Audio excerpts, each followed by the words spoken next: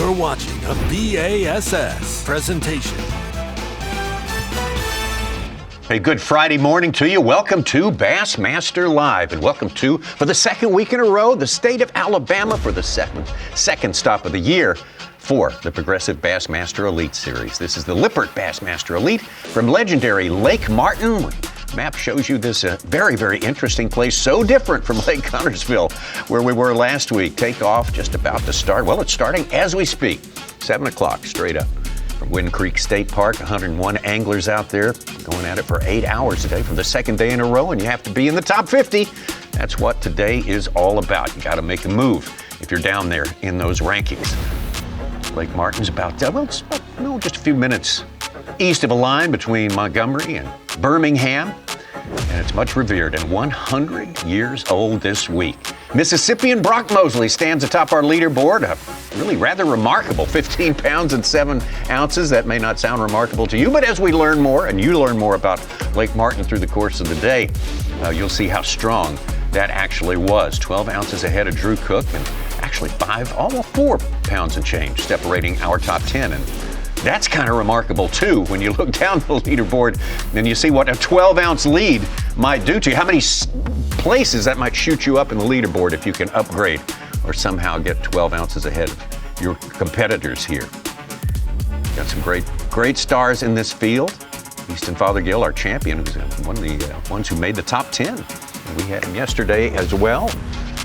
We will not have him on camera today, but we'll have 6 good anglers on camera, and we're looking forward to it very, very much for you to come along with us. Tommy Sanders here with the great Davey Height, the two-time Progressive Bassmaster Angler of the Year and Classic champ. Ronnie Moore is here, Mike Sukon, and we are just about ready to go. And it's very, very interesting. Davey Height, we have to make our criterion different for how we measure this, but Brock Mosley's going to describe to us what kind of day he had yesterday and his prospects for today. Your leader, Mississippi's Brock Mosley. All right, everybody. Morning of day 2 here on Lake Martin. Man, this lake is tough. It's a grinder.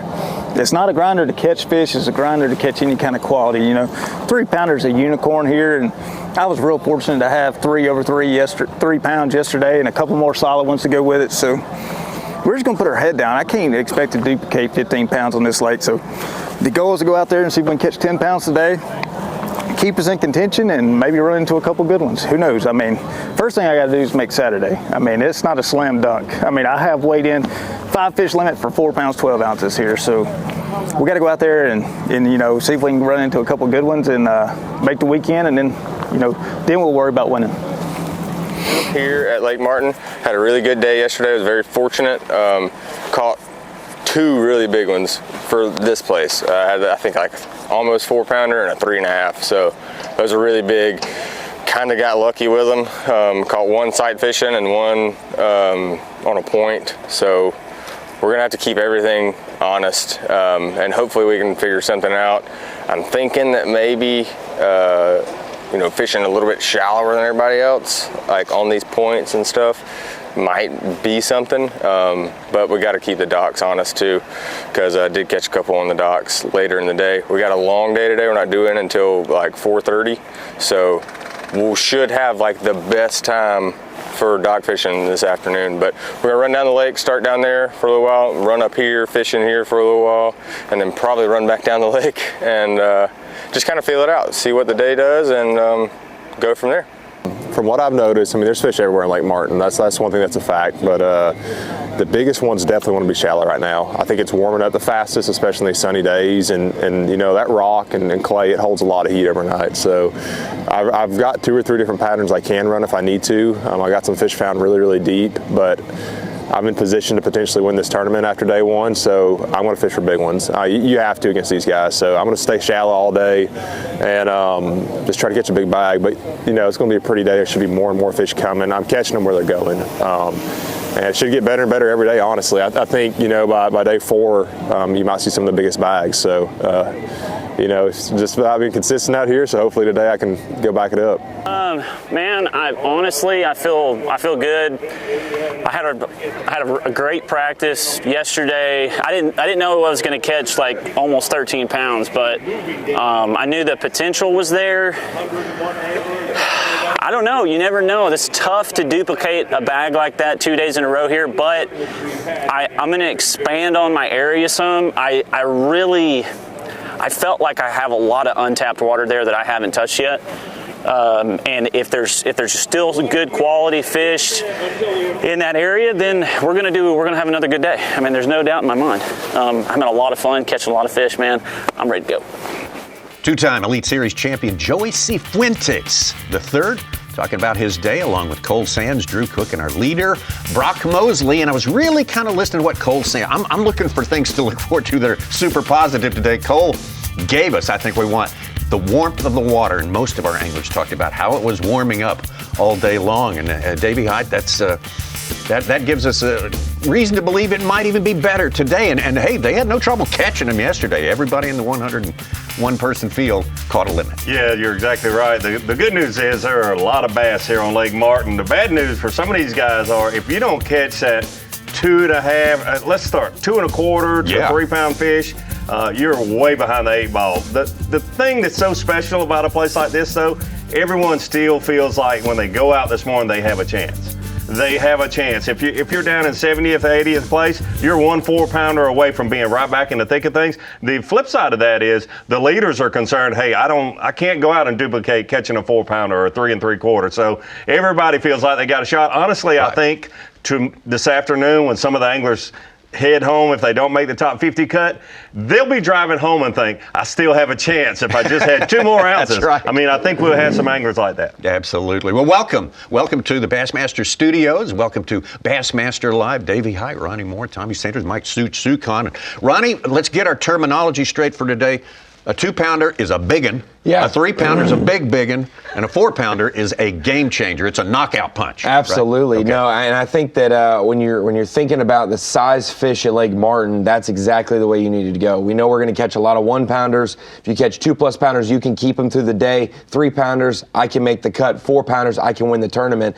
And really, the afternoon and morning windows, that midday was just a bunch of 1 to 2-pounders at best for a lot of our anglers. But that first hour of the day and from 2 o'clock on were huge windows of time. And from 2 p.m. when our show ended, guys, we had 77 fish registered on Bass Track. 37 of those, so almost 50% of those bass were over 2 pounds. That is a good ratio for number of keepers caught and how quality they were. And we saw guys like Easton Fothergill. He ended up having 4 fish after 2 o'clock that helped him go from maybe in the 60s or 70s, where we were looking on Bass Track, to 7th place. So 2 to 3 p.m. is going to be huge, but right now, as they're leaving the dock, till 8 o'clock, 8:30 is also a huge window. We should point out that our takeoff order flips day to day, so all the 101 anglers have a shot at that later fishing day. Steve Kennedy was a 4:30 check-in yesterday. He will be an early boat leaving today. He caught an early one yesterday, but really needed more time in the morning. He will have that time, and he needs it to make up.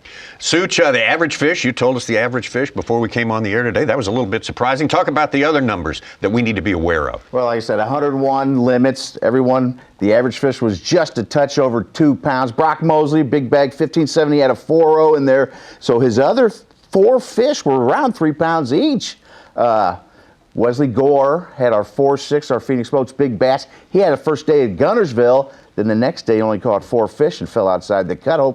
Hope that doesn't happen to him again. But Brock Mosley was pretty amazing. Him and Drew Cook had several fish over almost double our average fish of the day. So you got to do that today to climb back in it. All right. Davey, we saw some diversity, good diversity, different approaches, different ways to catch fish. Is that going to change? Are we going to expand with each passing day? Well, as you mentioned earlier, I think the weather is in these anglers' favor. It should be warming up. The water temperatures, there's always going to be that good bite window early in the morning, but I think in the afternoon we'll see those water temperatures rise and good things to come, I think, for for all of these anglers. It's just going to be so difficult. Brock Mosley, I mean, that's an incredible day he had yesterday, but he weighed in 3 largemouth. That's tough to do here. Very tough to do. Well, at 7 o'clock is when the takeoff started. It's still going on, but our first flighter is one of them that we see right there. Cold Sands is set up, and he is fishing live. Cold Sands.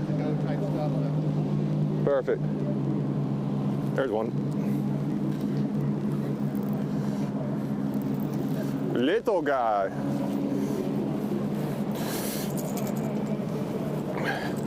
Throwing this little Yozuri 3DRX this morning. Bite's been really good early, especially with this wind. Little tiny one we're gonna have to get rid of, but I think he's a keeper. Yep, easy keeper.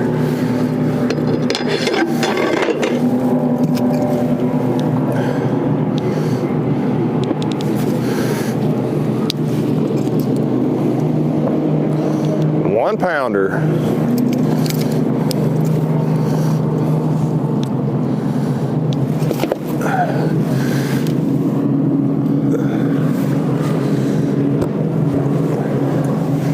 Get right here real quick. Thank you.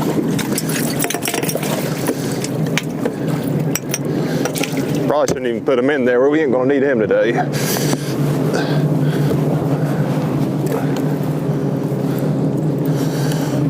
Like fish now. Yeah, buddy.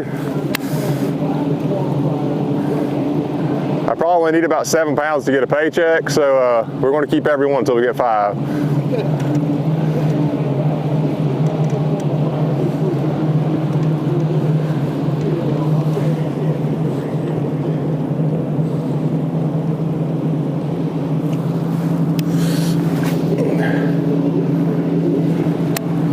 Sands, the 2020 college national champion. This is home in Tennessee. Had a good turn, made the cut. What I'm actually doing with this crankbait too, I'm letting it hit the bottom and I'm almost dragging it. They spit up a lot of crawfish in my live well yesterday. Just throwing a little brown 3DRX Yozuri crankbait and just kind of mimics those little 2-inch crawfish, little brown crawl. This is the MR50F, little bitty 2-inch long crankbait. And it's a really good bait to catch a bunch of 2 and 3 pounders on. You know, it's a bite getter, which is nice on a lake like this.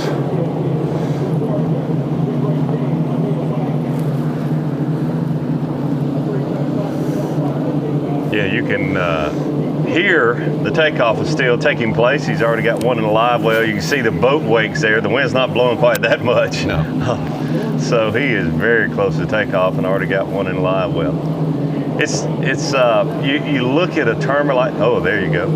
Yeah. I would say very close. Yeah. You look at a tournament like this, and there's strategy in every single tournament, but you talked about it, Ronnie, the bite window being early morning, low light, and then in the afternoon when the water temperature is rising. That's really no surprise, but every fish is important that you catch on the Bassmaster Elite Series, but here it just seems like, man, if you catch one that weighs 2 pounds in this first 20 or 30 minutes, you're ahead of the game. But really and truly, you almost have to have at least one of the ones that you hope to weigh in this time frame. To see him take the time to weigh that fish, and I understand what he's saying. Hey, I'm 7 pounds from what I think will be the cut line. I'm going to do that. But then those 5 casts that he didn't make while he was doing that, could he have caught another fish? We never know the answer to that. No. But as a tournament angler, you're always thinking about things like that. The key times to have your bait in the water in the first hour after takeoff is certainly one of those key times. We talk about the ability, and Brock Mosley, in fact, talked of it right out of the box today. So the ability to redo, to repeat what you did on day number 1 is tough, and we talked about that yesterday. You said, and I agreed with you, very unlikely that our leader from today is going to be from yesterday is going to be the leader today. Yeah, but he was spot on. I think a great goal for him would be 10 pounds. After 2 days, if he's at 25 pounds, that's you're right there after 2 days being in the projected weight to win this event. But Here's another thing, because of the bite window being early and late, if you happen to be in the first flight yesterday, the very first of the first or the very end, your day will be very different because you need to make hay, so to speak, in a different time Right, of the the day different that end of you the day, did the day before. That middle of the day is kind of filling out that limit. But if you're an early boat takeoff yesterday, you're going to be back of the pack today. That 3:30 to 4:30 window is when you hopefully will put most of your weight in live well. Luke Palmer caught our second biggest fish yesterday, a 4.4 first thing in the morning. And we saw Will Davis get a 3+, and several other 3+s came pretty early.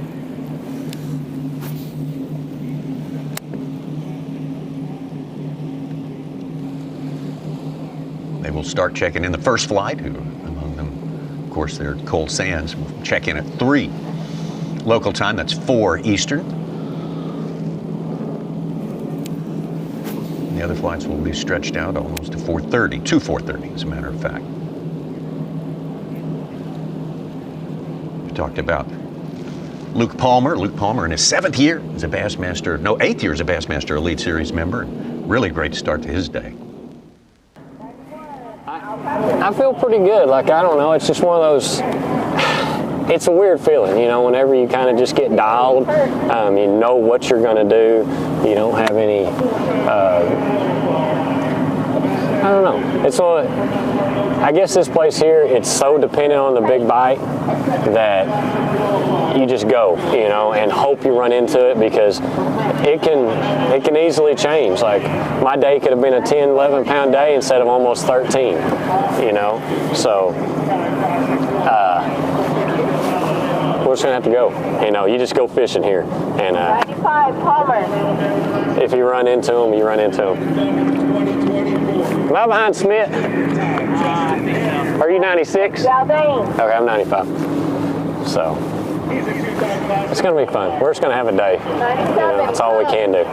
You just keep going and keep your head down and just go. I mean, it sounds monotonous, you know. It's a marathon, because whenever you do get in the right area, the right timing, it can all happen just like that. So, thanks. 99 blowout. You hit 1 4-pounder or 5-pounder. 100 cut. Let's just go catch 2 of them today. Luke Palmer, his Bassmaster Elite Series victory came in 2023. Santee Cooper, that's on the list this year. Well, he'll be returning for a similar result. Today he's looking for a result like day one. Trying to rebound from a pretty slow year. He missed the Classic. Yeah, guys, for the so this first morning time. I'm starting on kind of some pea gravel and sand mixture. I've noticed that a lot of these spotted bass, they're actually about to spawn, and they love to spawn on this type of stuff, especially when we got a little bit of gravel mixed in. Plus, they're eating a lot of crawfish, and anywhere you get kind of that sand and gravel or red clay and gravel, that's where them crawfish really like to live. And so I just thrown some crawfish imitating baits, going to mix between a little Yozuri crankbait and then a little kind of like Ned rig style crawfish type of deal. And we'll just see what we need to do. All my big bites came later yesterday. Once the sun got up, it kind of pushed them up where I could really see them. But we'll just fish around this morning, kind of let the fish tell us what we need to do, and going to stay in one general area. So we'll have a long day of fishing and not a whole lot of running around.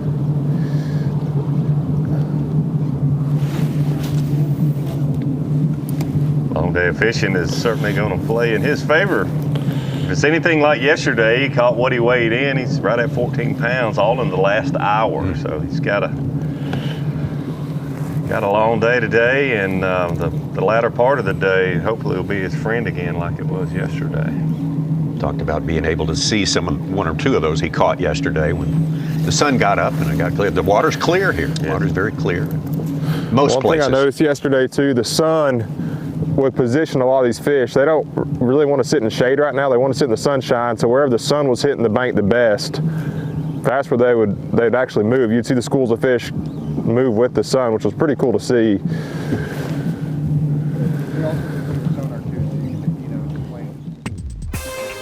Well, the days are getting longer. The sun is up earlier. Pretty good daylight right now to get started. Some of them still on their way. Takeoff still going on. Wind Creek State Park. Brock Mosley with the lead. Can he hold on to that? Can he stay in the top 10? Well, he said, I'm just worried about making the top 50 today. And that's a good way. It's a good way to approach it there. That's what we're hoping to See a lot of action there and a lot of tight competition around that 50 mark this day. The Lippert Progressive Bassmaster Elite Series event on Lake Martin is sponsored by Mercury, by Yamaha, and by Progressive Insurance. Great to have you with us here this Friday morning. Here for day number 2 of the second stop of the year. The leader, Brock Mosley, with 15.7 to start the day. That's about the high end of expectations. Let's hear how he did it.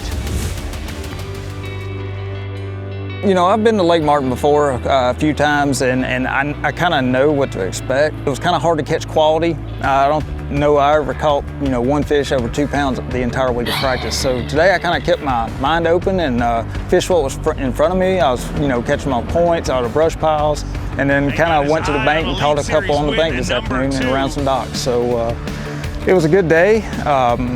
It's going to be hard to duplicate. I mean, this is Lake Martin. I know I can just as easily come in with 7 pounds tomorrow. What a great day.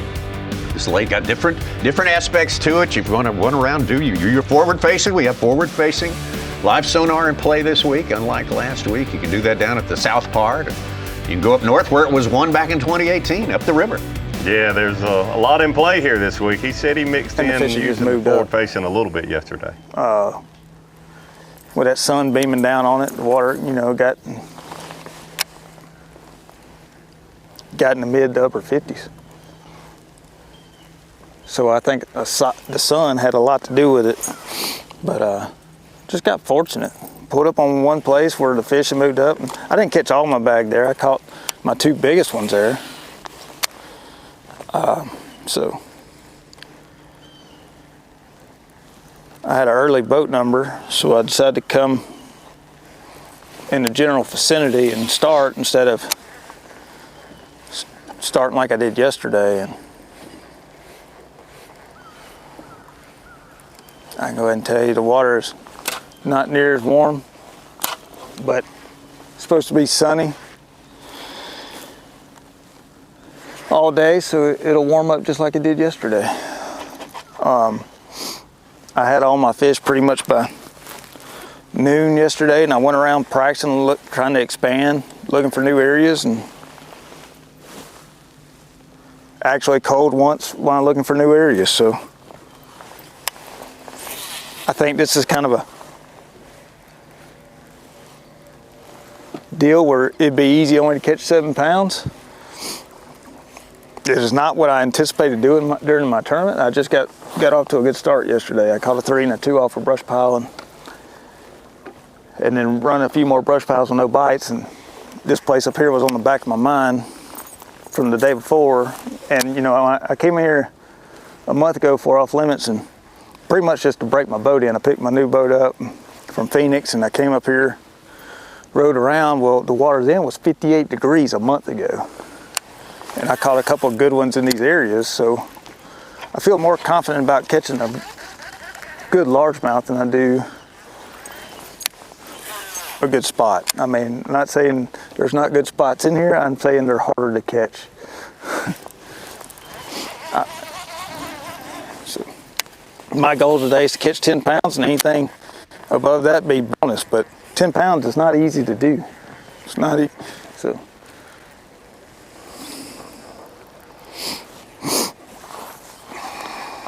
It was cold last night, so it may take a little bit for the water to warm up. I didn't start doing this kind of fishing until 10 o'clock yesterday morning, after the sun had been beaming on it most of the morning.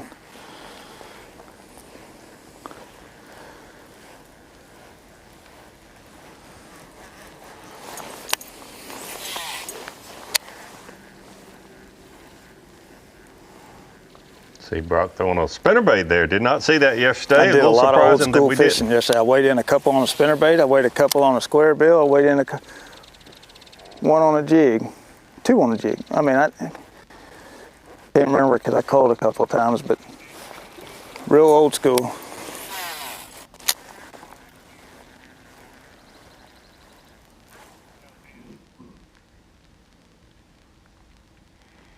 Here we go. Got a good look here of Lake Martin. There's a map of 2+ pounders, which are, it's all relative. They're bigs. Very, very much what most of these anglers are looking for, especially this time of the day. So there you can see a lot of the anglers have talked about there's fish from one end of this place to the other. There's 2 pounders from one end of this place to the other. Just not a lot of them. I think yesterday I fished shallower than most guys.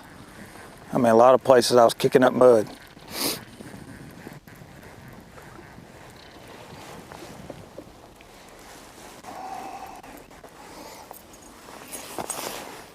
See, brought fishing blowdowns. Saw a lot of the anglers doing that yesterday. So A couple of the ones, the bigger ones I caught, they were white as sheets. I mean, you could tell they had just moved up.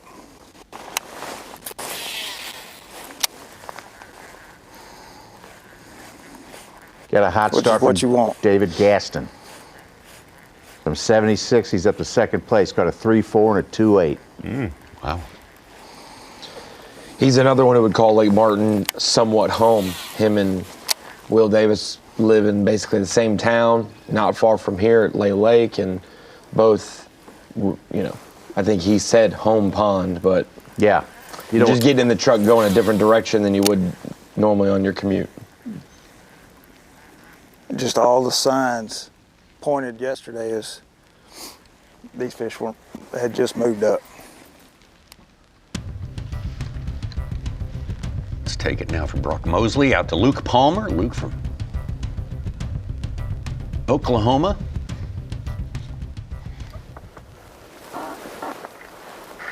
Really does well on these Lanier, Hartwell, Martin type lakes. Smith. He's one of the few anglers that you can tell he feels very comfortable here with the setup here. The smaller fish, 2 and 3 pounders are gold.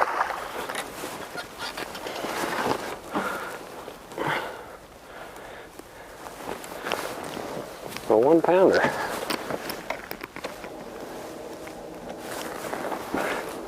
I know this is normally a cardinal sin for me of putting a cold tag on one, but if you have to chase them little guys around in the live well, you get your hands wet and cold. It's not any fun. Not the big one he had to start his day yesterday, but he's on the board nonetheless. Luke Palmer from Colgate, Oklahoma. We'll be back at Lake Martin in just a minute. Progressive Bassmaster Elite Series, second stop of the year. This is the Lippert Bassmaster Elite, second tournament in a row. Back-to-back tournaments in Alabama. We were at Guntersville last week. This week we are right there. Lake Martin, TH Marine Weather Watch. Very much like yesterday. Made it up actually 270 at certain points of the day yesterday. A low of 39. Sunny yesterday. We had the day before that, before the tournament started, a little Pacific front that went through, so it was kind of considered post-frontal. Looked like that all day, post-frontal.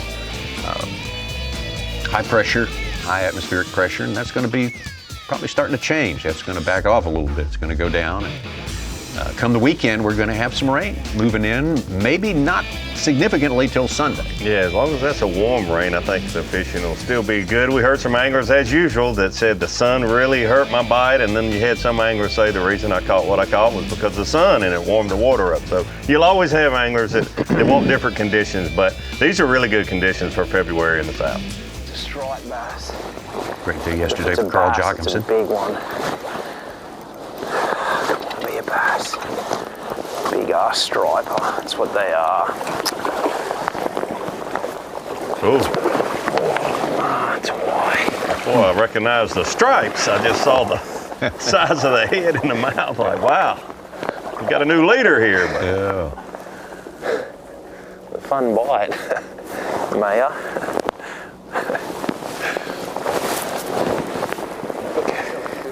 Such a good bite. Yeah, it's about all we need. Bugger. Saw a picture of Drew Cook catching a monster striper. Oh, really? In practice. Oh, okay. Here, rumor it might be the lake record, like over 50 pounds. Wow. So I got this one little pocket. I caught a good one out of in practice. Yesterday I pulled in here. I lost probably a 2.5 pounder. I came back later in the day, caught a 2.5 pounder. There was like 4 big ones in there. I pulled in there this morning. They don't seem to be there. There was one good fish, but she's not gonna bite, so I'm not gonna sit there and mess with her. I've already kind of covered this area like really hard yesterday, so I'm gonna go fish some fresh stuff that I didn't touch, and I'm trying to catch good fish. I'm not trying to catch a bunch of small ones. I got places where I can catch a lot of numbers of fish, but that's not what's gonna win you a tournament. So I'm gonna go hit some new stuff that I haven't even fished, but I think they're going to be around there. It's in this right here in this area, so we'll see what happens. Always have that dilemma where these places will reload. Yeah, those fish will be replaced by the sun. More the warms next day. that water up to me faster than the actual air temp, especially on slick days like today and yesterday.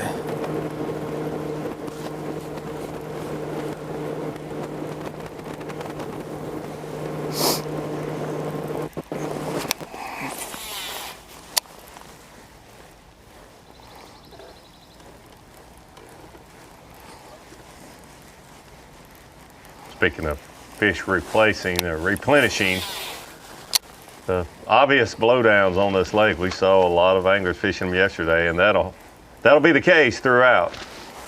It's good that the water temperature is rising, but the sun feels good to the fish this time of year, especially those when laydowns are just coming off an Arctic blast. Few and far between, and very obvious to any angler on the water. It'll be interesting if we have some of our leaders that are focusing more on like stumps or isolated boulders, right. Targets cover and targets under the surface of the water that won't get fished as much. It's hard to have a secret laydown. Yes. Just like this, it looks like maybe he's fishing this marker buoy, maybe the weight around it, or there could be a brush pile there.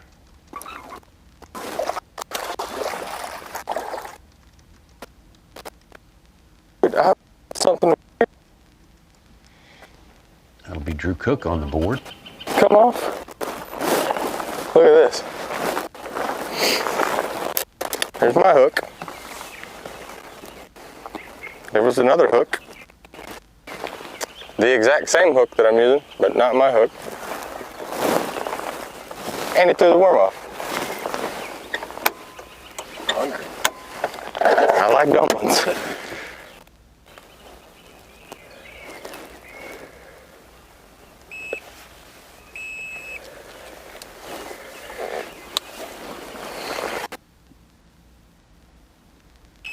Good old solid 1 pounder.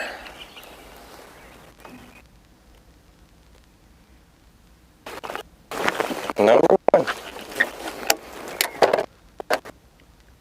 Healthy.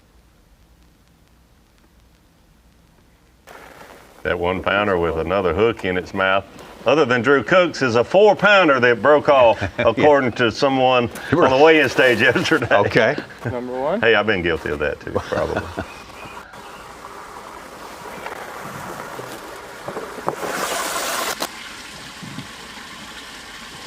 Drew Cook, one of a number of former Rookies of the Year that we have in the top 20 here.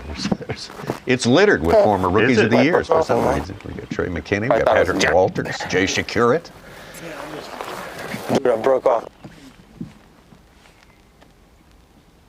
Fisher and Nye in there. He's trying to be the Rookie of the Year for 2026. We'll see how that works out. Trying not to pump my chest out because we got to get through today, but everyone was saying Fisher and I is going to kill him at Gunnersville compared to Martin. And I said, it's a lot of pressure, your home lake. Gunnersville conditions, no forward-facing sonar, and he was off to a good start there, struggled day 2, but exactly as expected, man, top 20 after day 1 this week. Mm-hmm. Cold Sands operating in the northern reaches of Lake Martin here. Alexander City, host city, in the background. I don't know.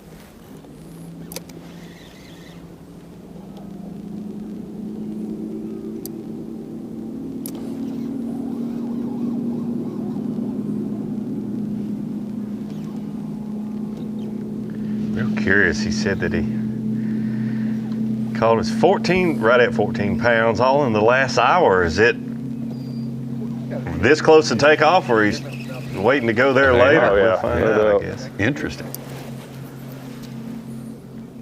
I mean, I could see it happening. Yeah, he Here spent his comes last one. hour Eat it, close buddy. and caught him. He's meeting it on the bottom. He just went down, following his bait. We got it. Little. He came off too. They're biting funny. I think he even has cookies. He's biting that. I don't know, man.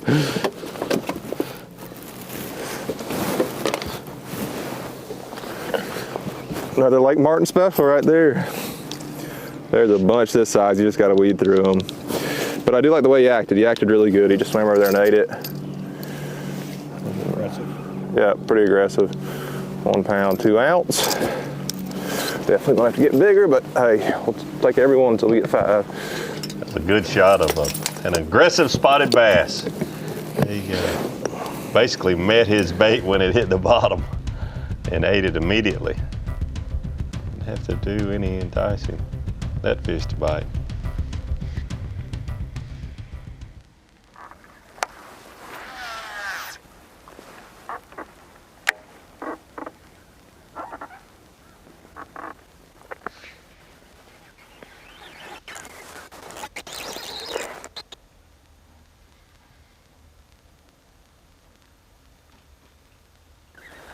There you are.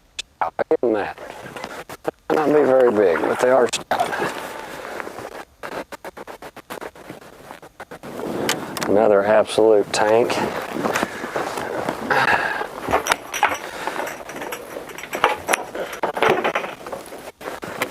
If we catch 2 5-pounders, we have these.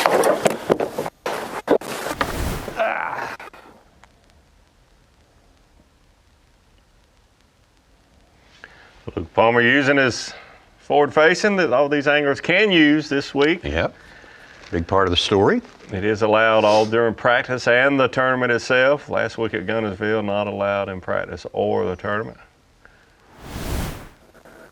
Luke is one of the few anglers that when you see him using the forward facing sonar, he chooses to use a bait caster more than a spinning rod. Not always, but a lot of the time he uses bait caster. Got a couple big moves. Kent Kammer's got 4 fish. He's from 95th into our top 10. And Jeff Gustafson, 5 1-pounders. He just took over the lead.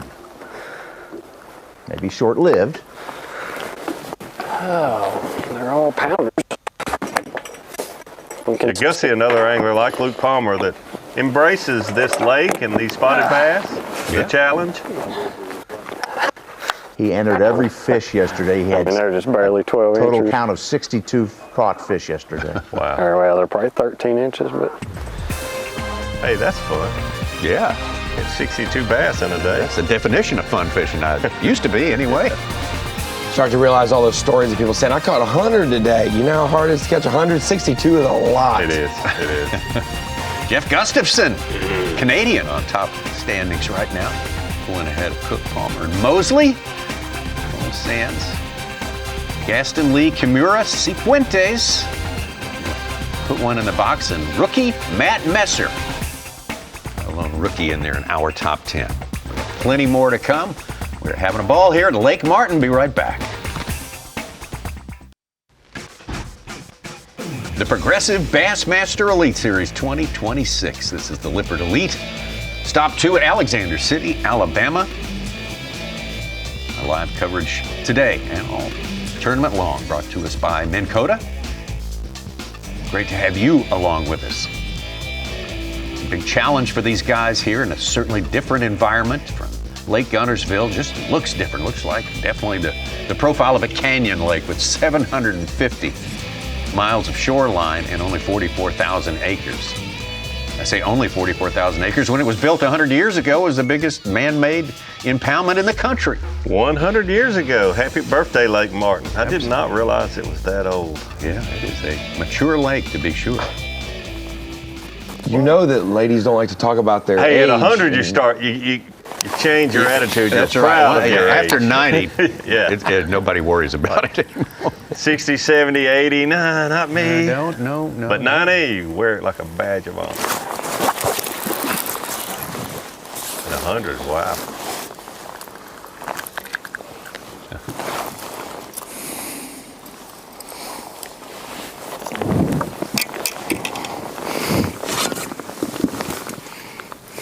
Oh my God, that's a big one.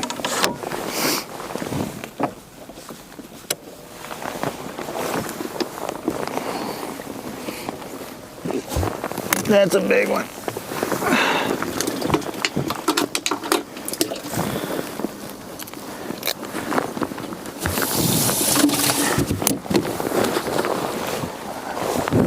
Wouldn't be able to find it if I didn't put a cold clip on it.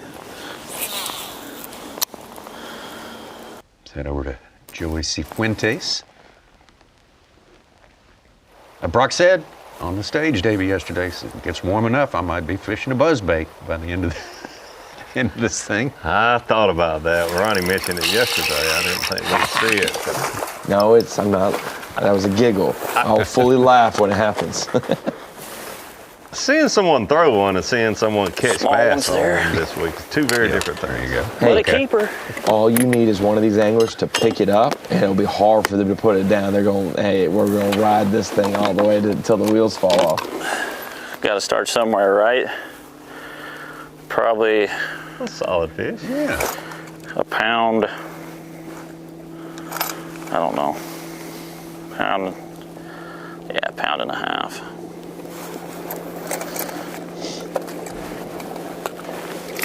Davey Mosley put his fish in as 6 ounces. And David Gaston just caught another 2+ pounder. From 74th, he's now leading. 3 fish today for Obviously, 750. David's off to the You got to start off to the races with those good fish, but I think we'll see some people go from, you know, that 70 plus, maybe 80th or 90th into our top 20 today. Boy, if it's going to happen, it'll happen here. Yep. And unfortunately, maybe the opposite direction also. Between our cut weight is 50th place is 10 pounds, 1 ounce tie there. From 9 pounds to 11 pounds, we have 60 anglers. Tight. That's tight. Leaderboard. I don't remember a Elite Series tournament being quite that tight. We've had a lot of close tournaments, but not that close. Just go ahead and give me 5, huh? And I don't see it really separating a whole lot today. No, It'll be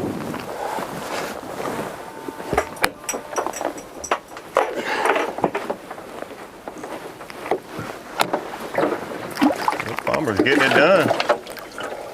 A lot of small ones so far, though.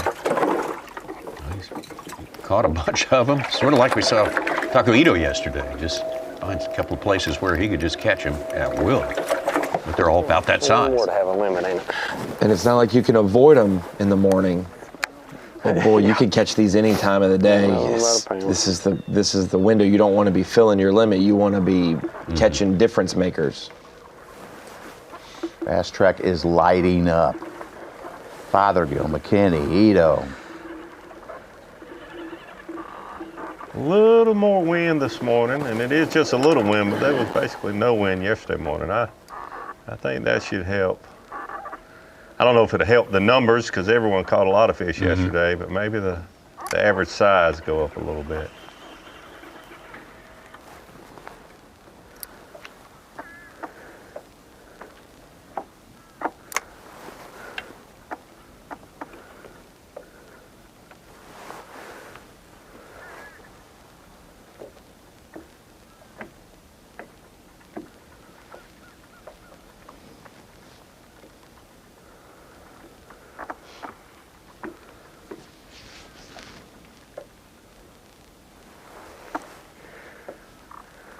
Luke Palmer's got his bait about 10 feet. We're just straight on our boat, and he's missed either 2 different fish or the same fish twice already, and he's still shaking his bait in front of it. A lot of fish in this lake. Aaron Jagfeld just took over the lead. He's got 4 for 7.5 pounds, coming up from the 20s, I believe.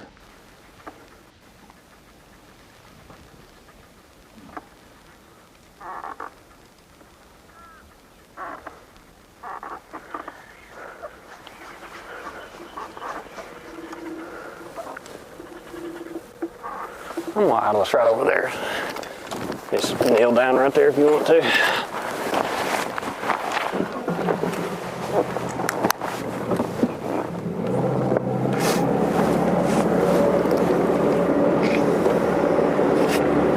I'm already stressing. It's early.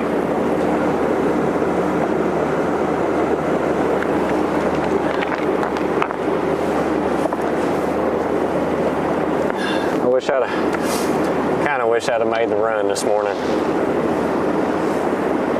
but I didn't.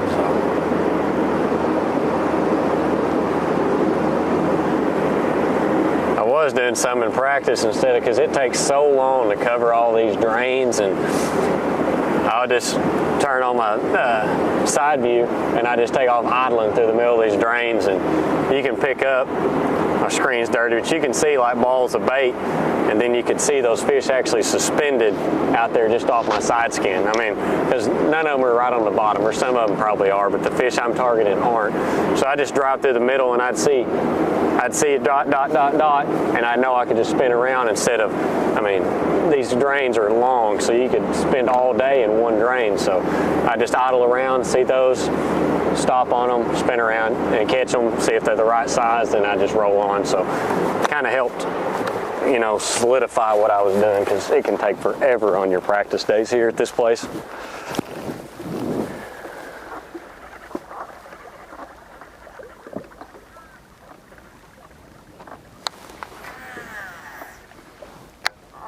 Good stuff there from Luke Palmer, describing to us how to narrow these creek arms down, looking at your side imaging, idling, you know, probably 4, 5, 6 miles per hour. A lot easier to cover this lake when you're doing that rather than on your trolling motor fishing at about 1 mile per hour.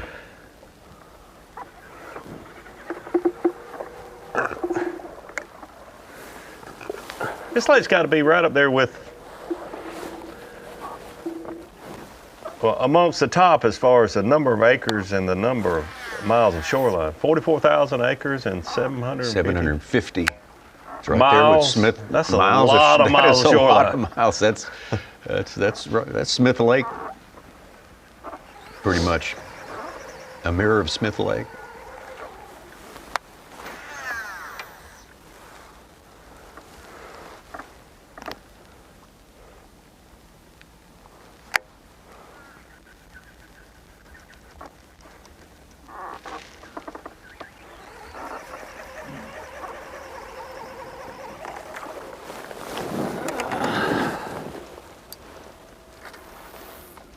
I bet our old buddy Trip Weldon's been along this, every one of those 750 miles of the shoreline. Those every little turn in. A Yeah. little comparison, Lake Hartwell, which is very big, 56,000 acres, 960 miles of shoreline. We can compare the two, but relatively for how big and known Hartwell is and for how Martin's kind of a hidden gem, it's hard to hide that many acres. Yeah.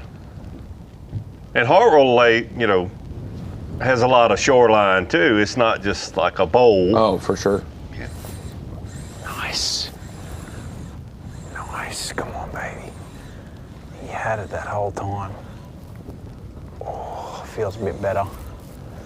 I got to go real easy to bring them up there on the bottom in 55 feet. So trying to go real slow.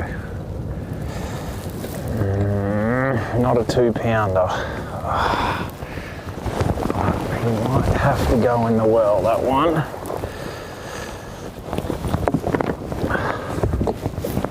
All these little shad they're spitting up.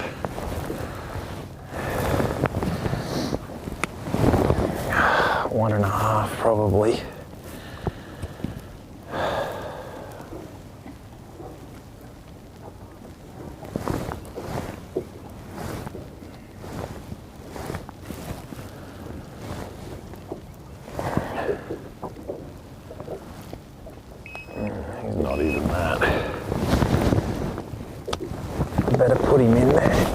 just keep an eye on him. Did I hear him say he was easing him up because he was coming from the bottom at 55 feet? 55 feet, That's what I thought. Yeah. It's really not surprising. It's more surprising that yesterday we didn't see anyone fishing that deep. But No, we sure didn't. That's a good point.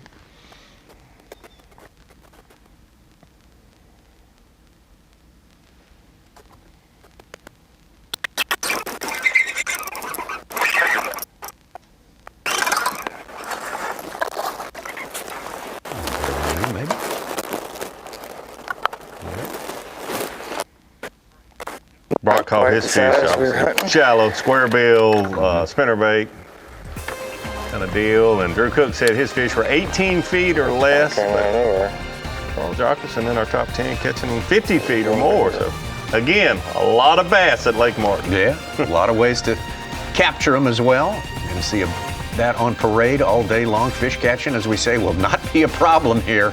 It's finding that size. And right now, the rookie, Aaron Jagfill, sitting on top of our leaderboard, breaking the 20-pound mark for his tournament here, looking good at achieving today's objective, and that's make it into the top 50 by the end of the day. Fothergill, Gaston, Cook, and Evan Kung of Canada in 5th place. We'll be right back.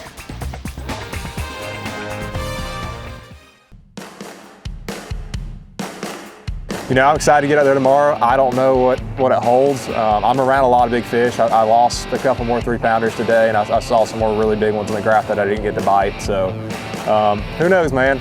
It's awesome to be, have a good bag after day one. A Lake Martin big fish is 3 pounds. I mean, that's kind of a unicorn, and I was lucky enough today to come up with 3 fish, 3 pounds or better. I actually weighed in my smallest limit ever on this lake. I weighed in 5 bass for 4 pounds, 12 ounces. So that's always in the back of my head. I feel like you need 1 largie per day to win this thing. So if I can catch 4 spotted bass and then get that 1 big largemouth bite, I've got a shot. Yeah, largemouth going to be a component in the winning bag. You just about can bet about that. Yep, and the goal of having 1 solid one in your bag every day, like Carl was mentioning there, I think is a good goal. Brock Mosley had 3 of them in his bag, and that's why he had such a big lead. As Lake Martin goes, having a 12-ounce lead is a lot. Here's a look at the lake, and all of these fish are 3-pound plus, and small sample size here, but you can see that they are, half of those are in one area of this lake. So just for knowledge going forward, maybe spend a little time in that area. Yeah. Might dive into that a little more and try to figure out exactly why half of the 3+ pounders are in one general area there.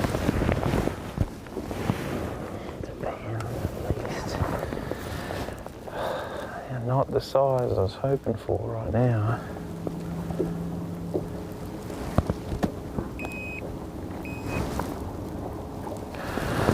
One and a half. Just better put them in there.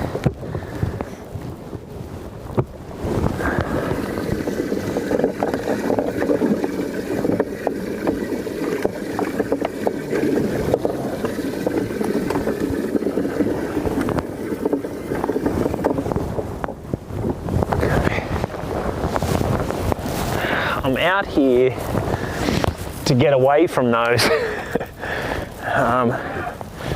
These fish are down 55 feet. I'm using a little micro jig and Crush City Ned roll on the back. But this is a full-on like blueback herring, Hartwell, Lanier style deal. Big long ditch leading into a creek. And I found them on the bottom here on Mega Live, but I'm not really using it. I'm seeing them swim around, but there's these old trees down there, and I'm just fishing this jig through those trees, and there's stripers and bait everywhere, but those ones the cruisers seem to be a bit harder to catch. So yesterday morning, I got this jig down in there, and here's one. Start pulling, baby. That's it. That's a better one. That's a better one, boys. I got to go real easy because He's on the bottom in 55 feet. So I'm trying to pull him up slow, but I'm trying to keep the hooks in at the same time. Feels like it could be a better fish. Yep. 2 pounder for sure. That's it. Oh yeah. Yes. Ooh. Just got very lucky.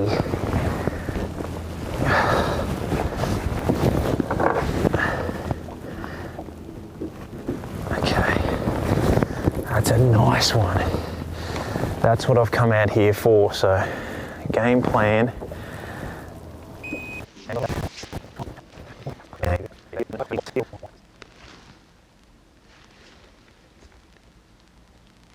Birthday bass. Happy birthday. 2 pounders of birthday bass. Sherry said I got to make the top 10, so for a birthday. We're trying. 2 1.5s in there, but man, if I can sit there and just catch 5 of them and then go shallow, that's the gold. That's the golden key, is to be able to go shallow, and I'm literally looking for two bites shallow on a swim bait, and I'm going to be doing that all day, but I want to leave here with a half decent limit.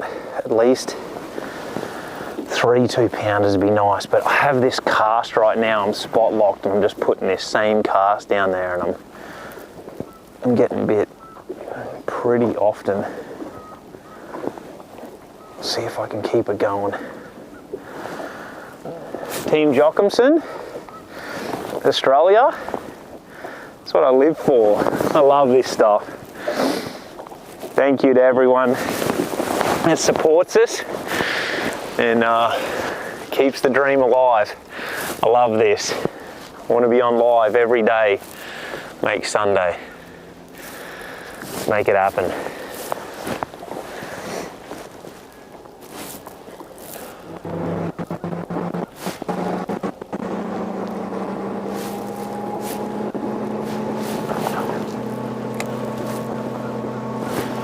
Would not have thought this coming Sorry, mate, in. I should have held it up for you.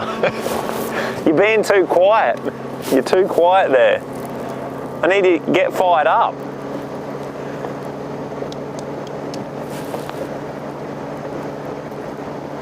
But he's the only one we've seen fishing relatively deep. Yeah. And this is 3 pounder something will that a get lot fired of up. locals do in the winter. Fishing over 40 feet deep on Lake Martin.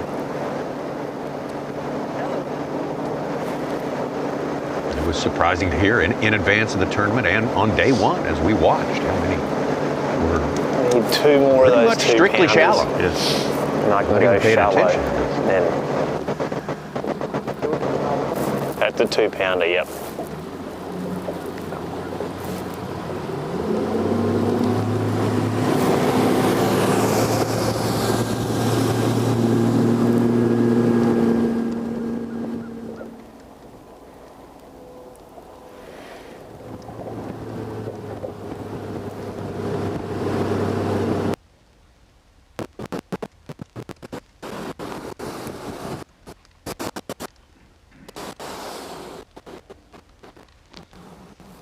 Seen some of our, not just some of our top 3 struggle a little bit, it appears, but not really when you hear them talk about their day yesterday. A lot of the weight that they brought to the scales were caught in the afternoon.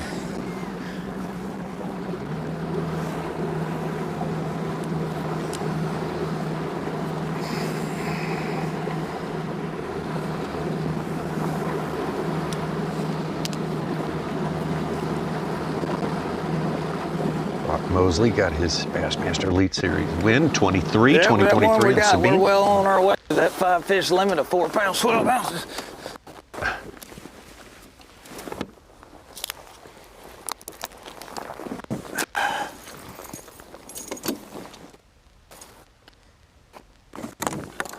Well on our way, baby.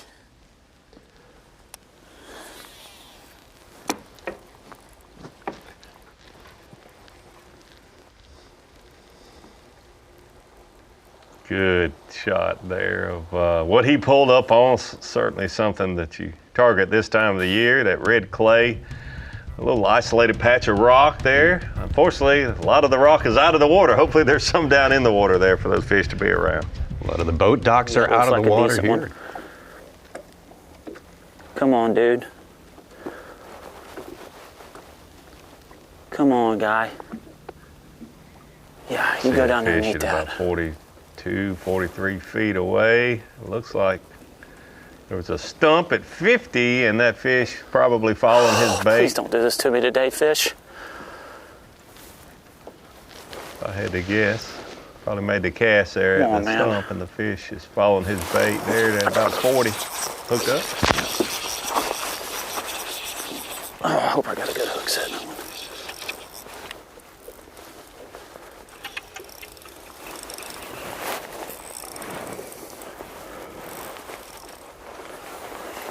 It's going to be close to 2.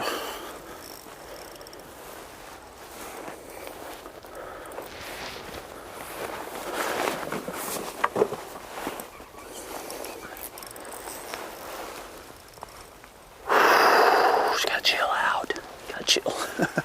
I get excited, folks. I ain't gonna lie. When it's tournament, when it's practice time and I'm hooking fish, it's no big deal. But when it comes to tournament, man, it's a whole nother game.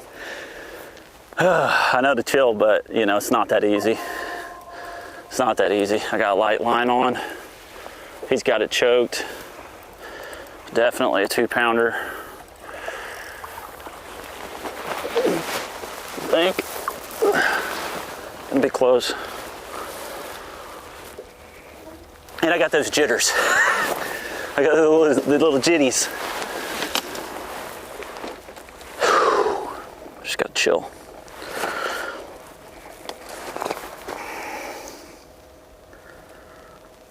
Yeah, he's not quite 2. He's 185. So, but I'm excited. I get excited.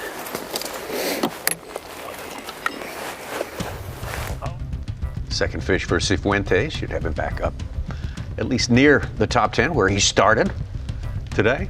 It's good to see a lead angler get excited about a 2-pounder. Yeah, that's why we do this. I think we all get excited, even if they are 2-pounders. And every keeper he puts in the box is helpful.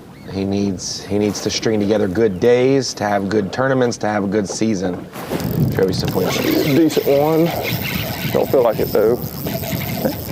Not bad. Man, you just have to let that thing soak there forever. That's a decent one there. Yep, it's not a bad Martin fish there. 2-pounders are gold, and that one's close to it, so. I think that is a 2-pounder. It looks like it to me. Pretty little spot. They're mean, man, even though they're little 2-pounders, man, they fight really good here. And literally, 2-pounder is the mark. Pound 10 doesn't cut it. No, that's a no. 2-pounder is Yes. Alrighty.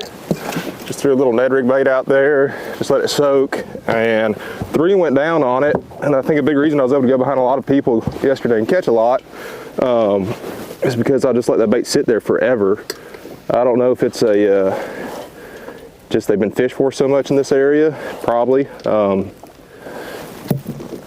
or what, but man, whatever it takes. I didn't really figure that out yesterday until about 1. And from 1 o'clock to about 4 is really when I caught on my big one, so maybe today I can do it all day and catch a lot bigger bag. But we're gonna keep this crankbait honest. In practice, the wind was blowing like this, same direction. I came in here and caught 14 pounds in an hour.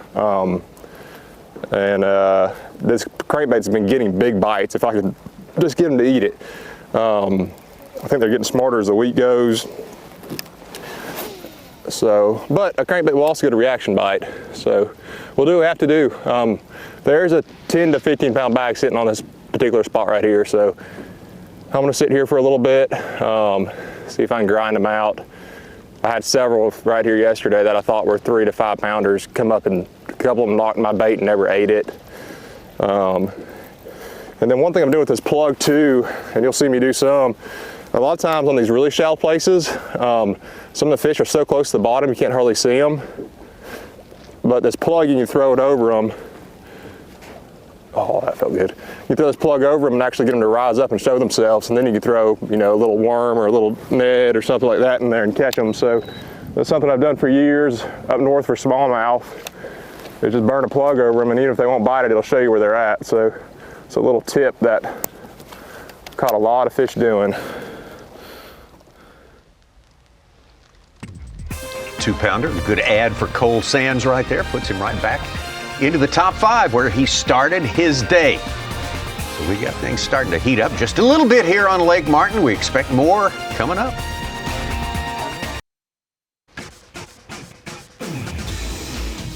The Lippert Bassmaster Elite at Lake Martin. TGIF. Happy Friday. Don't think of it as Friday the 13th. Think of it as spooky. Valentine's Eve. That seems a lot nicer than Friday the 13th. There's nobody else I'd rather spend time with tomorrow. Way to look at that's Friday right. the 13th. Such already said yes. He'll be my Valentine tomorrow. So. Be mine, you told him. He said yes. That's nice. Aaron Jackfeld. He's a keeper. He's a 12-inch spot, but he's a keeper. All right, there you go. Easton Fothergill and Aaron Jackfeld, the northern tier anglers there on top down here in the heart of Alabama. Lake Martin. Robert G. from Tennessee finding his way into the top 10. Our leader, Brock Mosley, a little bit of a slower start for him today. Had some good ones early yesterday, and he just got one small one in the live well as it stands right now, but he's got a long time hitting the water on that side. I mean, it's warming. It's not going to take it long to warm up. Now this pocket was warmer than that other one yesterday anyway. This is how I caught them last time we were here. There's one. That's a big in there. Stay hooked up.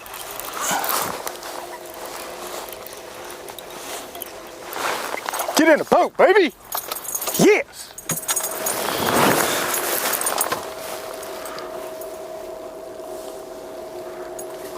There's one.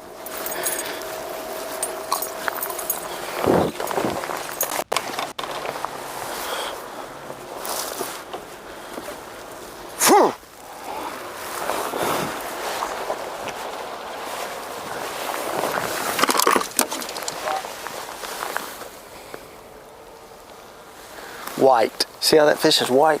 It means they're coming. That's what that means.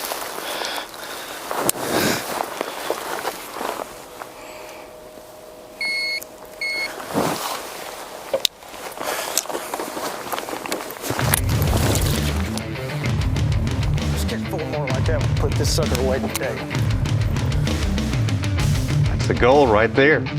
That's the goal. Catch those big ones early and often. Yes. Some of the anglers said that they caught them late in the day. Brock Mosley said he caught a couple of fish he weighed in early yesterday morning. Part of the key to him having that 15 pounds, 7 ounces yesterday. So today we've been waiting. It didn't take him really all that long. It's only 8:25 local time. Brock Mosley, power pole replay of the day with his first fish of the day on a spinnerbait.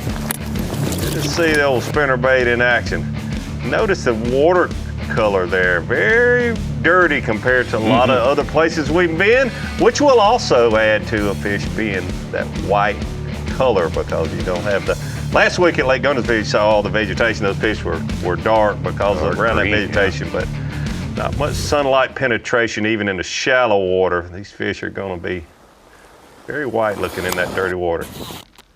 Looks like that's a big key to his success. Didn't reveal a whole lot of his secrets, understandably, yesterday, but Brock Mosley is looking for the dirtier water and throwing that spinnerbait quite a bit. What did that one go in as, Such? A 2 1/4. 2 1/4. He's a little short, maybe. Yeah, it looked a little better than that. Anything above 2 is gold, though.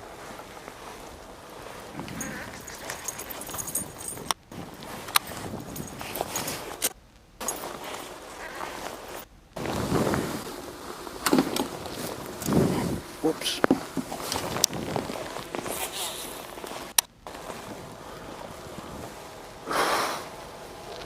Yeah, you can just tell with the drone shots we saw yesterday in certain parts of the lake how green the water looked.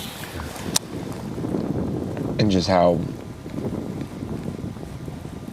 conversely different it is, and just a slightly different stain how it looks up from above. And you ask yourself, why aren't more people doing this? Because this is like trying to find largemouth one-on-one, stained water laydowns, that sort of. We saw Steve Kennedy and others doing this yesterday. It's just because you find a little stained water in a blowdown doesn't mean there's going to be 3-pounders around every one of them. No. Brock has definitely found the right areas of the stained water with the shallow cover. That 45-degree bank is something that was mentioned too, along with those laydowns as being the ideal thing, but you just can't expect a lot of keepers. And a lot of people thinking bladed jig, thinking crankbait, spinnerbait can come right back through and just be a little different for some of these. And some anglers might not have that thing up in their hand.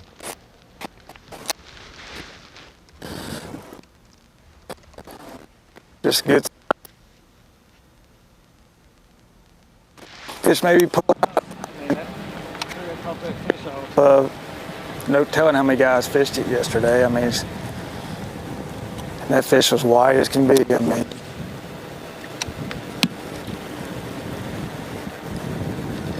as the sun comes up, sun beams down on this stained water, it's gonna warm up quick. It did yesterday.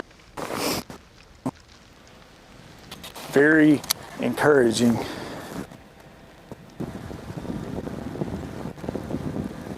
Now these are not spinnerbait fish. Yesterday was not spinnerbait.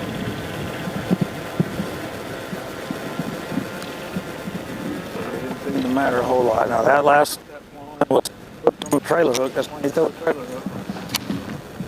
And I don't like throwing the trailer hook. I get hung up way too much with a trailer hook. Saved me there.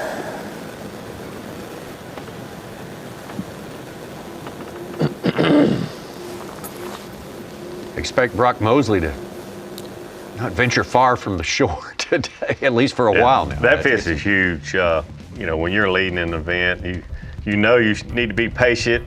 It's hard to catch 3+ pounders like it did yesterday, but that fish means a lot mentally for anybody in his position. Feedback, yeah. Back to Carl, southern part of the lake, deep water, closer to the dam.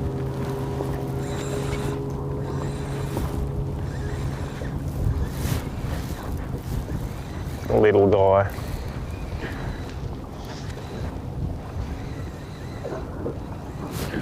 Can just tell, eh? As soon as it's a 2-pounder, they just dig.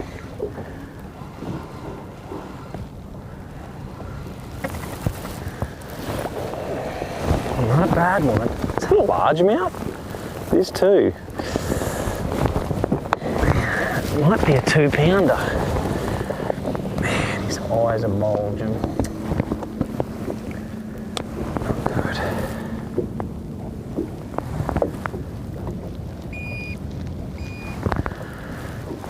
1 3/4.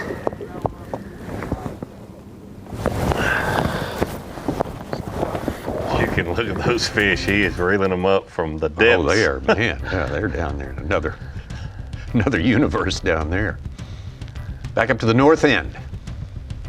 Cold Sands.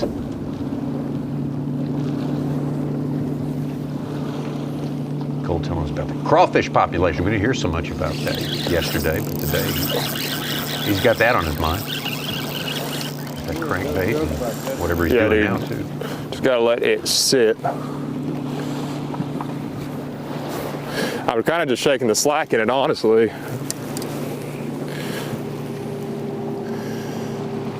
Not a big one, but it's number 4.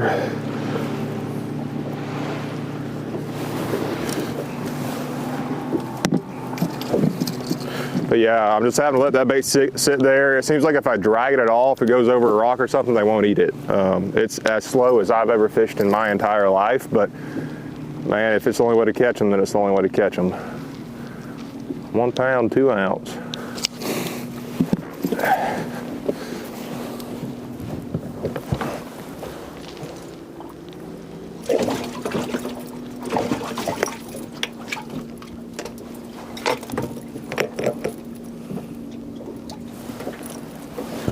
couple good ones in there too if I can get them to go. There's some mixed in there for sure.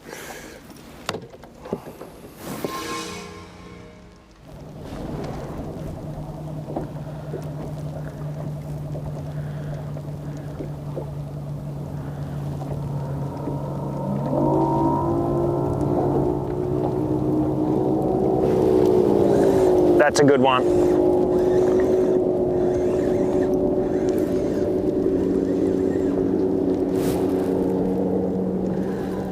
Oh yeah. Stay on. Stay on.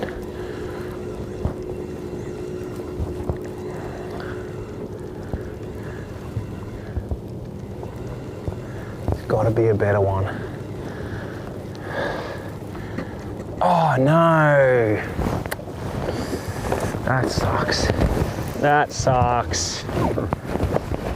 Jig eating hybrid. You suck. Damn. Did he just call him a jig eating hybrid? Jig eating hybrid. It almost sounds derogatory there, Tommy. I'll save that choice insult. It was just the right time. Just big enough, yet just small enough than the other hybrids that you're like, ah, man, that's a 4-pounder. New leader, Fisher Anaya. How about that? At 9 pounds today. Rookie on top. 2 rookies on top. Anaya and Jagfeld. Come on, let's go rookies. They needed to show out after a little bit of a optimal performance at Guntersville. I heard that they were dead, Tommy. I heard that they didn't exist at Guntersville. I don't think anyone went that far as to say that. Maybe we can get some more in the top 10. Got a big day ahead of us here for sure. Day number 2, moving day. Here at the Lippert Bassmaster Elite at Lake Martin, second stop of the year for the Progressive Bassmaster Elites. And Easton Fothergill, a reigning world champion, going to defend that next month. On top of that board right now, ahead of the rookie Fisher Anaya, who's ahead of the rookie Aaron Jagfeld. And we look down even further, also in the top 10, the rookie Austin Cranford. So the top 10 definitely taking on a little bit of a different complexion. Might be a good time to pull down the button that says Pro Guide Bassmaster Rookie of the Year list. And there they are. Caleb Hudson had a good day yesterday. He's on top. Matt Messer in second place. Fisher Anaya, you see him right there. Nick Trim takes out Tristan McCormick and Aaron Jagfeld. He'll be moving up if he can stay up near where he is today, right now, at this point on day number 2. Ditto for Austin Cranford, Brock Rinkemeyer, and Sam Hangman. Remember, this race can be much farther apart points-wise and still attainable for second to win. Like we saw the last event, you could be down by 40 points and someone finish 80th, you make the cut and you're Rookie of the Year now. We got some bonus coverage again for you today. Stuff that you can see on Bassmaster.com, several anglers that you'll be able to follow all day long if you wish. One of them is our tournament leader, Easton Fothergill, and here's part of the reason he is our tournament leader.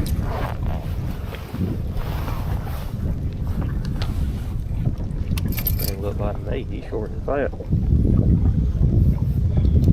110. 110.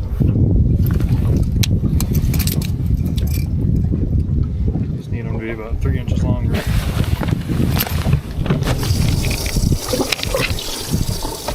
Easton got a little something figured out yesterday afternoon. We were with him yesterday all day, and then after we left him, wow, did he get it going on. I don't know if he changed area or figured out a bait, probably a different area, but it's working for him again today. He's our unofficial leader on Bass Track. There's 6 different leaders today, Davey. I expect more.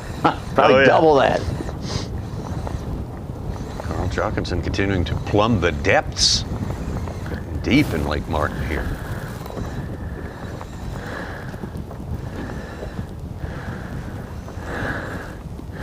Feels better. I want them to fight while they're down there because they'll stay down deep. But if I bring them to 10 feet, they bloat and then they just come up. Little guy.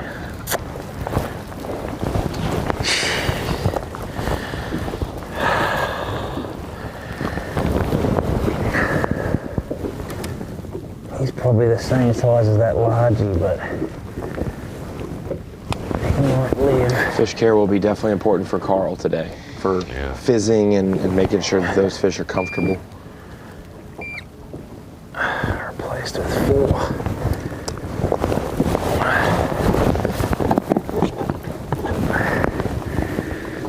I just let 4 go. We let 1 go, but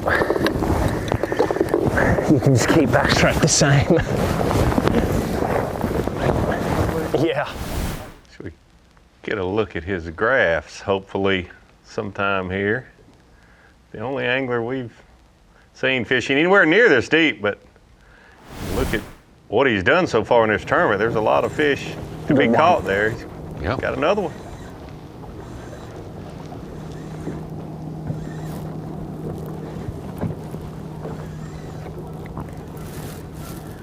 Oh, this is painful.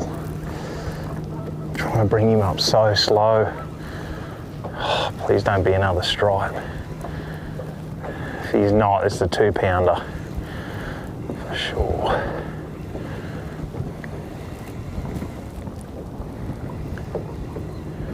Oh yeah, nice. I think that's a 2-pounder. No, maybe not. God, he just fought hard. Damn, bugger. Well, we got 5, and I think I can keep all of them alive.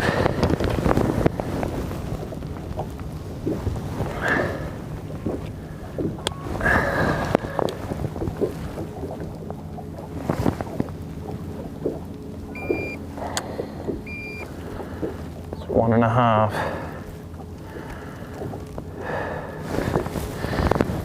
Gives us 8 pounds. Upgrade. 505 fish caught yesterday, 505 released alive. All right. Hope for the same today. Cold Sands. This water temp and this time of the year lends itself to fish are stronger, more solid, but the one worry, Davey, is depth. Yeah, Here he how comes. deep Get you it, get it, catch get it, them get it, get it, get if it, they get it, get get it. acclimated. We got it.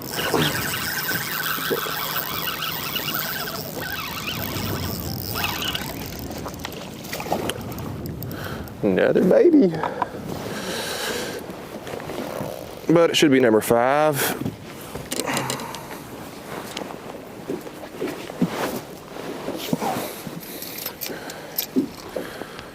Like that one there, I never saw him, but I just threw that bait, hovered it, got him to come up, then let it go to the bottom, and he ate it. 1 pound, 2 ounce.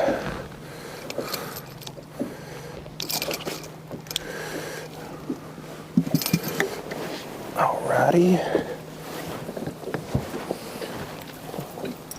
Put him in the lead. Colson definitely got something figured out, like Eastern Fothergill. Caught what he brought to the scales for the most part late in the afternoon, and this is a pretty good one here. Picking up right where they left off this morning. At least a 2-pounder, it looks like. See if he'll chase it to the bottom and eat it. He's thinking he might do it.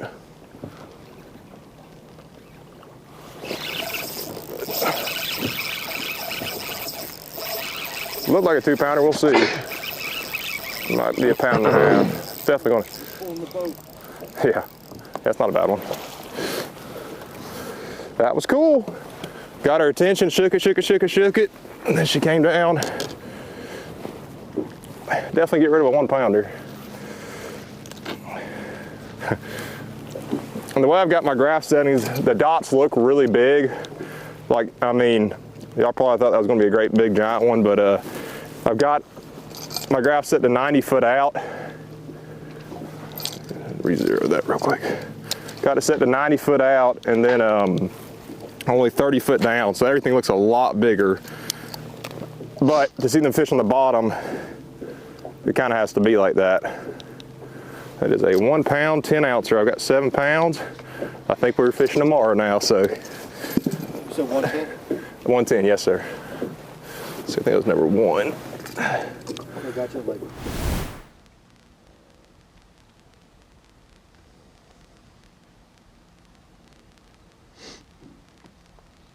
Cole is excellent, not only in catching them, explaining, teaching. Yeah. You can tell what he does, Davey, when he's not fishing the elites, guiding young anglers in Tennessee and teaching them. Yeah. Don't look very big. Yeah, he's doing a good job talking, explaining what he's doing. Yeah. Don't feel terrible though. The man with the lead now. Definitely a helper. Well, it is a whale actually. It's like a 2-pounder. It's a pretty good one. Nah, another 110 probably. But we're calling, baby. We're calling. He's bigger than I thought he was. I thought that was gonna be like a 1-pounder. You're saying that's just kind of gives up to that slow kind of presentation you're trying to give them. I mean, do you feel like do they need to attack it, or they're just like it's not going anywhere, so they just nose on it? Who knows, man? I don't know, but I think it's just one of them deals. If you leave a finesse style bait in their face like that, and they just stare at it, I think spotted bass are so mean it just makes them mad. Now, I also think for some of these that are super shallow that I'm catching, I think for them, it's kind of a trick I learned in the Carolinas. If you know where they're sitting at on a point, which I can see them with my live scope, they can be really, really skittish, especially when your bait first hits, but once it just sits there for a while, it's almost like it's kind of in their path of motion, and eventually they just have to eat it. That's a 112. It's not a terrible one.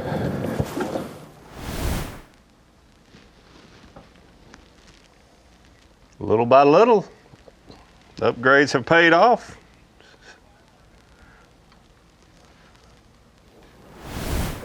Here we go. I got one just saw it. Just shaking it a little bit above his head. Got his attention now. I'm going to let it go underneath him. He's fired up. He's chasing it to the bottom. He's getting faster. Just going to shake it on the bottom now, and he got it.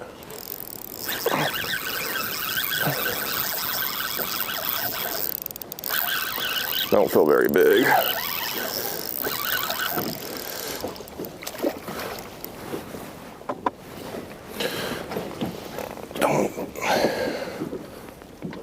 think that one's going to help him. He explained every little part of what happened right there for us. Good stuff. I don't think he'll help. I hope he doesn't help. We'll see.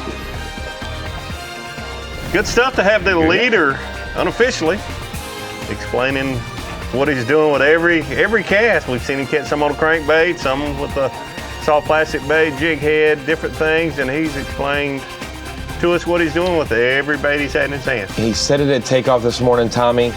I'm going out in the top 5. I've got a shot to win this tournament. He's saying that the morning of day 2. Confidence is there, and he knows the opportunity. You don't give him any shots on goal. Do not squander this, and he is not doing that so far. He's raised a 2-pound deficit. That's what he was to leader Brock Mosley to start the day. And Cole Sands sits atop of the things right now. Trey McKinney, big move from him going up there, not unexpected. Father Gill, Joachimson, and all the rest. We got it happening out here on Lake Martin. Day number 2, the Progressive Bassmaster Elite Series. Stop number 2 for the year of 26. The Lippert Elite here. Got the full field. 101 anglers, our live coverage, courtesy of Minn Kota. Loving that. You can see this, our lake is down about 7 feet. That is the winter pool here in anticipation of spring rains, which I think they're hoping are on the way. Bit of a drought going on in Alabama and several adjacent states as well. And this is Grant's bird's eye view. If you look right there at leader 40 Cole feet, Sands. There's just a little bit more of a bright return. So that's just going to be more of. I'm going to have to say, a little bit more with the bird's eye rock. view, I cannot believe there's not more boats in that area than we just saw right there. We can get to come up. Didn't look like anybody was home.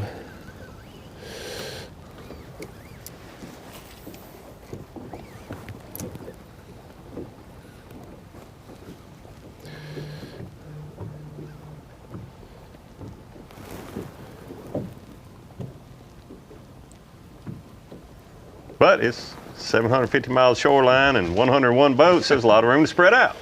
If you're looking for a little point with enticing stuff scattered about it, this is what you're looking for, isn't it, David? Yes, it is. You see this particular one has some isolated, bigger than average rocks, boulders, and a few stumps. Hopefully they continue on out in the water. That's probably what he's fishing around. Ooh, that is a fish. Here he comes. He's nose down on it right now. I'm just going to dead stick it for as long as I can.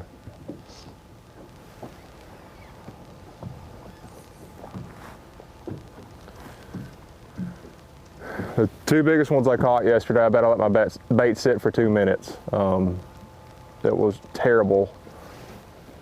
Almost to the point it's not fun, but you gotta do what you gotta do.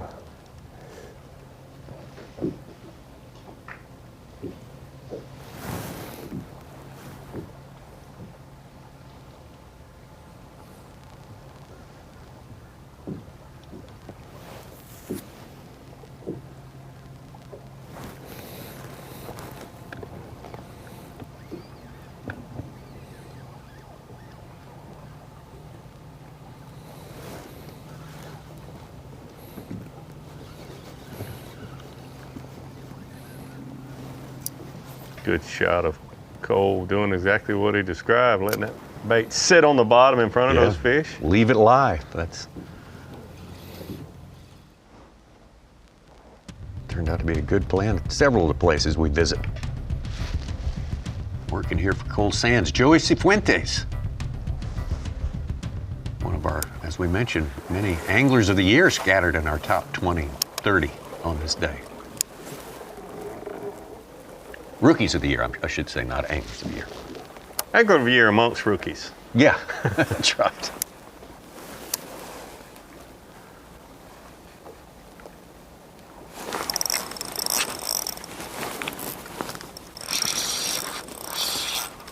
I don't know if that's a fighter or a good one. Definitely a fighter.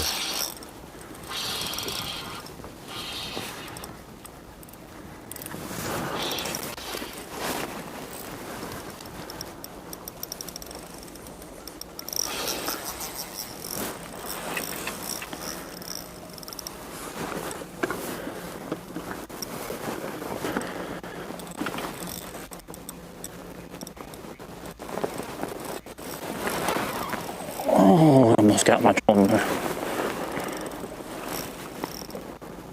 It's a pretty good one.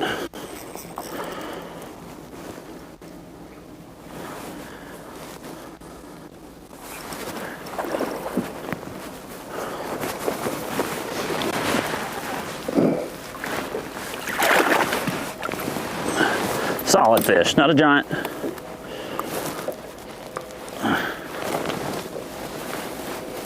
He's a solid one. Probably not even a 2-pounder, but yeah, he'll be close. This is what I dealt with yesterday. Little ones early.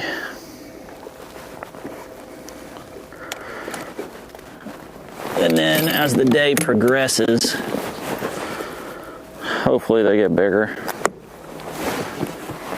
It was just under 2.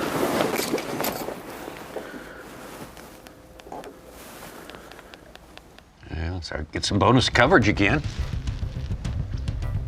Former Rookie of the Year and runner-up for Angler of the Year, Trey McKinney. Made the top 10 last week at Guntersville. We got bonus footage from him right here.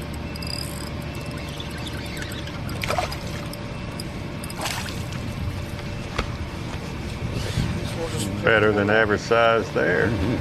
Because so we can get a limit.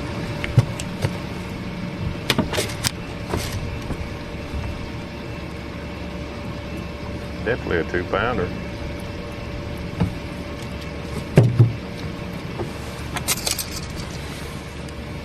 Just cause.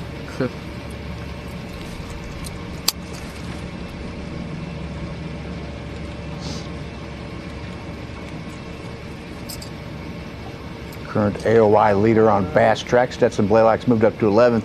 He's in second in the points race. 1.5 pounder. Absolute. Looked bigger than that, didn't it? It did. I big-eyed him, I guess.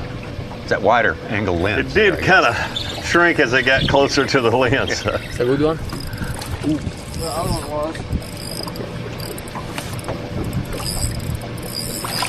Ooh. The other one was a lot bigger. Yeah? Gosh, always a small one, I guess it was.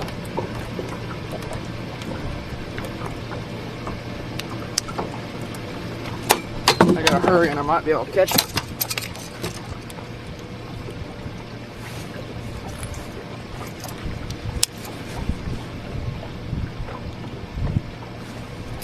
Yellow.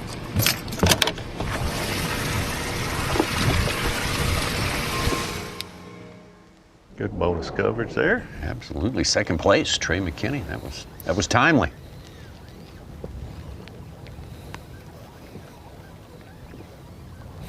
All right, let's make a move. There's a couple left on the point, but we need to give it a break. I'll hit it probably in about 4 hours or something. Speaking of bonus coverage, we got got cameras from in every the angle. Cameras on the point. Let's take a look inside the live well. We may have a camera in there too. Camera in the air. We got cameras everywhere. Hey, you didn't see it happen today. Maybe it didn't happen.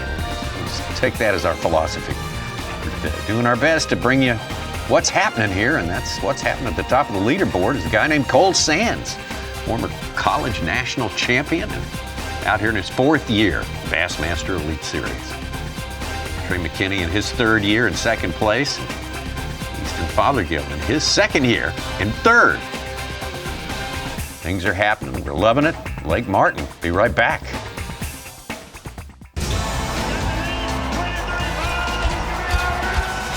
You're watching a B.A.S.S. presentation.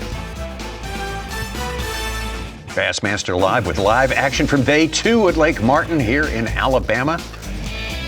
Let's take a look now at our Progressive Bassmaster Angler of the Year race. That's been going on since the start of the season. Last week up at Guntersville, and Trey McKinney, as we started today, the man on top, Drew Cook, 2nd place to start this day in this tournament at 2nd place. Matt Robertson, had a great event up there at Guntersville. Brock Mosley, great event here on day number 1, although he has fallen out of the top 10.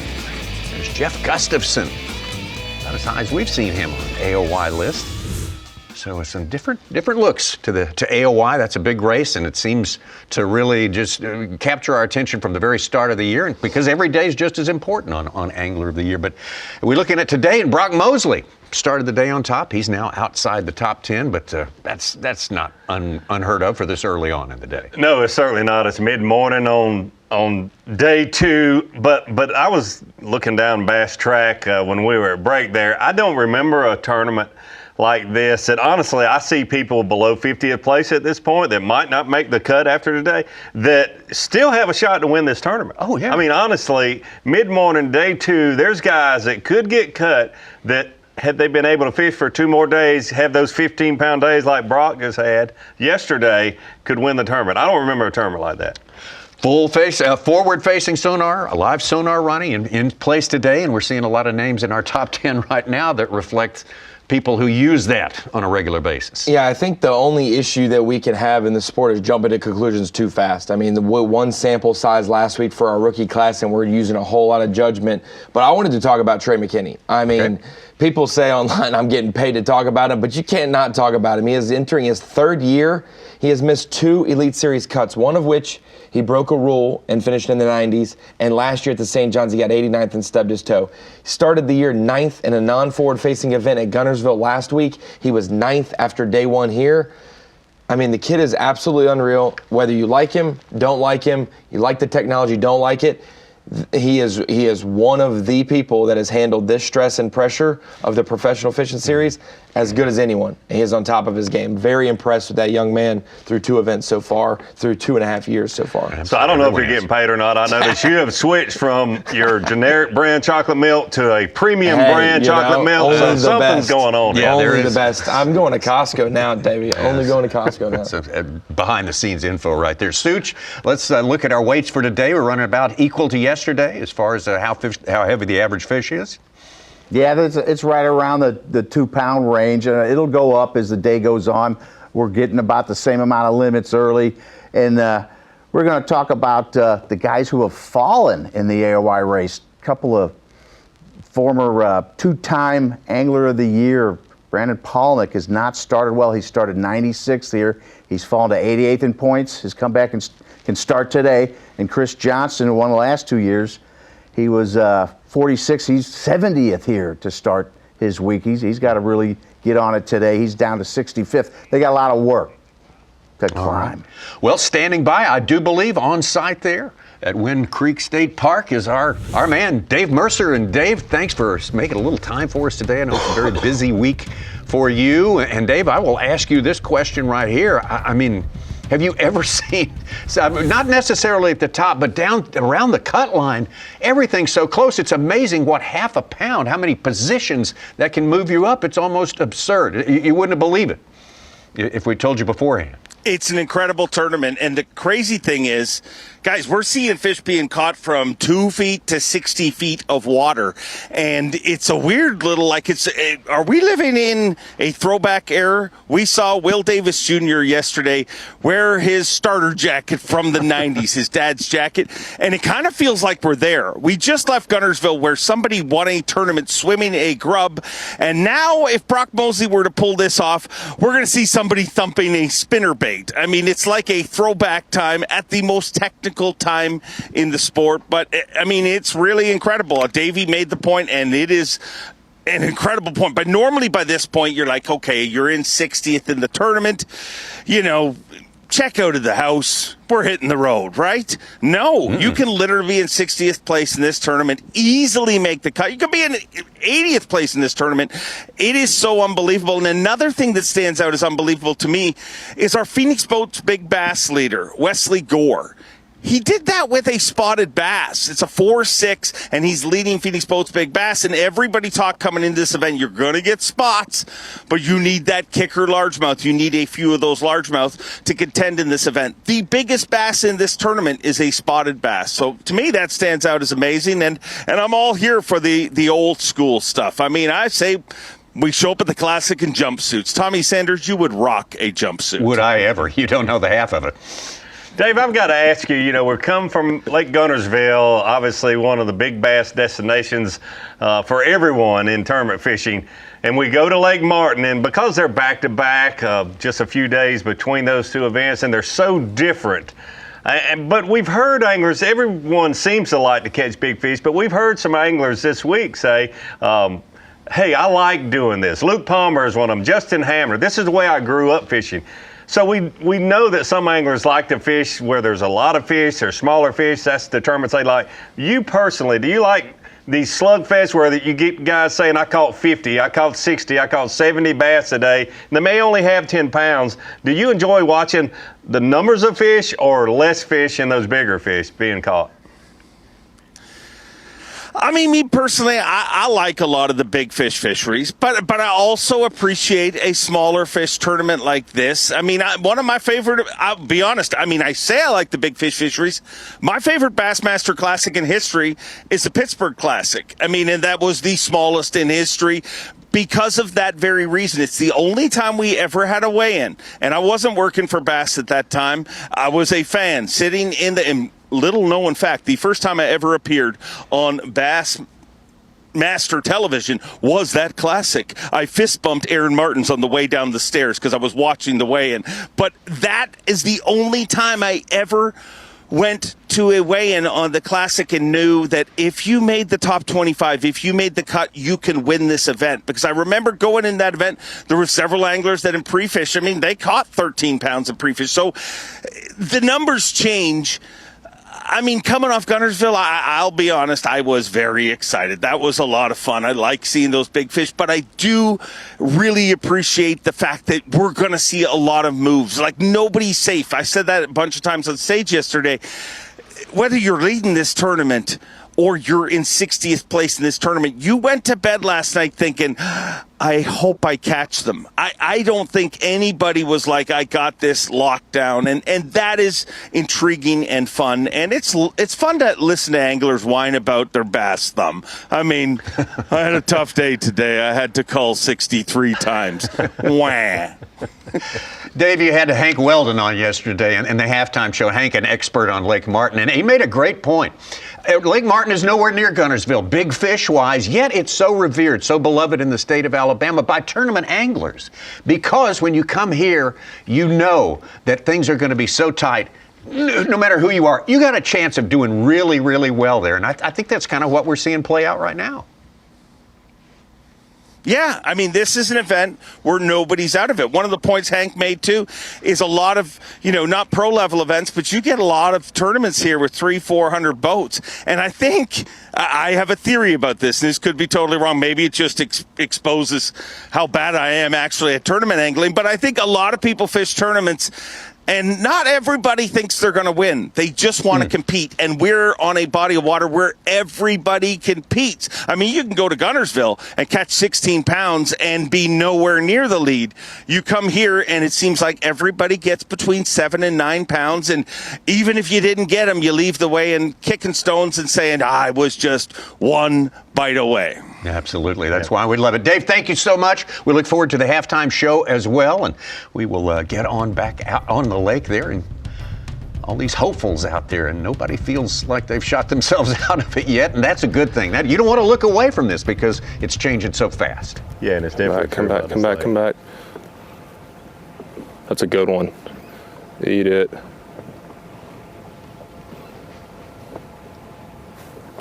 Wrong one, I ate it. Dadgummit. I didn't even see that one. That sucks. That other one looking at it was like a 4-pounder.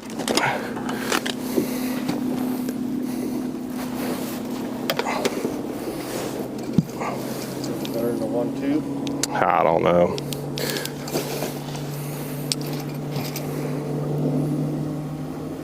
He is. He's a 1-4. Moving on up. Gosh, that one looking at it was big. Maybe. It's going to be hard to find, though. It's one of the biggest ones I've thrown at. From the leader, let's go to our only angler in the top 10 who does not have a limit so far. One left of the limit for Joey Cifuentes. It probably won't take him long to fix that situation. Oh, there's a limit between right there. 45 and 50 feet away from the boat right now. Yeah. Hopefully one of them's going to make it to the boat. Looking at his bait.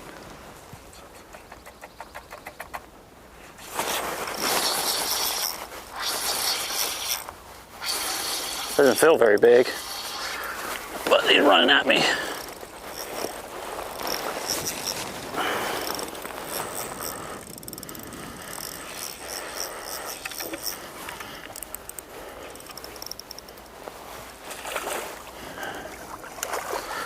Not very big.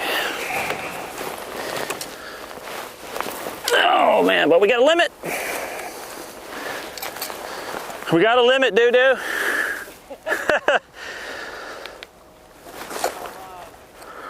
I could have got real lucky yesterday.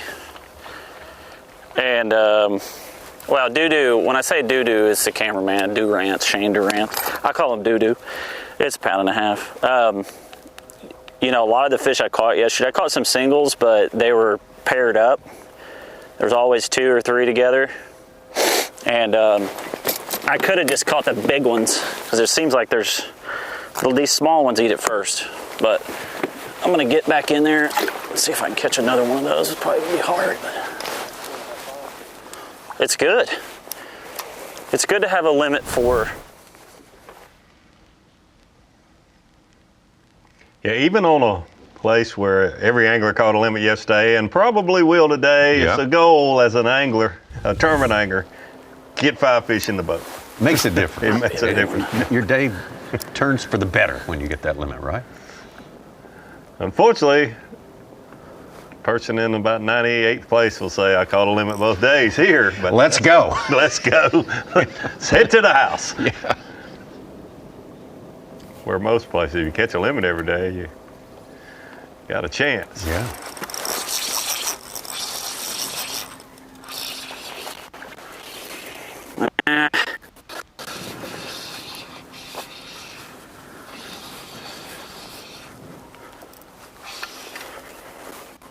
Hard to say. Joey's hooked up again, smallest fish, 1-4.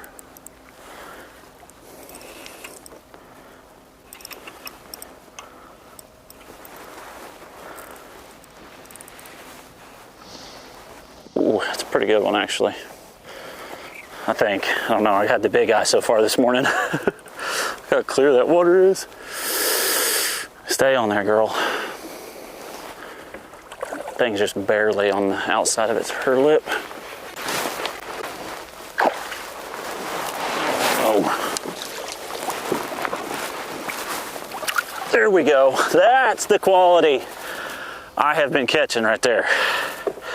That is a better fish. We get us 5 of those. Definitely bigger than 1.4. And then go find us a real big one. Yeah, that's a 230. They're around here. That'll give you the lead. Not everywhere will one that size take you from 9th place to the lead, but it works here. Good on Joey Cifuentes. Always got a chance on a place like this. Always got a chance. Always room. Reason for hope, that's for sure. Cifuentes on top, Trey McKinney. In 2nd place, Cole Sands, Father Gill, Carl Jacobson, our top 5. Got rookies Anaya, Jagfeld, and Hudson in our bottom 5 right now. Very interesting leaderboard.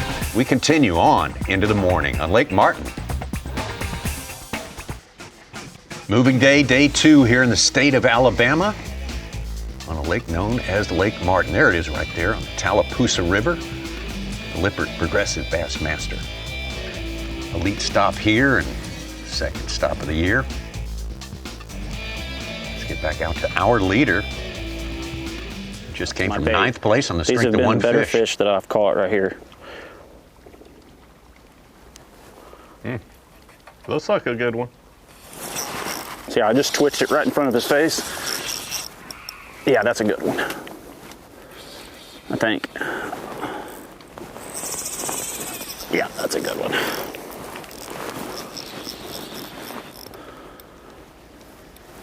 Dude, just a little bump up there on that point. And yeah, it's a good one. Just a little tiny bump. I throw it all kinds of stuff.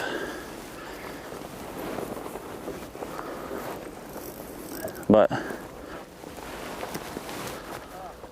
oh, wow, that's not cool. Unbelievable. Golly, that was, 2 1/4, 2 1/2. I don't know. I mean, I haven't had that happen. Nope. That's no good. It came off. I thought maybe it Dadgummit. That sucks.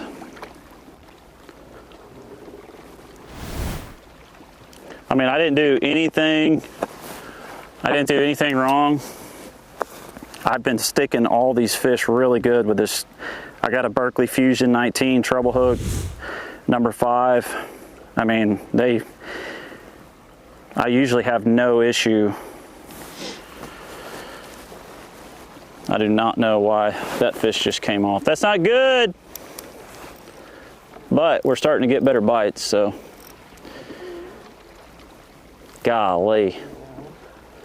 That really sucks.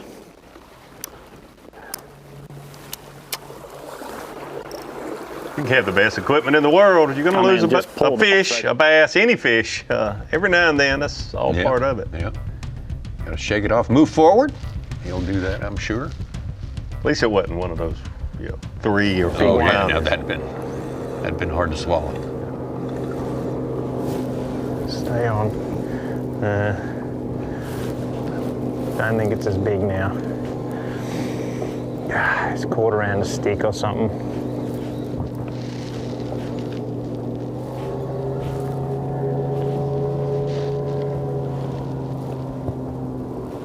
God, they're all just the same size.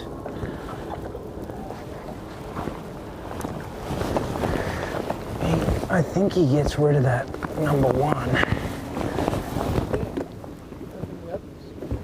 Definitely bigger than that 1. It's not bloated. Oh, 2 pounder. 2 pounder. Yeah. Nice.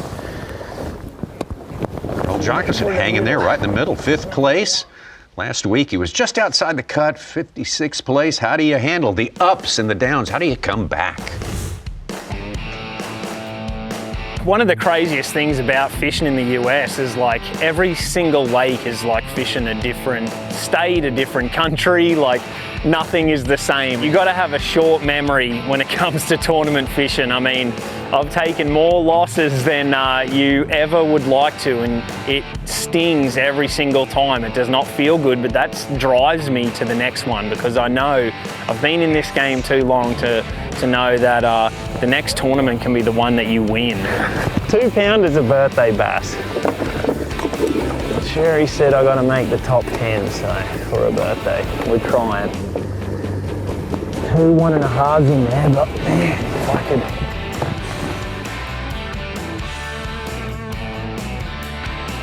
Ups and downs, that's the life of every angler out there on the Bassmaster Elite Series. If you don't find a way to make your peace with those, you're going to have a hard go of it. Yeah, definitely the nature of our sport.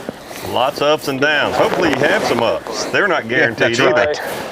Got 2 2-pounders. 2 pounders are key for me right here, right now, because every 2-pounder I can catch here is a 2-pounder I don't need to catch on the swim bait. And so I want to relax and fish the swim bait methodically around docks up shallow. I know that's how I can catch a big bag and that's how I can win. I had 3 of my big fish yesterday, but I got close to 9 pounds right now.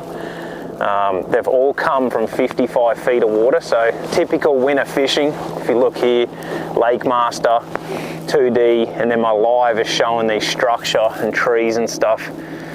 And you just got bass all down in amongst these bits of timber and hanging right on the bottom, just full typical winter style fishing. This is just like Hartwell, and it's not everywhere. This is a super unique spot that I just found in practice, which is what I love. I love trying to break something down and finding something yourself in practice.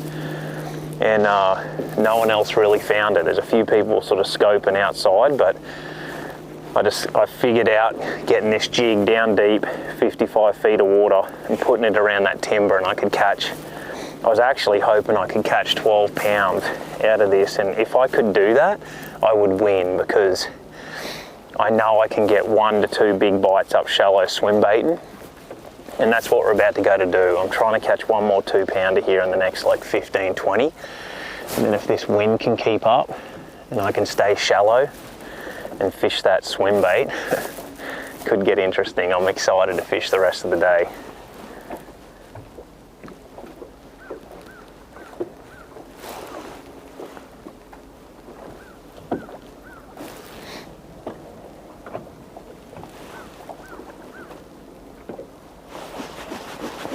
We are 2.5 hours into our fishing day.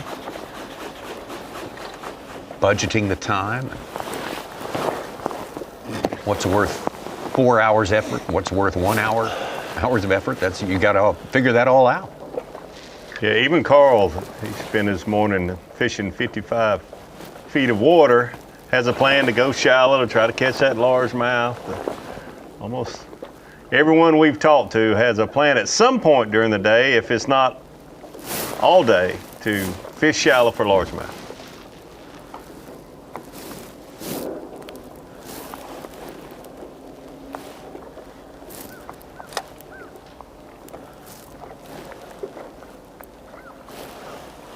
Got him. Oh, he came off.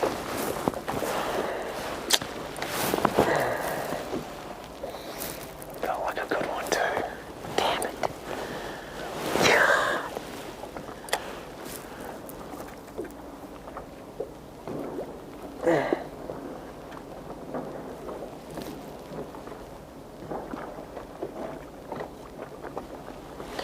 So hard to like not smack them, but I just can't do it.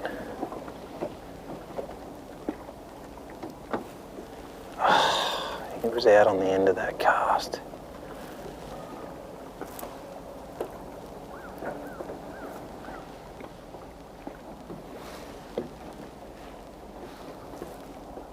Had some weight too.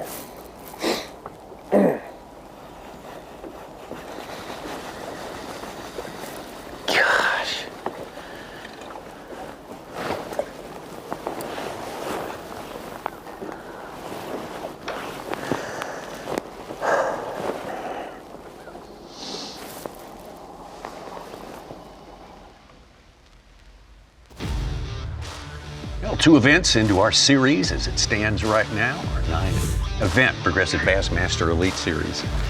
Scheduled for this year, but plenty of time left in the year to get yourself into it a little deeper. Play some fantasy games. One of them is the Falcon Bassmaster Drain the Lake Fantasy Fishing Challenge. Proposition here is you pick 8 anglers for each separate tournament and see how well they do. The thing is, though, once you pick them, though, they're not available to you for the rest of the year. So it's definitely something you want to check out. It takes a little long-term thinking, big picture stuff. Falcon Lake's Drain the Lake Fantasy. The Lippert Bassmaster Elite on Lake Martin. Sponsored by Toyota. By Nitro Boats. And by Humminbird.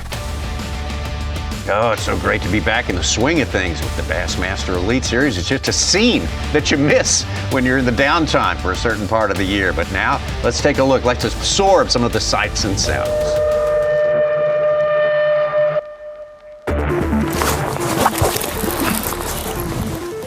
Here's one. He's on the bottom in 55 feet. That's it. Oh, yeah. Yes. Happy birthday. Decent one. Not bad. That's a decent one there. Yep, it's not a bad Martin fish there. Alrighty. I get excited, folks. I ain't gonna lie. And I got those jitters. Oh, I got one, dude. I'm sorry, I forgot about you back there, buddy. Love the Elite Series. No 2 characters alike.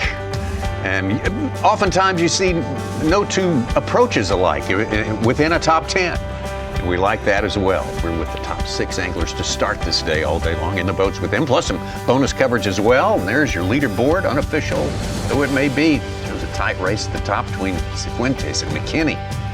Carl Jochimson catching him steady, doing something different. Fisher Anaya, the rookie. Interesting to see how he's approaching it here. We go down to 40s through the cut line. Jay Shakura, Hamner, Fouts, Davis, LeHue, and Wagner on top. Canterbury, Robertson, Welcher, KJ Queen just bubbling right under the top 50. Top 50 is where you have to land at the end of today. Day 2 is moving day, move up. You had a slow start to your tournament yesterday. Plenty of time to do that too. That's the good news. And all of these are unofficial, and we don't know everyone's weight, not everyone within the whole 101 anglers, so. With the scope, because I mean, like they'll sit, you know, belly down on the bottom. Usually you can see a little flicker of the tail.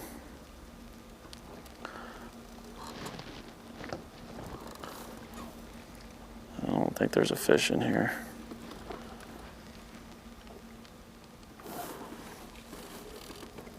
Going so far? Well, you know, it was picking up. I caught me a 2 1/4, and I hit a little spot right there. Had another good one on 2 1/4, 2 1/2. I don't know. It was a big one, and I lost it right at the boat. It just pulled off. So, I mean, it was going good, and now I'm kind of sad. I have a shorter day today, so like. I can't, you know, I gotta maximize, I can't have mistakes. I mean, you really have mistakes anyway when you're trying to do good in a tournament, so, but I lost a couple big fish yesterday, and I still had almost 13 pounds, so I mean, I think I'm in the right area. I'm just going to keep taking my time, and hopefully we'll come across a couple more, you know, solid fish, put them in the boat. I'm thinking we will. I don't think there's any doubt about it.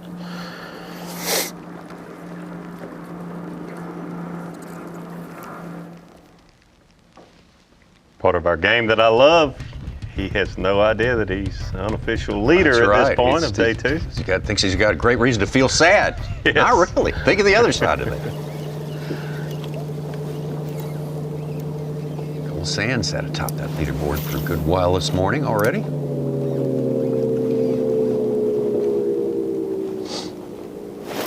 That was cool. Little guy, but it was a reaction bite, which was really cool to see.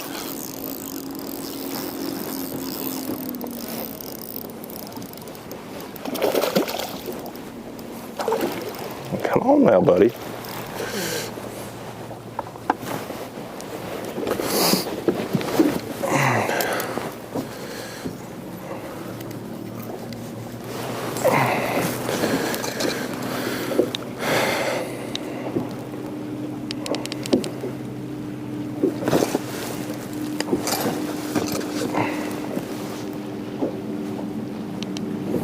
One ounce coal.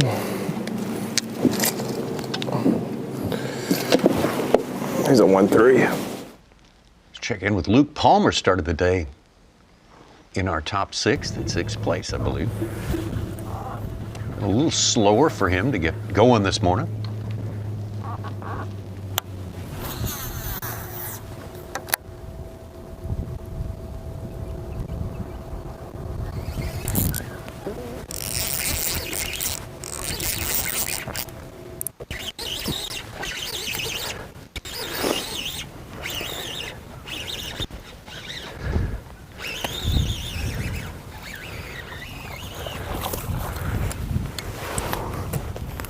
Solid one there. Better one. Should help.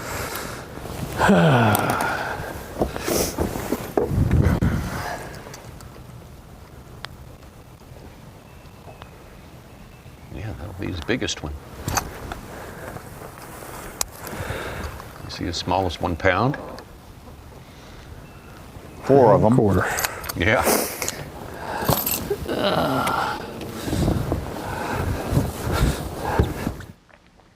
Get a little more bonus coverage going here. Someone who's definitely part of the conversation big time at this point in day number 2, 2nd place Trey McKinney.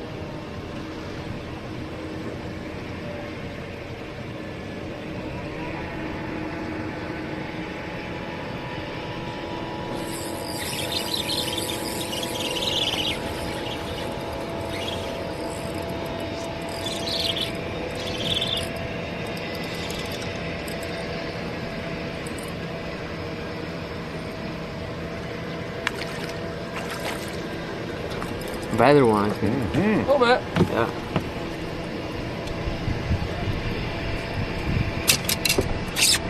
A little bit better one. Maybe.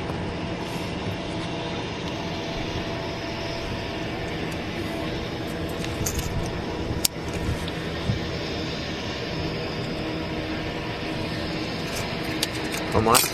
Yeah.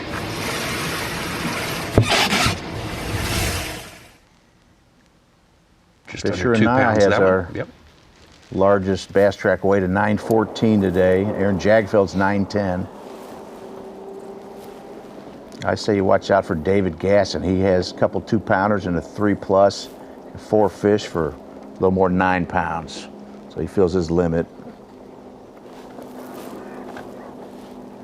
One cast takes 5 minutes is the problem. We're about to pack up and leave here soon. Couple more drops and she's... We're still waiting on we've seen a 4.5 come across the scales yesterday away, and we're waiting. I mean, somebody catches a 5. You go from 40th to 4th place. 95. Oh, yeah. And you don't need another 5 to maybe win. You just keep doing what you were doing before, right? Could go that way. It's like the guy who gets a 3-pounder and it's his first bite of the tournament, and it's downhill from there. He hit his nos a little too fast in the street race, right? You got to save it to the end. These guys who catch one closer to the end of today and into tomorrow will really boost them going into Sunday. So the Drew Cook, it really caught my eye that he only had the 1 largemouth with 14-11 yesterday. Keep an eye on someone like that. He's had a slower day today, only a few fish, but someone is able to catch a spotted bass and be up at that level. Not just, I don't want to call it luck because I don't believe in luck in fishing for the most part, but to have 14+ pounds of weighing in only 1 largemouth, that's I think you got to keep that in mind and keep an eye on someone like that. He's able to catch those 2.5 to 2 3/4 pound spotted bass. It's the difference in the guy who has 20 pounds with an 8-pounder in Florida and a guy who has 20 pounds and as big as his 4. It's like, I can trust the other guy. Maybe a guy catches another 8-pounder, but that's not the case. And normal one-day events, that's the guy that wins. But over 4 days, that one big largemouth, it's not likely going to happen on a place like this. Or 3 of them in the Brock's case yesterday. And he knew that. He was talking about that this morning. That's why that spinnerbait fish for Brock, that wasn't a giant 2-something, solid. The fact that you can catch 2 to 3 pounders with a spinnerbait, not just the bigger ones, bodes well for you. It kind of feels like Champlain will be on the final day where we see who had how many largemouth and how many spotted bass have been weighed for each person's bag, to see if somebody's got 10 largemouth and 5 spots or vice versa, and how close their weights are. You're like, okay, this is what it's going to be.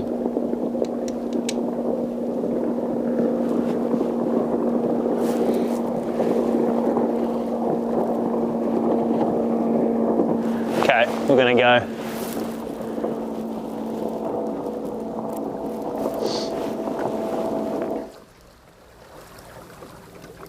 It'll be interesting talking to the anglers as the year progresses, especially close to the end. Having back-to-back events, even more so than when you have a single event and you have a month before the next event, being able to turn on and turn off that, let's say, just cannot see my bait with all that stuff. Forward-facing sonar switch in your brain as you're a fisherman. Do you leave Guntersville having not used it and come here and just like, oh, you know, I just kind of got caught up in throwing to the bank to a laydown, and vice versa? Did some anglers spend a lot of their time at Guntersville thinking, I wish I had, if I had? It would be hard, I think, to turn that switch on and off on back-to-back events. Logan Parks almost left his graph at his house when he was leaving to go to Martin. I did that way before forward face. He's like, I forgot to put the graph back on my boat. Got our 9th new leader, Caleb Hudson, from 32nd place. He's got his second 3-pounder, just landed a 2-pounder. He's up to 11 pounds, 10 ounces today.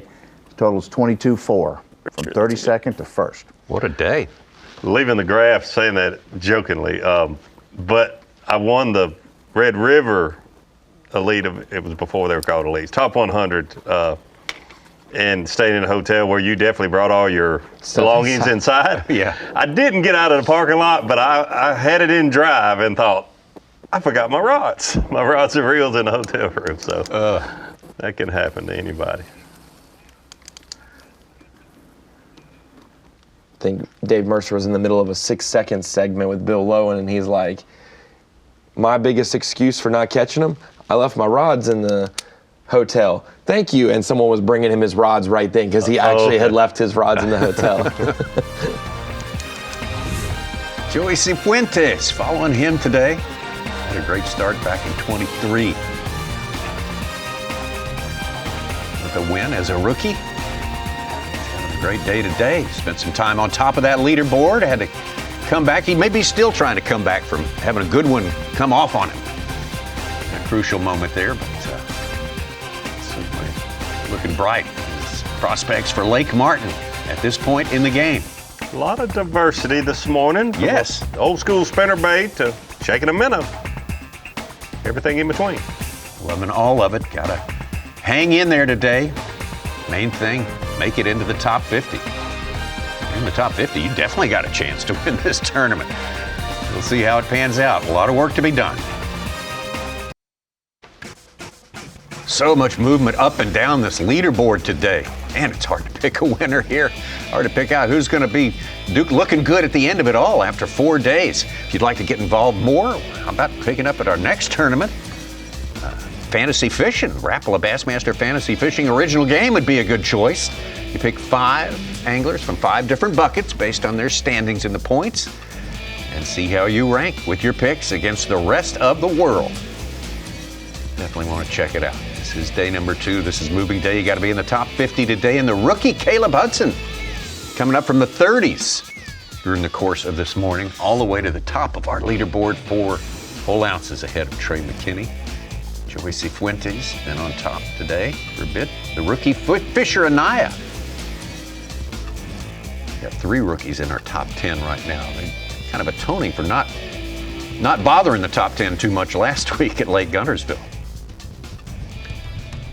Yeah, we had a different leader each day at Guntersville, but the board didn't shuffle from hour to hour like it has here. Of course, the first hours are always bad for that, but it seemed to do it all day yesterday. Drew Cook started in second place, now out of the top 10.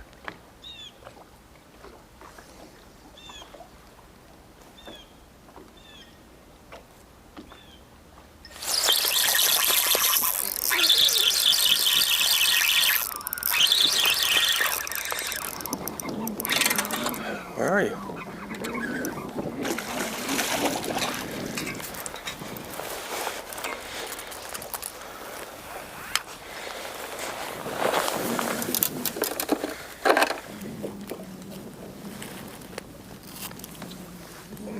Got a limit. We're definitely fishing tomorrow.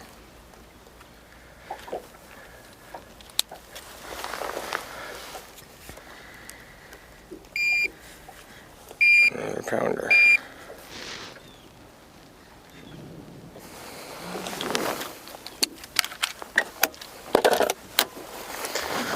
Number 5. But see, like, these little peckerheads shouldn't be that hard to catch. Like, you know what I mean? Like, they ought to just bite. Like, we got a limit.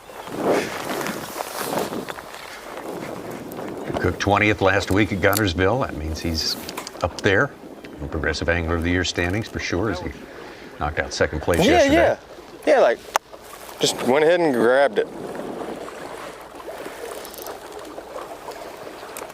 Our friend Dave Mercer mentioned this when we were talking to him, but just heard Drew Cook say it. We know we're fishing tomorrow. Even the first and second place we've heard say in their own way, don't know if I'll even make the cut after having such great days on day one. This just shows you how volatile this could certainly happen here. There's 2 or 3 of them cruising around up there shallow. Oh, I didn't get it. It was the tightest leaderboard we've seen after day one. I counted 23 ties involving 65 anglers.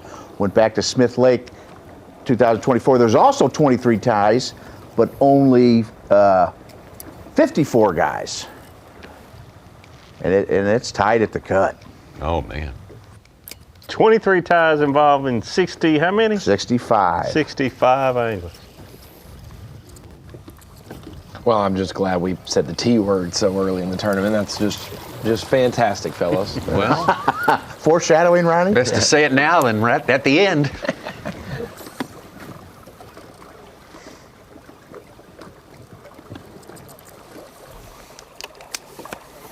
We've came close the last few years. There's been a there you go ouncer at Champlain and lock it in. Keep on talking about it on Friday the 13th. Yeah, there you go. Exactly what I was thinking. There's no way I'm getting gaslit when y'all said the word. I'm just pointing out that y'all, no way I'm getting gaslit. That's not what gaslit. Come on, yeah, you're making me feel like I put the voodoo when the voodoo was cast.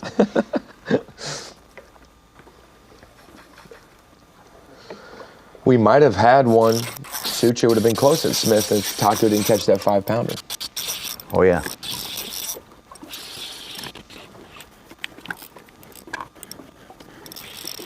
The hook comes out of this fish's mouth, I'm gonna lose it, okay? It's not a big one though.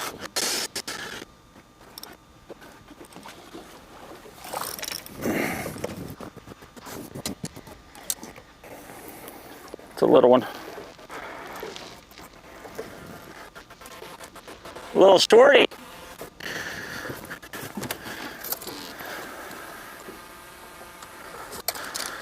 I just need to catch one fish so I know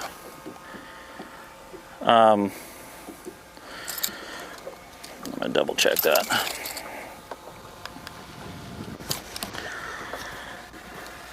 So I know my hook still works.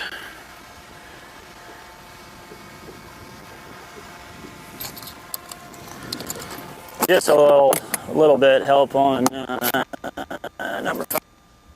Not much, but I'm gonna catch some big ones when I go around this corner up here. I could feel it.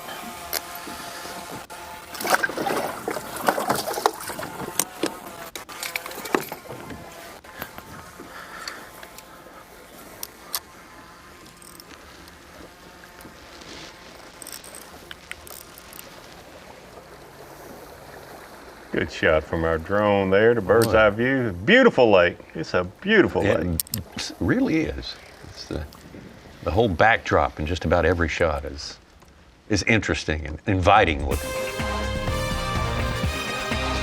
Personally, I love lakes like Martin, especially like my skill. Like, this is a lake that I would have felt very comfortable at. This is just pretty beautiful, both species. Well, there's your leaderboard, unofficial right now. The rookie Caleb Hudson on top. Joey Cifuentes, we just left him there. He's hanging in there, third place, just caught one to make sure his hooks work. We've got the live cast and the halftime show coming up right around the corner here. Dave and Kyle, and a guest. You can be sure about that, and it will be good. We look forward to it. We'll see you back here after the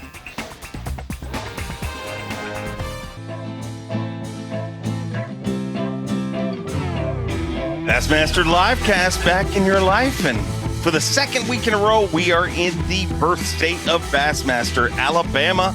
This time, Lake Martin, showing just how diverse this incredible state is. A very different tournament and a very different leaderboard. Not just today, but by the hour, it seems like it is constantly changing, because this is an event where truly nobody is out of this event. Our tournament leader after day number one, Brock Mosley, had a big day, but not leading anymore. Elite Series rookie Caleb Hudson took a win last year in the EQs, and he is leading this event. Joey Cifuentes, the Cowboy, in second place, and Trey McKinney, our unofficial Progressive Bassmaster Angler of the Year leader, in third place. And Trip Weldon told me going into this event, keep your eyes on Fisher Anaya. And as always, Trip Weldon was correct, because Fisher Anaya currently in fourth place right now. Kyle, Jesse, it's been a fun one, a very different one, but let's get everybody caught up with our Bassmaster Midday Report, and we'll kick things off with a calm, cool cat from Colgate, Oklahoma, Luke Palmer. Absolutely. Luke Palmer, needed a good event here, struggled a little bit. Last year, I think, he was a little upset with his performance, the way things went. And it's good to see him back on Bassmaster Live here at Lake Martin. Started his morning out fishing deep, mixing in some finesse baits with a spinning rod, with a casting rod. Awesome to see how far Luke Palmer has come. I mean, you can remember, he told you that he rarely had spinning rods in the boat at one point. He claimed he didn't even know how to use them. Now he's one of the best with his electronics, as well as fishing up shallow, what he used to do growing up. Your day one later, weighed in 15 pounds and change yesterday. Started off this morning with, the tale of two different bass, Kyle, Jesse. Yeah, absolutely. Started his morning up shallow. Yesterday had all largemouth. Two fish in the boat right now. Has a 2-4 and a 6. A 6-ouncer. 6-ouncer on Bass Track, not a 6-pounder. Obviously, that spinnerbait catch there this morning was electric. Good to see him doing, what he's extremely well at, something he's had so much success at over his entire career. Going to be interesting to see how his afternoon unfolds once it starts warming up even more. 7-time Classic qualifier Drew Cook. Everybody always thinking he's a sight fish guy, but he's getting it done. And he did say on stage yesterday, I think I saw some sneaking around that may be on beds by the time this thing's over. Yeah, it was a little surprising to see, Drew Cook start his morning extremely deep, fishing off the bank, just because of what we saw yesterday on the tournament blog on Bassmaster.com. Chase Sansom was out on the water with him, catching them extremely, extremely shallow on some of the shallowest docks that are on the backs of the creeks. And Chase Sansom even asked him the exact question you were just saying. Are these fish spawning? Because if Drew Cook's catching them and it's a general springtime tournament, it's always going to be in the back of your mind. Said that, exactly like you said, saw some things that made him think by the end of the week that could be happening. I'm really, really anxious to see what his afternoon looked like, because yesterday he really turned it on late in the day. We got a limit. He's a Bassmaster Classic qualifier and a master of the mandolin. Very little known, but he is Cole Sands.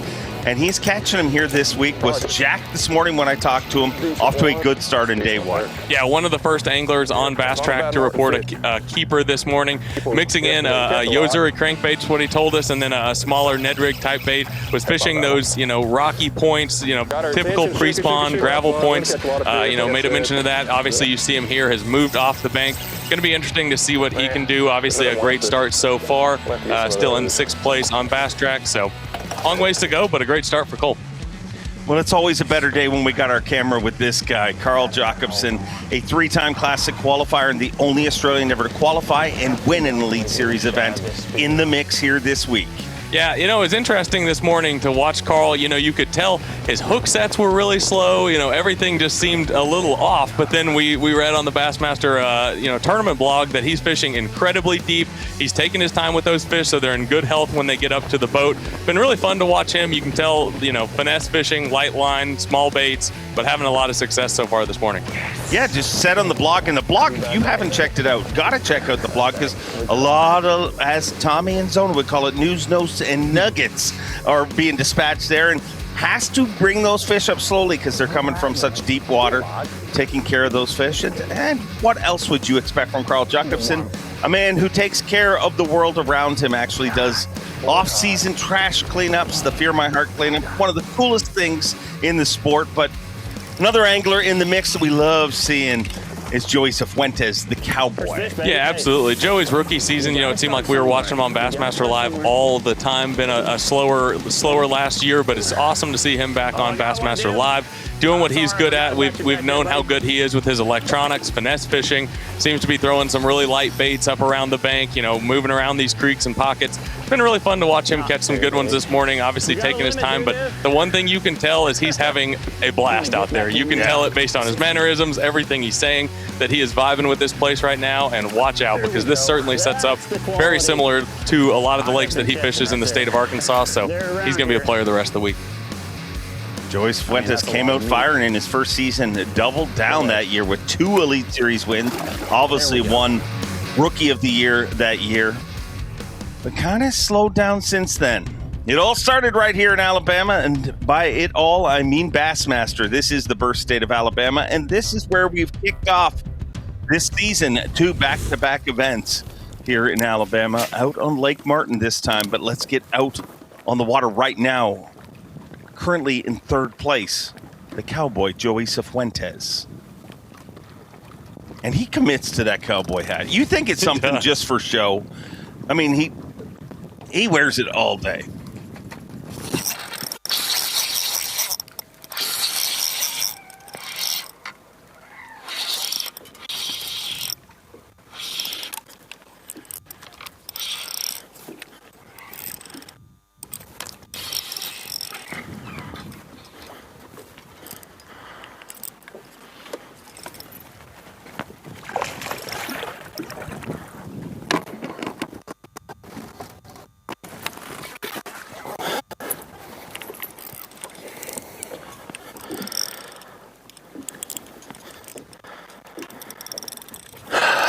Please don't come off.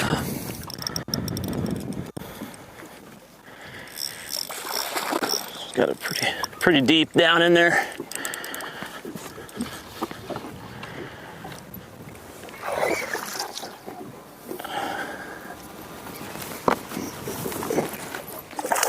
Don't do that. Yes. Okay, that's a good call right there.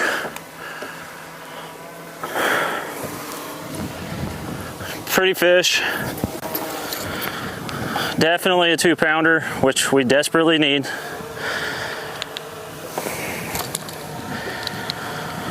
Whew. This is fun, baby. I love it. Try a 2.5 pounder. That's gold right there, baby. I don't know why that fish looks smaller to me, but it's long, thick right there. You know, got that little belly on it. 2.5 pounder. Man, there was like 3 of them right there. Okay, that's gonna cull 1.5 pounds. And it's gonna give us 10 and a quarter. Oh, I forgot which one I just, messed up. I messed up. Which one was that? I think it was, oh, this is, it's number 5. Number 5. Yeah, look at there. That's the upgrades you need out here. That's big time. Pretty fish. All right, we keep moving up. Keep moving up.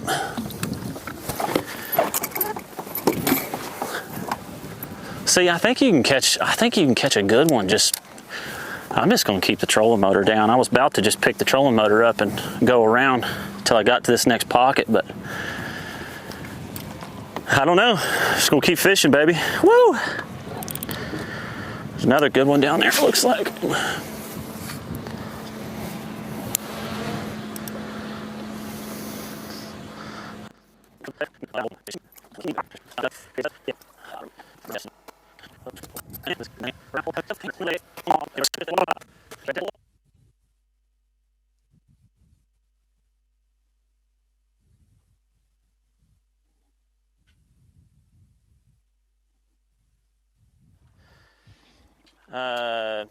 I think, honestly, I feel pretty good about it. It's 10:13. I've got tons of time. I'm gonna go and fish water that I haven't fished yet, and I mean, I should keep getting some quality bites. And you never know, I may catch a 3-pounder. So I feel good about it. Like, I feel really confident in where I'm fishing. It'd been nice if I wouldn't have lost that one earlier, but you know, that's in the past. So I'm just gonna keep plugging and looking here. These fish are like, I mean, I just said they're, you know, I'm sitting there twitching this little furry ball thing right in front of their face, and some of them just choke it like they ain't never seen it before, and some of them are just super hard to get to bite. So this water's super clear. I got ultralight line, this Berkeley forward braid. It's so thin you can make further casts with these little light baits whenever you're having to do this kind of thing to get bites. But that's so key. That braid is money for me getting this bait out there, because I mean, I've got like a tiny little weight in this thing. I want it to fall super slow. I want it to be ultra finesse.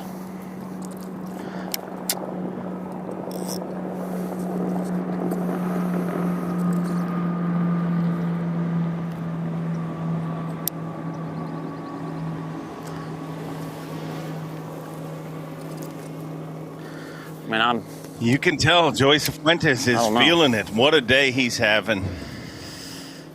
Just got to keep getting quality bites.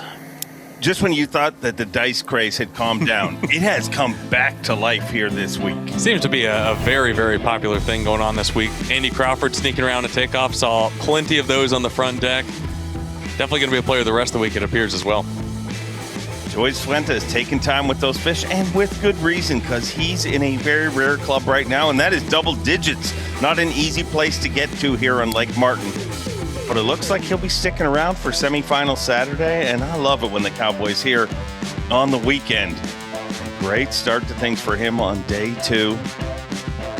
And a great tournament here with lots of stories unfolding, and look at that story continues to unfold. We started this segment, he was in 3rd place. Not anymore. Joey Cifuentes has moved all the way up to the lead.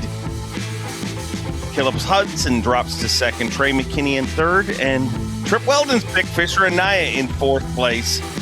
Lots of this story continues to unfold. Lots of information for you. Don't go anywhere. We'll be right back.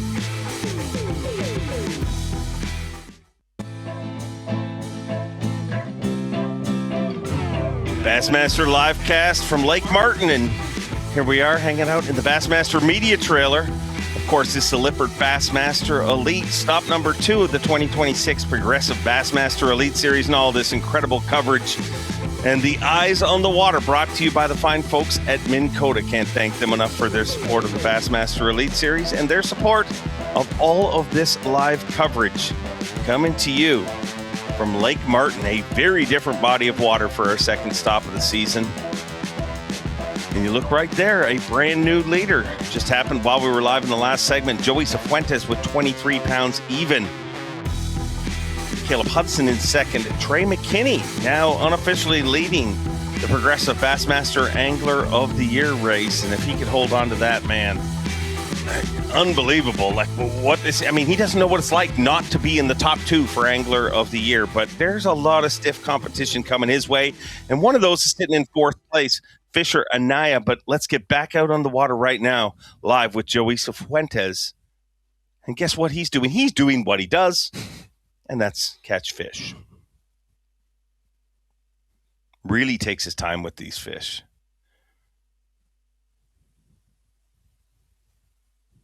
Ooh, looks like It's a good one, yeah. That new voice you're hearing is Lucas Lindsay. Want to welcome him into set.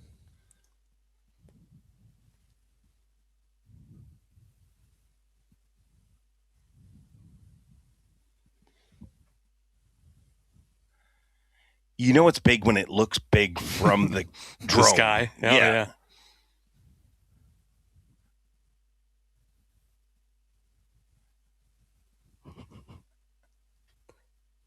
Heck yeah. My goodness. Wow. It's a nice one. And he knows it too.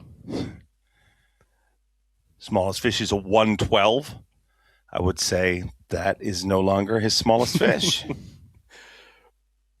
Big ones seem to stand out more here. You can tell a noticeable difference in the size that he just caught versus the average size.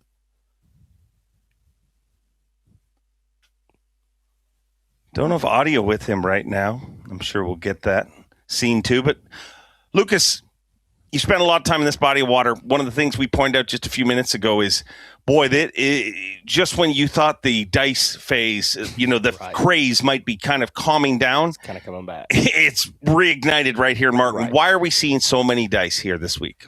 I would say it's a good combination of clear water, and you get some hyperactive spotted bass, and which is primarily what you're seeing getting caught as a spotted bass. I think the clear water and a mix of it being still pre-spawn, they're just kind of feeding up. Yeah, that is a really good one.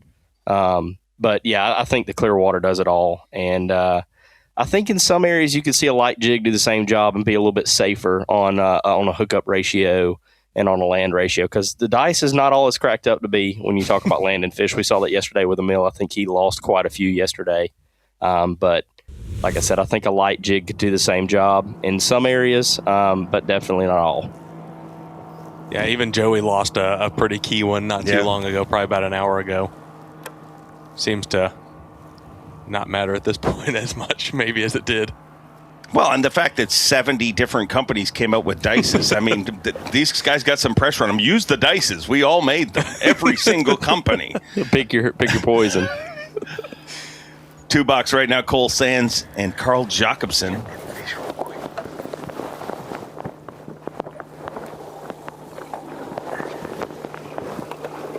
Lucas, is it pretty typical to see as many different things play here as we're seeing? Because, I mean, just this $2 right here, we've got Carl Jacobson, who's moved up to the bank fishing for largemouth. He told us he was going to do that. Cole Sands out in the middle. We've seen guys fish laydowns, boat docks, Joey Cifuentes on a steeper bank, 45 degree. I mean, we've literally seen it all. Everything. Like, does this seem to be pretty normal this time of year? Martin is, it's very diverse. I would say there's nothing that plays day to day out here in the fact of like finding a pattern or something like that. It's a lot of junk fishing, and they may say largemouth fishing, but man, there's really no way to distinguish a largemouth pattern from a spotted bass pattern out here. You might go shallow, and like Wesley Gore, we saw him catch a 4.6 yesterday, and that's our big fish for the tournament right now.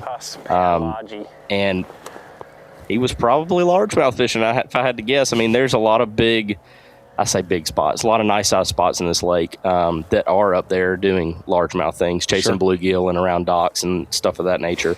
But there is always a plethora of different things you can do. Like Cole Sands, like you said, he started right here close to Wind Creek. He's been a couple miles. And Carl Jacobson, from what I understand, the clips that I've seen, he is on the other side past Anchor Bay and past Kalijah Marina in the Clearwater. And you can just tell, I mean, obviously you got some glare on Cole Sands' screen, but between Cole and Carl, there is a very big difference in watercolor. Sure. I can get to that 13, 14 pound mark quick.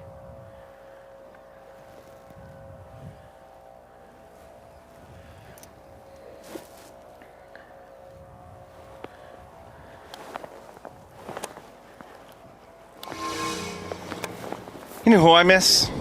I miss the cowboy. Let's head over to Joey Cifuentes. And guess what he is? Hooked up.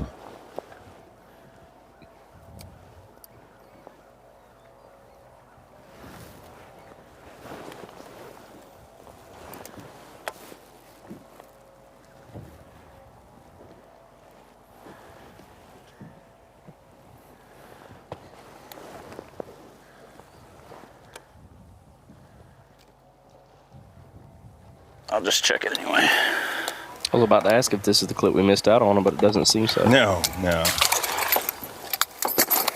No, this is another. That's how often he's hooked up. I think that's a good time right there.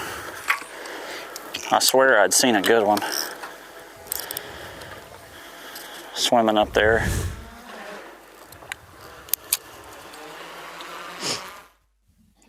Back to Cole Sands and Carl Jacobson. And Cole Sands is hooked up. Plenty of bass to be caught in this place. Can you burn them here? I don't think so. No such thing as too much pressure. I don't think so. It looks like. They move so much here, it's incredible. Yep, pound and a half.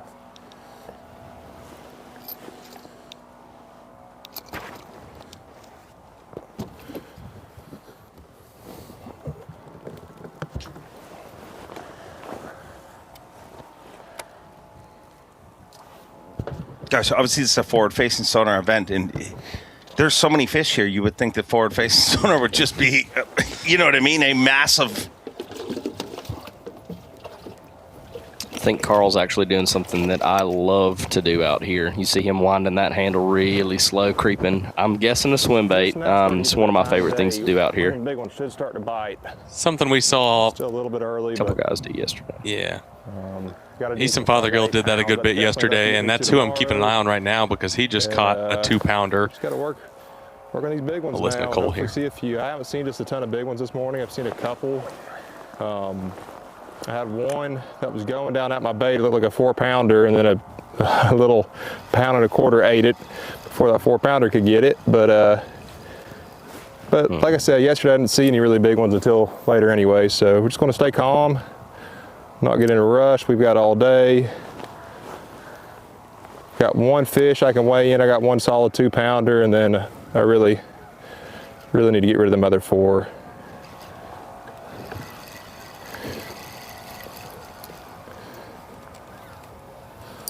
But thankful for every bite.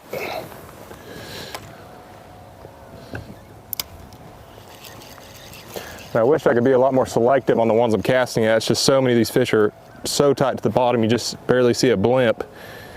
And you have to throw it kind of all of them just to see.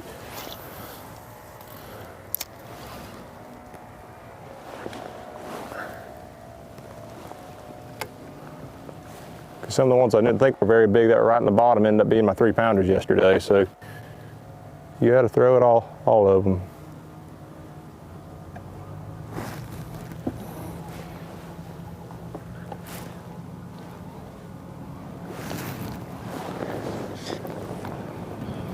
Moments ago, we saw that giant fish that Joey Cifuentes caught, or looked like a giant to us. We saw it from the sky, but the good news is, through technology, we can replay that, and we got it from ground level, and we'll have a better look at things here. You may need to reword that, a Lake Martin giant fish. Well, yes. Please don't come off. It's a different animal than Gunnersville, for sure. I hadn't seen him yet. Yeah, Jamie Hartman's fish last week spit up more bait than some guys weighed in yesterday.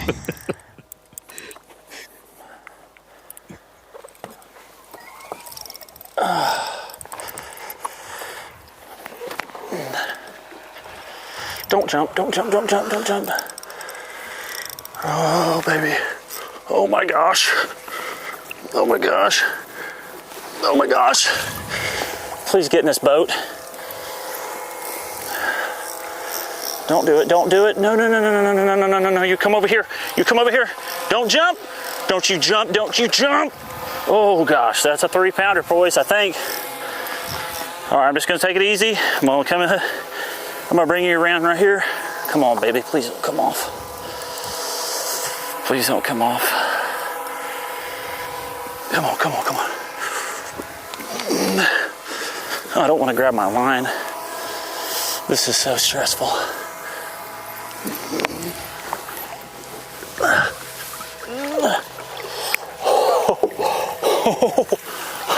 Oh! Yes! That's a stud. That's a dang stud right there. Oh, and a little furry ball. If I can get it out. Oh my gosh. That's a hammer. Laying in like 2 foot of water. That's a good one. Hey, that's why you gotta keep plugging. Keep your head down. And I'm telling you, I ain't fished none of this yet, so we're about to catch them. Man, that's a good fish. Oh, biggest fish yet. Biggest fish yet, 3 1/4. 3 1/4.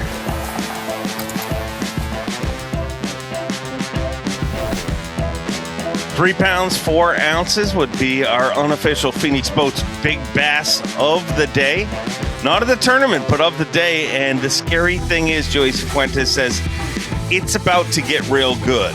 I mean, it's already good. 11 pounds, 9 ounces for today. Puts him in the lead of this tournament. But if he's saying it's about to get real good, things could get pretty crazy here quick. Joey Cifuentes, your tournament leader with 24 pounds, 8 ounces. What do you think it's going to take? What's the winning weight of this tournament, Lucas Lindsay? Looking at a halfway point, we're halfway through. I'm going to say mid-50s, 55, 56 probably. So we're cracking 50. I think so. I like the way you think.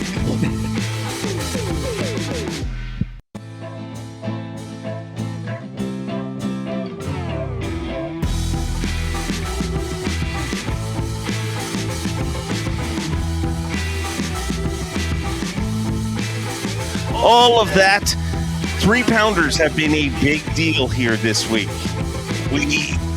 You go from Guntersville where nobody even looks at a 3-pounder, but here, a 3-pounder, a major deal here. We just saw Joey Cifuentes with a 3-pounder.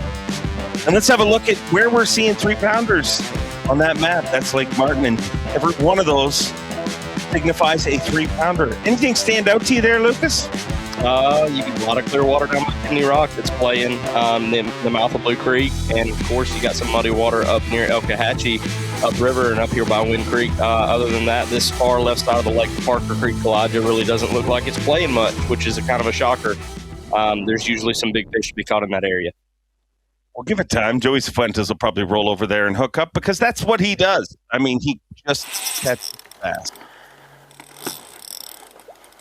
This is a replay of that 3-pounder. Please don't come off. A 3-4 unofficial. I'm kidding. I haven't seen him yet. Big bass. Let's listen into this because it is why we love Yes, it's a good one.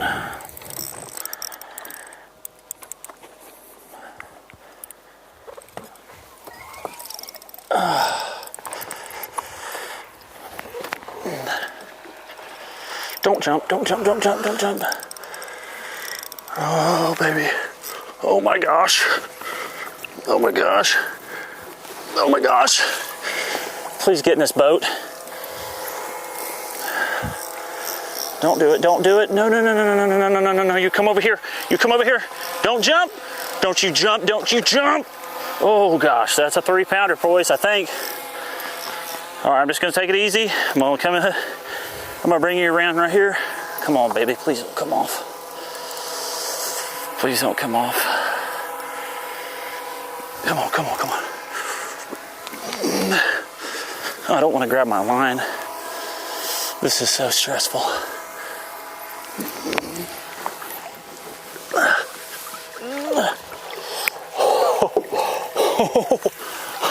Oh! Yes! That's a stud. That's a dang stud right there. Oh, and the little furry ball. If I can get it out. Nice fish, too. Oh, my gosh. That's a hammer. Laying in like 2 foot of water. That's a good one. Hey, that's why you got to keep plugging. Keep your head down. And I'm telling you, I ain't fished none of this yet, so we're about to catch them.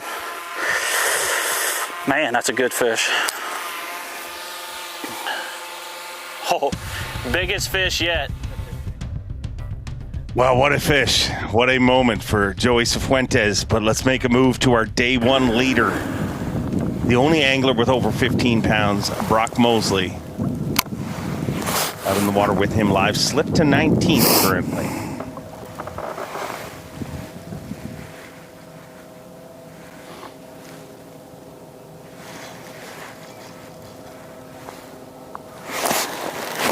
I will remind you to move from 19 spots in this event is literally nothing, especially when you hook up live. Largemouth in a brush pile.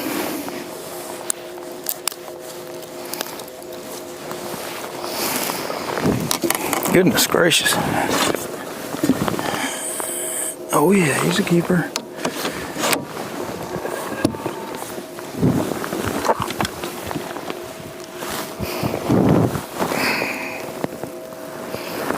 You gotta crawl before you can walk. I'm not throwing back a keeper. That is not one you want to weigh in.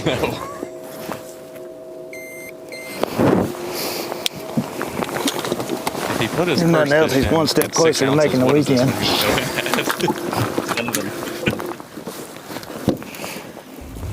Put them both together, and I don't think they're quite a pound.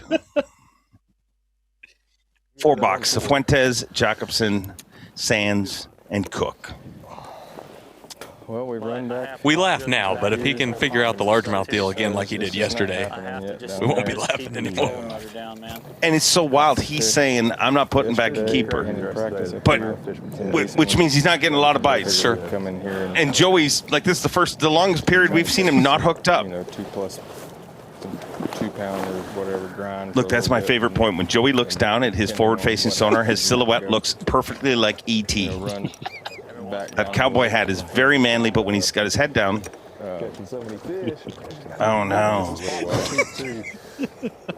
Out there looking for Elliot. Look at there, it's back. E.T. Oh no! See what we can do. This wind is good. This is what I was hoping for.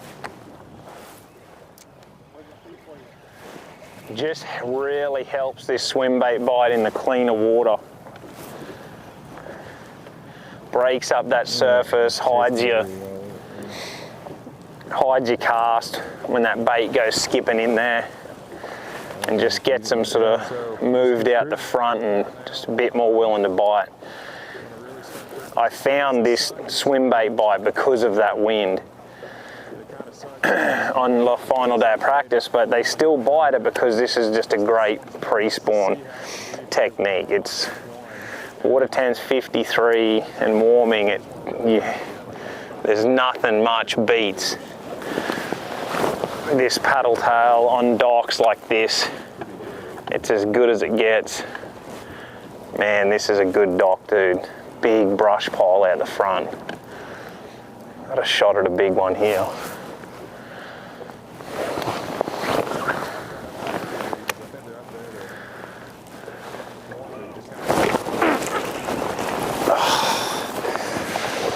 God, it was not the big one, but what a bite. Holy cow. That was right where a giant should have lived. I called it. Oh, God, my heart.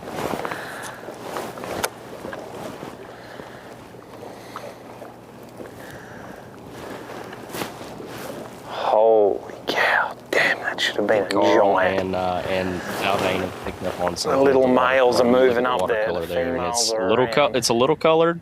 It's not super clear and it's not super dirty. I think they've tapped into that, which I think is one of the biggest parts of Lake Martin fishing out here. Somewhere. Gosh, I thought he called his shot there. too. You never know when you swing the bat on a swim bait. That's the thing. Uh-oh.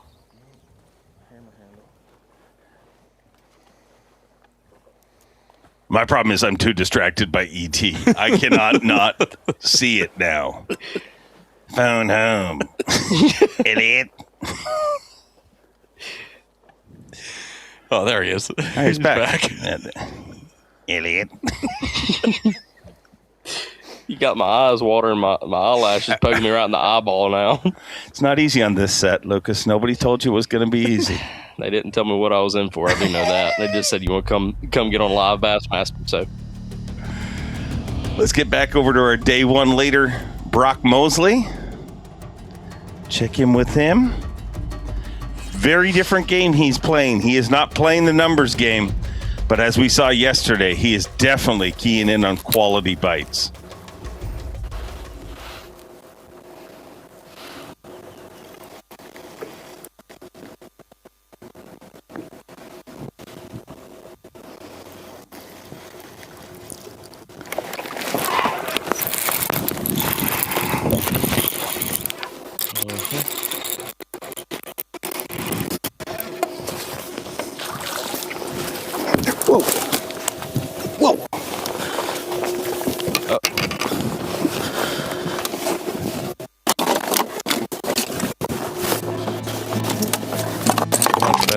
rod.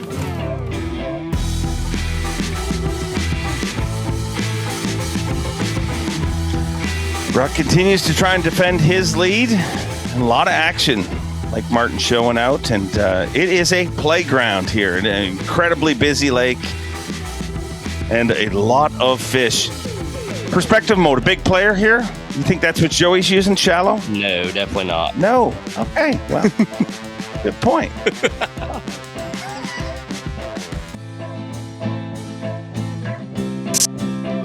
Everything gets made official this afternoon with our weigh-in starting at 4 p.m. Eastern Time, and that our Yeti hot seat. If it all ends right now, it's going to be loaded by Joey Cifuentes, your tournament leader, a two-time Elite Series champion. Been a while. Great to have him back in contention and seemingly catching them at will. But we're clarifying some stuff because he made a comment, said that fish came out of 2 feet of water. We don't think he's fishing in 2 feet of water, right, Lucas? I think there's a great possibility he could be. I think I heard somebody say earlier the water temp was getting up into the mid-50s. There's a lot of that dark-colored rock around where Joey Cifuentes is fishing, so I think there's a good possibility that fish was up there and looking to make a bed possibly. I don't think that they're yet, but I think there's definitely some possibilities that fish was tucked up against the bank. Okay. All right. Lake Martin and the day one leader, Brock Mosley. It has been a struggle all morning, but it feels like the live cast is working for him because he has started to catch them. The problem is they need to grow.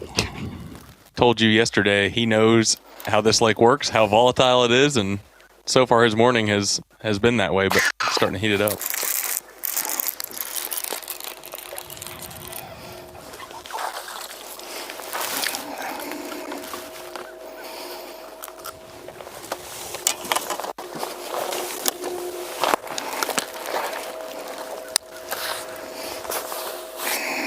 He's trying to ride that high as long as he can off of that 15-pound bag yesterday. It's going to carry him a long way, even though if he only has 8 pounds today. Yeah, get rid of that first one, boy, that big monster.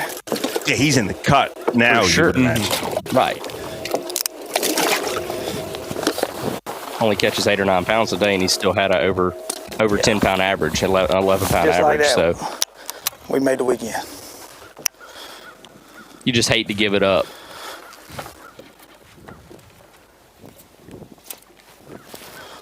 Yeah, one goal achieved in the weekend. Now to start working on the other one, and that's to get into Sunday. Got him. Good one. Good one. Over Carl Jacobson. 2-pounder. Oh, yeah. Hooked up live. Yes.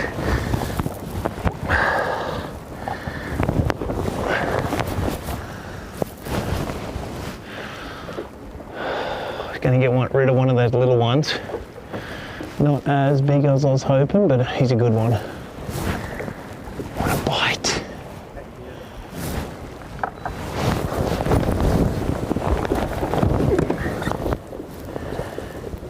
Baby too.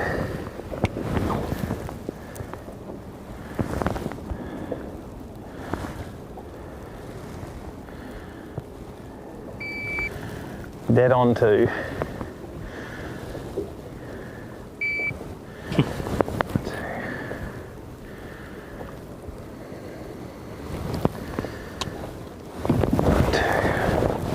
This could be one guy to watch out for that could really make a move today.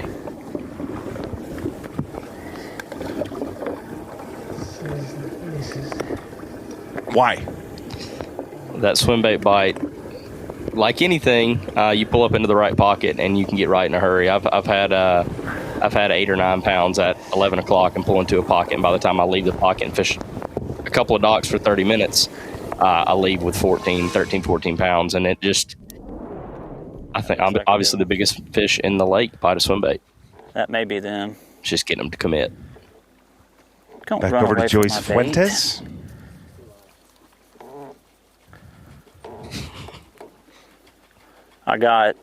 I just seen there's a pair of them. Not generally the bigger fish I've been catching, but every time I throw my bait on top of their head, they just keep trucking. They're not checking up.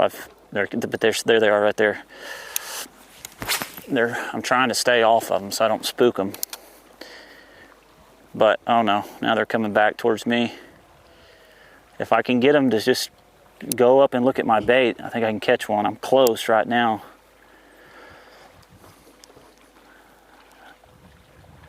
Oh, he's gonna check. He's gonna check. Oh, he thought about it. They thought about it. They might turn around and come back. They're headed straight to the back of this pocket. I don't know. They look decent. I said those fish are swimming to the bank.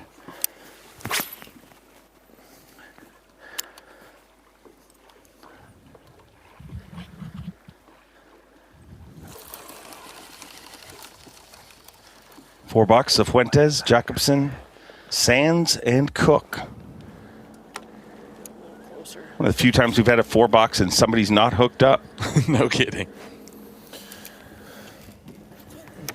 Oh, they're swimming towards me now. I was just looking at the numbers on Bass Track, and this is, keep in mind, there's plenty of guys out there that are not reporting on Bass Track. But through the first 3 hours from 7 to 10, there was over 300 fish reported on Bass Track. And that's probably 30 or 40 guys that didn't report. So it'd probably be almost double that. That's both the good thing and the bad thing about Lake Martin. Yeah. You can catch a pile of them, but getting right is very difficult. Golly, can you believe that? I don't know. Bad thing is when you throw at them a couple times like Joey Cifuentes has done, it's very difficult to get them to commit after that. Combination of the clear water and presenting a bait to them several times. I'm not going to say incorrectly, but not in the perfect circumstances is not good for you as an angler. 2 big bites, and I'm better than I was yesterday. 2 big bites. No way. Now they're starting to swim out of the pocket. It's like the second or third. I've caught both my biggest largemouth and my biggest spotted bass out here on a swim bait, just like the one that Carl's throwing. Usually a paddle tail deal, like a harness style swim bait kind of thing? Yeah. Right. Close right there. What size? It's really as big or small as you want to go. All of them get bit. The ones that I've caught my 2 biggest one on are right in the middle of the 6-inch.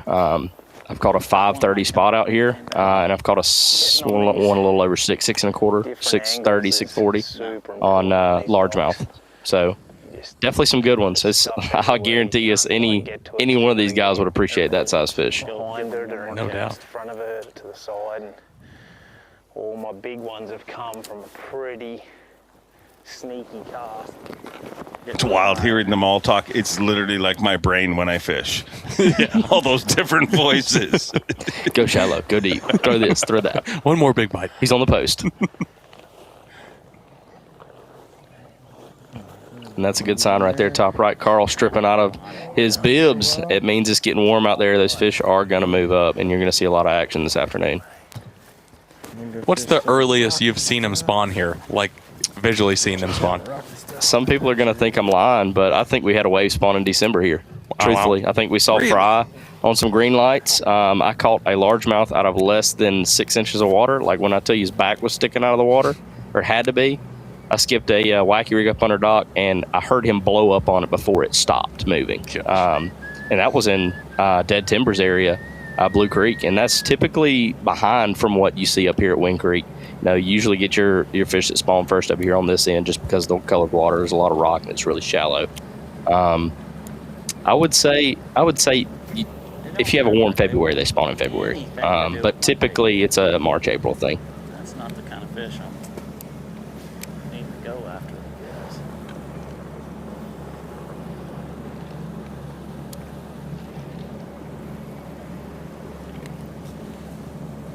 Cook making a move. You see behind Joey Cifuentes, another boat making a move. A lot of movement going on, and we're going to continue to move. But Lucas Lindsay, you did a great job at this. Thank you very much for joining us. Great stuff.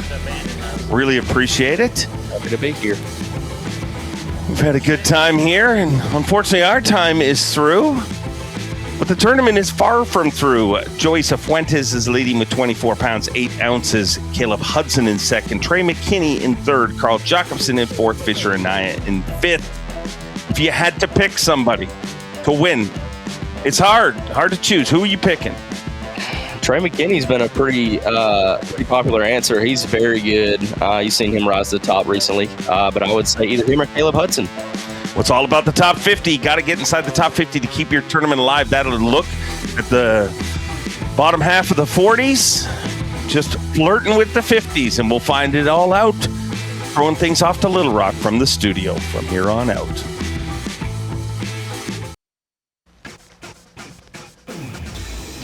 The Lippert Bassmaster Elite at Lake Martin. Stop number 2 for the Progressive Bassmaster Elite Series 2026, and we are on fantastic Lake Martin. It's a different story. It's kind of a, if Guntersville was a long track, it was like Talladega, this is one of those short tracks. What would that be? Bristol, maybe, someplace like that? Bristol would be a good comparison. Gosh, there's a lot of, I guess Richmond would be Richmond. Maybe that's even what a better I was trying comparison. to think of right there. Joey Cifuentes, Clinton, Arkansas, the man on top of the leaderboard right now. Really made a splash there during the last hour. You should take a look at this catch.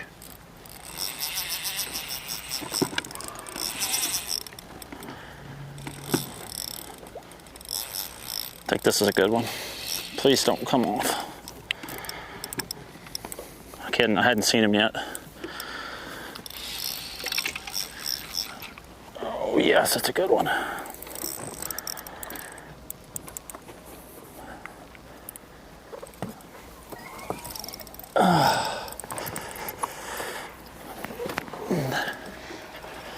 Don't jump, don't jump, don't jump, don't jump. Oh baby. Oh my gosh. Oh my gosh. Oh my gosh. Please get in this boat. Don't do it, don't do it. No, no, no, no, no, no, no, no, no, no, no. You come over here. You come over here. Don't jump. Don't you jump, don't you jump. Oh gosh, that's a 3-pounder, boys, I think. All right, I'm just gonna take it easy. I'm gonna bring you around right here. Come on, baby, please don't come off. Please don't come off. Come on, come on, come on. Oh, I don't want to grab my line. This is so stressful.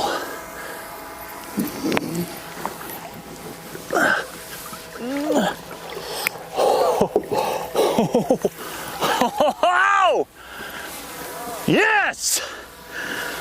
That's a stud. That's a dang stud right there. Oh, and the little furry ball.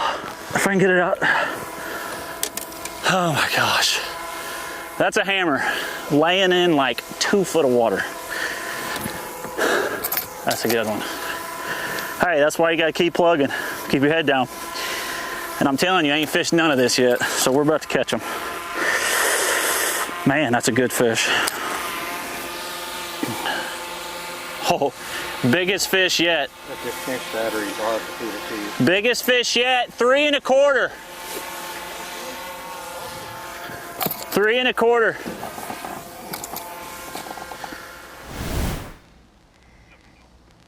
What a difference a week makes. Wow. 3-pounders last week didn't get guys excited like that, but hey, they didn't even get put in the boat in some cases. Yeah, exactly. But hey, it's all relative, and Joey just made a big move there. You know, catching those 3+ pounders are everything. 2 feet of water, he said, with the fuzzy one. With the fuzzy one. The dice bait. Now they got a shallow running fuzzy dice. How about that? I mean, it's good.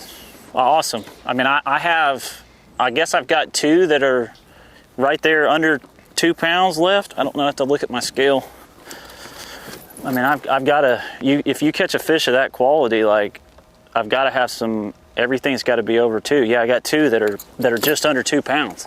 And I got 11 and a half, almost 12 pounds. Well, yeah, 11 3/4. So, I mean, I got to catch 2 more good ones. I catch 2 more good ones, I'll be right there where I was at yesterday, which is a good weight. So I'm just going to keep plugging.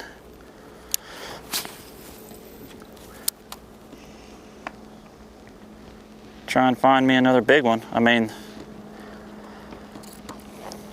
this is where I've caught all my big fish, in this region.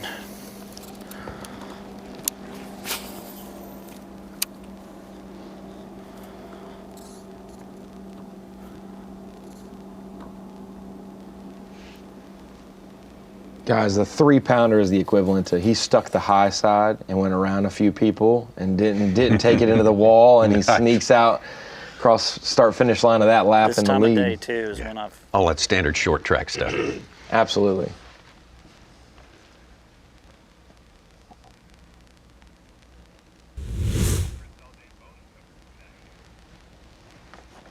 All right, from our leader, and with a good lead, actually, 2 pounds. That's a magnificent lead here for Lake Martin. Brock Mosley had the lead to start the day. It was 12 ounces, and that was one of the biggest gaps between two positions that we had on the whole board all day. So that's strong. That's strong. Here's some bonus coverage, though. Chris Zaldane. I think. No, it's not.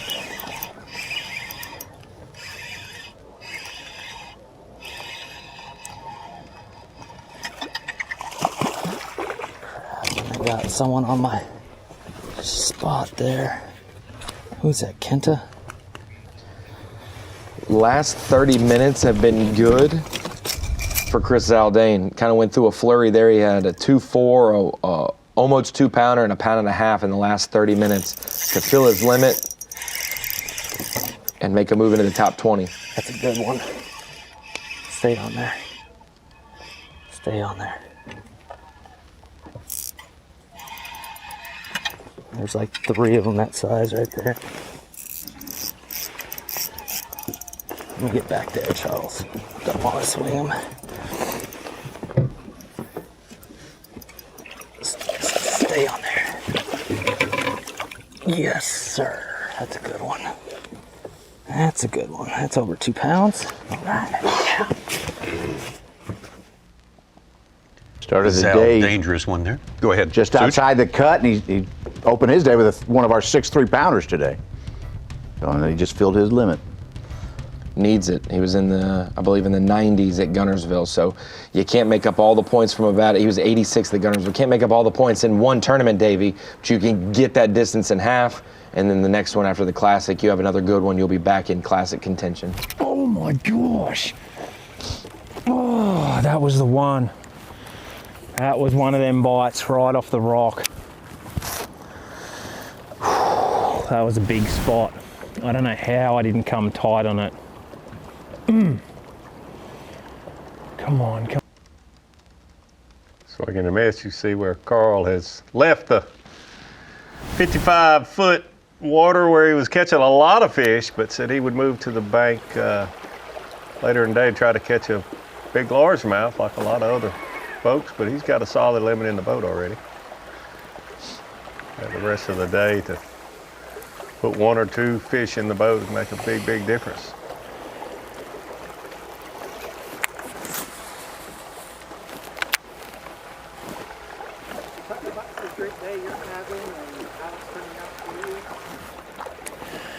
This is kind of like pretty much what happened yesterday. It's this is the ultimate game plan. Like, have a spot where you can catch 9 to 10 pounds and then go and chase a big bite. I'm not getting near the number of bites, but I don't want to. I love that, like, hardly, you know, I've got all these docks to myself because you're hardly getting a bite, but I know what lives on them. And I know what can happen when you hit the right stretch. And so I have 4 hours right now to get 2 bites, and both of those bites need to be 3+ pounds. And that way I can get into that 12, 13 pound range and we can stay in the hunt. You keep doing that every day this tournament, you are gonna be hard to beat. This is not an easy tournament. What I'm doing has the best chance of actually targeting a big one. Just throwing this bait absolutely at everything I can see right now. Brush pile, rock, stump, dock. I'm mainly targeting docks, but a big spotted bass can come off any of these rock spots, and then a big largie can come off any of the brush piles or the stumps. I'm not keeping my eye on Mega Live that much. I used it this morning, but mainly because I don't want to get distracted throwing at fish. Like, I can just see so much on it. I want to just keep hitting targets and keep this bait in the water, just constantly throwing into good looking areas, and I think that's going to help me just cover more water rather than trying to find isolated fish. You know, usually that's not the case when live's in play, but it worked for me yesterday. I'm hoping it just can keep playing out.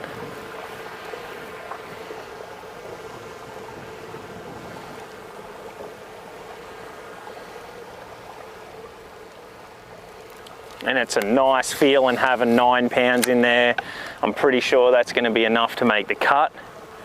So I can kind of just relax and fish smart, fish thorough, and not get in a rush.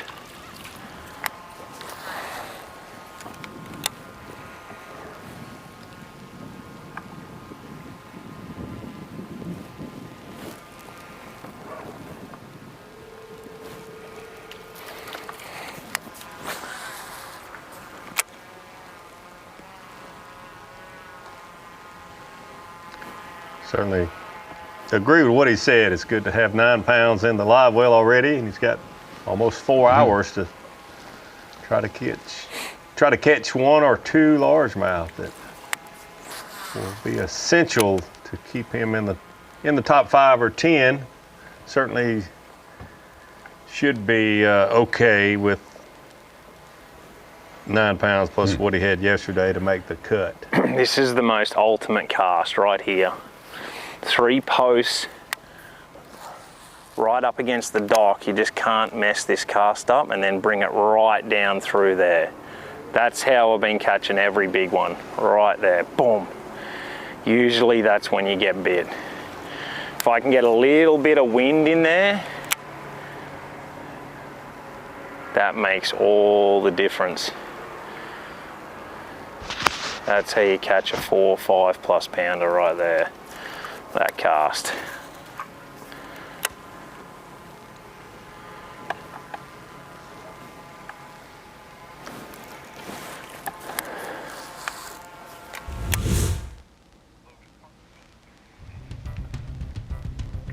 Carl on his way to the weekend for all appearances as it stands right now.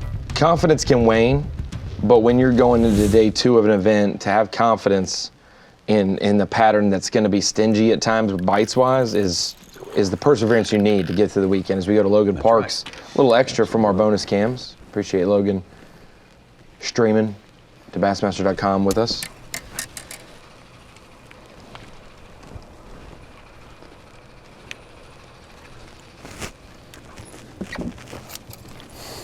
That one's chunky.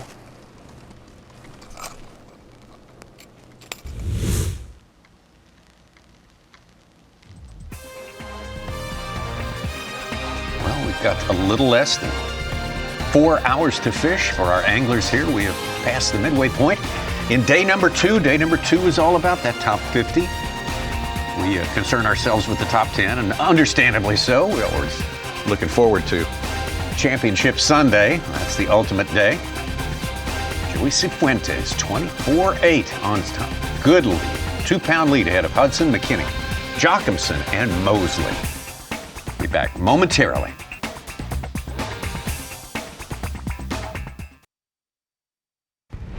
The Lippert Progressive Bassmaster Elite Series event on Lake Martin. Sponsored by Ranger Boats, by Rapala,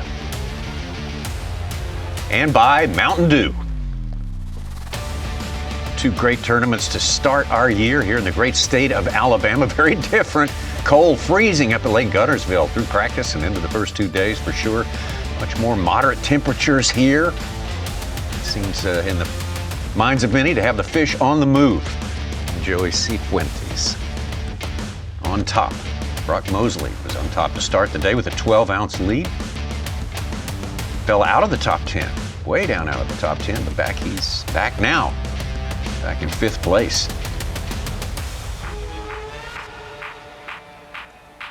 Nope, excuse me, 7th place. I think he being very conservative with his fish that we've seen him estimates. Yeah. His estimates. He may be in 5th place. Yeah, maybe. Well, I decided to come out here and hit some brush piles, waiting on the water form, and fish the limit, and pretty much solidify our weekend. You know, making the cut anyway. Just kind of letting the water warm up. I think some new fish will move into some areas. I got a lot of stuff I hadn't hit, but I noticed this morning they wasn't back where they were yesterday, even the small fish. So the water dropped 3 or 4 degrees last night, which is about what it was yesterday morning. But when it's sunny and slick, that water's going to warm up, and hopefully some fish will move up. But, you know, I also, it was in the pile. Are you gonna eat it or not? Eat a crap or get off the pot. I got a lot of room to improve on my limit. I got one, really only got one I want to weigh in, but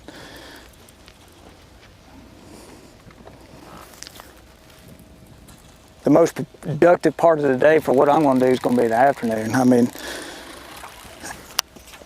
the water didn't really get the right temperature at about this time yesterday, and this morning we had more wind, so it may take a little longer to warm up. But you know, I got 2 things waiting on me: trying to upgrade my bag with spots, but at the same time, I know I can't catch that 12, 13 pound bag with spots. I mean, chances are, and I feel more confident catching a 3 pound largemouth than I do a 3 pound spot. So I'm like, you know, do you sit here and try to get up, you know, 8 or 9 pounds and be in 24 pounds for, you know, 2 days, or do you want to go try to run into some good ones today? But I'd also take the chance by doing that of not culling up at all. But I think I will. I mean, I caught a bunch of fish yesterday afternoon, so that's where I'm at. We made the cut. First time in 11 seasons on the Elites that I've made the first 2 cuts. I always miss one or the other, so pretty stoked about that. Get my year off on the right foot. We're not making up ground. Usually I start out in a hole. Whoop.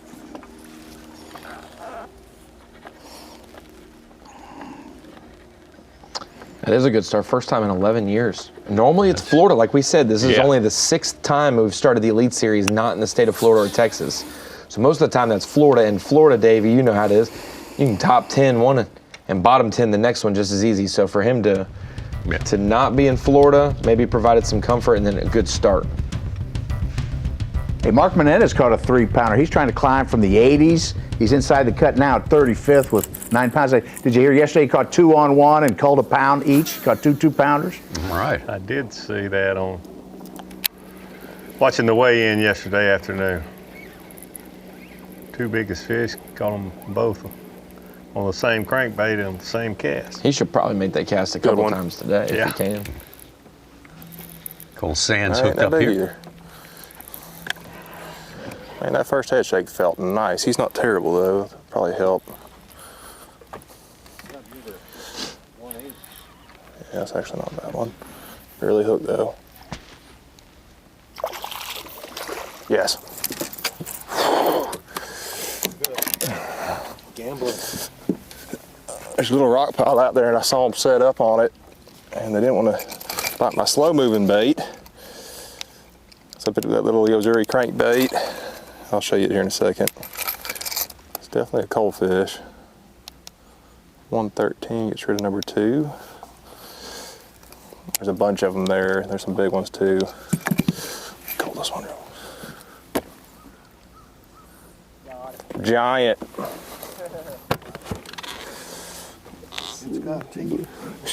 It does. My hands are cut to pieces.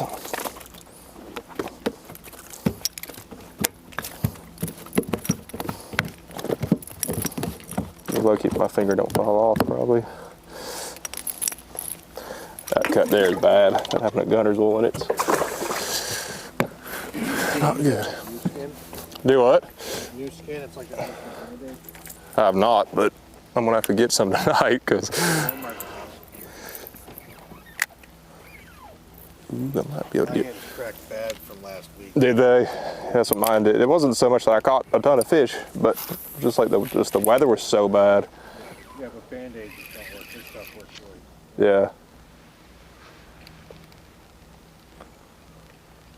Cool Sands picking up 5 ounces Midday there. cranking. No wind, nothing.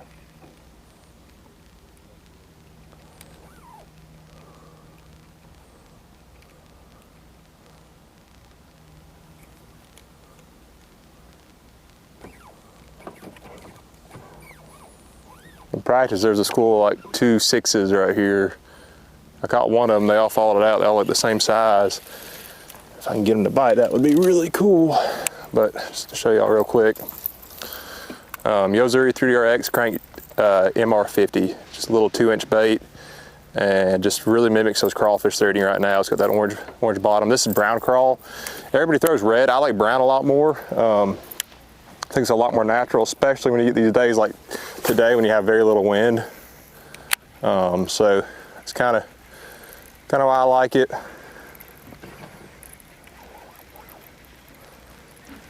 For the kids out there, this is a bait caster. For those who haven't thrown one yet, for all the scopers out there,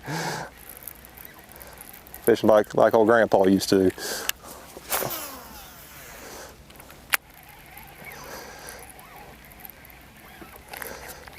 Still 4 or 5 on that rock pile. If I can get them fired up, that would be fantastic.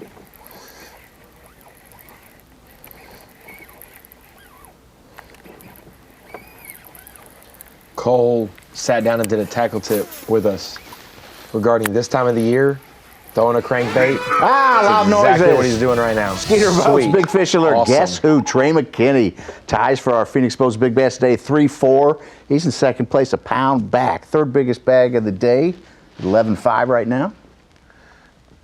Such, even you are getting into this Big Fish Fest at 3-4. I thought we were about to have a 5 or 6 pounder there. Yeah. Wonder if he's using one of those old granddad-style bait casters or something like that. I don't know with Trey. It's hard to tell. He could be doing either one, that's for sure. Joey Cifuentes hanging in there on top, but yeah, under siege from the likes of Trey McKinney. Young, or a good mix of young and seasoned in our top 10 right now, if you look at that. Yeah. Excellent top 10. We usually have that. We'll see it change plenty more the rest of the day here.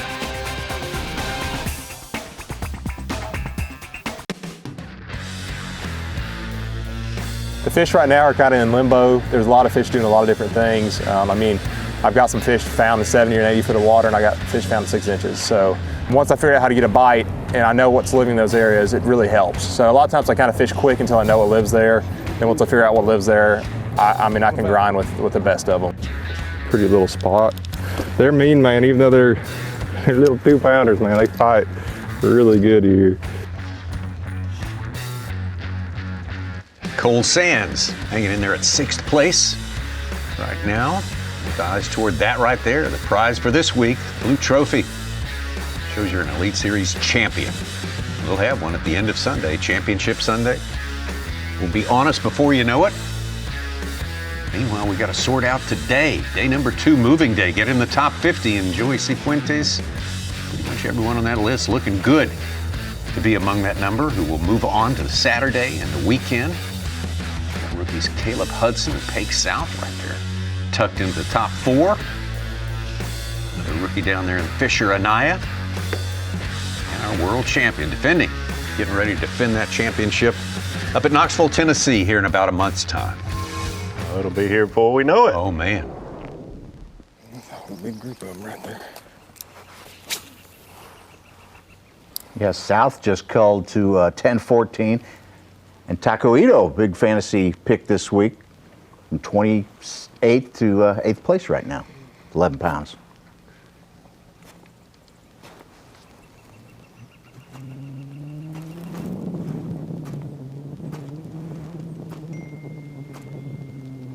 Drew Cook started this day 2nd place and just can't quite get back in there in that top 10 yet. Update is it's tough to get one to eat anything. We're kind of just buying time before we go back down there and fish docks, because I don't want to mess around and give up a good chance. You know, came in here to try to catch some 2-pounders to kind of get the ball rolling, if you would, on a decent limit. And it's been extremely tough to get one to eat anything. And when you do get one to eat, like, they just nip it and that's it. Like, we're very different than yesterday. But I don't know, we're gonna try to figure something out, because it was tough down the lake too. It wasn't like they were just chewing down the lake. We didn't fish really for a lot of this, you know, fish out in the open and stuff, but it hasn't been easy. And apparently it's been kind of tough on a couple of people that I've talked to. But we're gonna hunt and peck around in here and then go wherever the wind blows us, I reckon. I mean, if we can start catching a couple good ones in here, we might not ever leave. If we can, I guess we'll go, because I don't really know where to go or what to do down the lake, except for fish some docks. But hopefully we can get us something rolling here shortly and get trending in the right direction.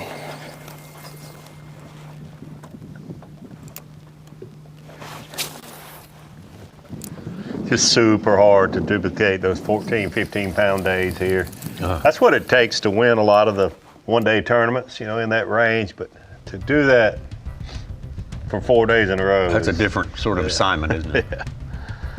Very different. Over to Luke Palmer, started in 60s, down to 30th place as it stands now. He could stand to intersect with a big one at this point.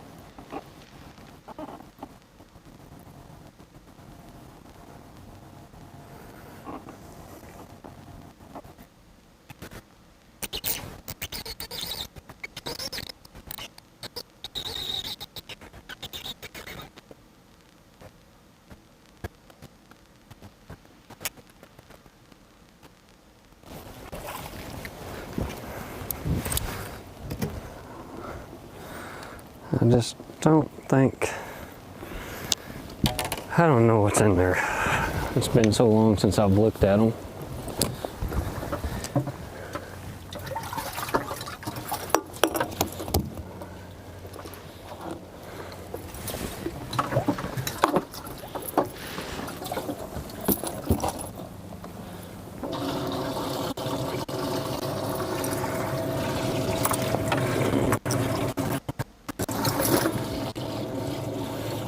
Bigger than him. Definitely an upgrade. That's why I love the game that we play or watch them play, Davey, with 5 fish over an 8-hour period. You could be Easton Fothergill and get rid of 4 of your 5 in the last 30 minutes and come in and it's all good. You catch your 5 fish in the first hour or the last hour, you still just have the same amount of time.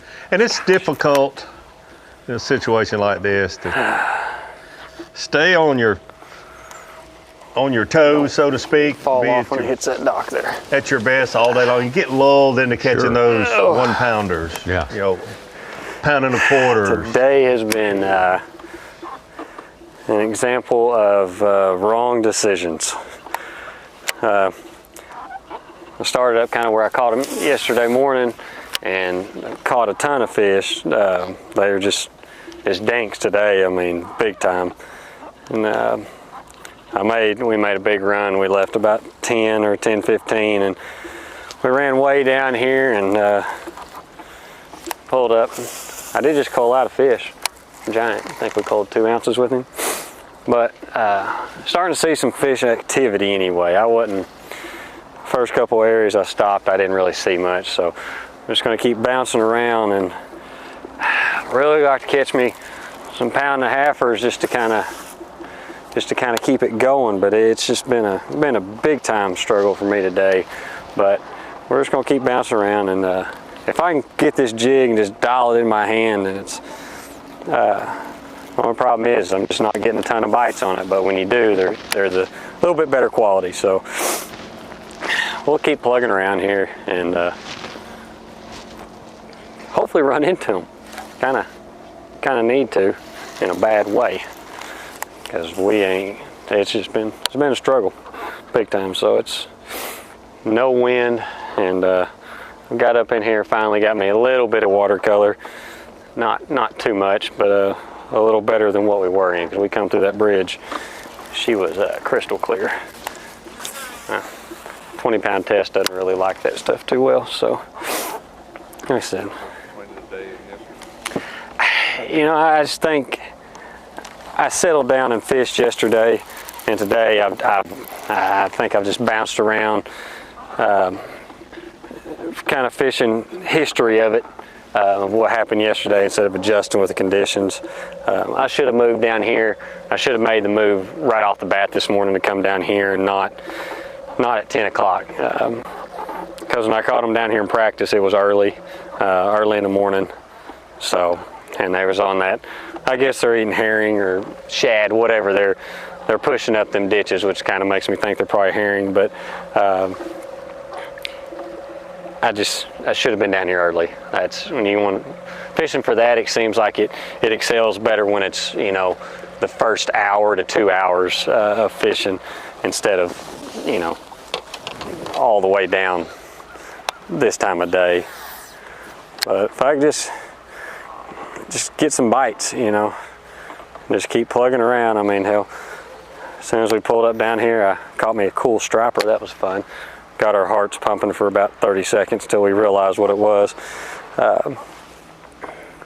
Seems like those always show up really good whenever you're in a tournament day. I think it's Hartwell last year. I had that real good tournament, and I caught one of the biggest stripers I ever caught in my life that one day. Definitely not what you want to get a hold of at that time. So, like I said, we'll keep moving around. It's gotta, not saying it's gotta happen, but it needs to happen. And you know, you can pull up here. This time of year, it seems like you can ever hit that right stretch when you find that groove to where they all start to decide to pull up. It can happen in a hurry. Yesterday, I went a stretch, I guess 10, 11, somewhere in there, that it was like, dude, I bet I caught 20, 25. And I caught two of my better keepers, lost a couple of fish. So it's that time. Sun's high, and it's helped warm that water up, and I definitely think that makes a difference, especially this time of year. But I wish I had about 75 brush piles I could run hit and see if it could happen. It seems like that's when the sun gets like it is, these fish have really been relating to the brush. Seems like they follow it out, or they've definitely been educated. So trying to trick on the bite's pretty tough, especially in that super clear water. So maybe this little bit of stain's going to make a difference.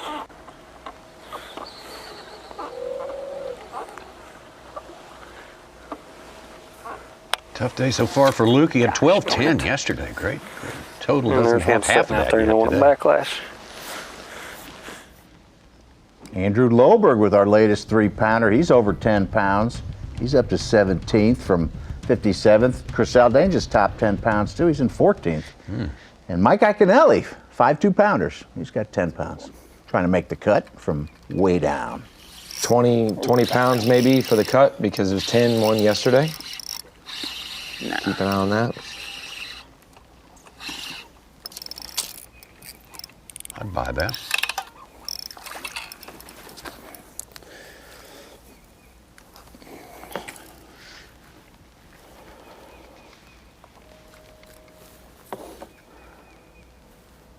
No way. I gotta look though. Sometimes I just can't see them. I don't want to throw one back that's an ounce heavier. All the ounces count. But I know he's not what I need, yeah. Bass Track has a small of 112.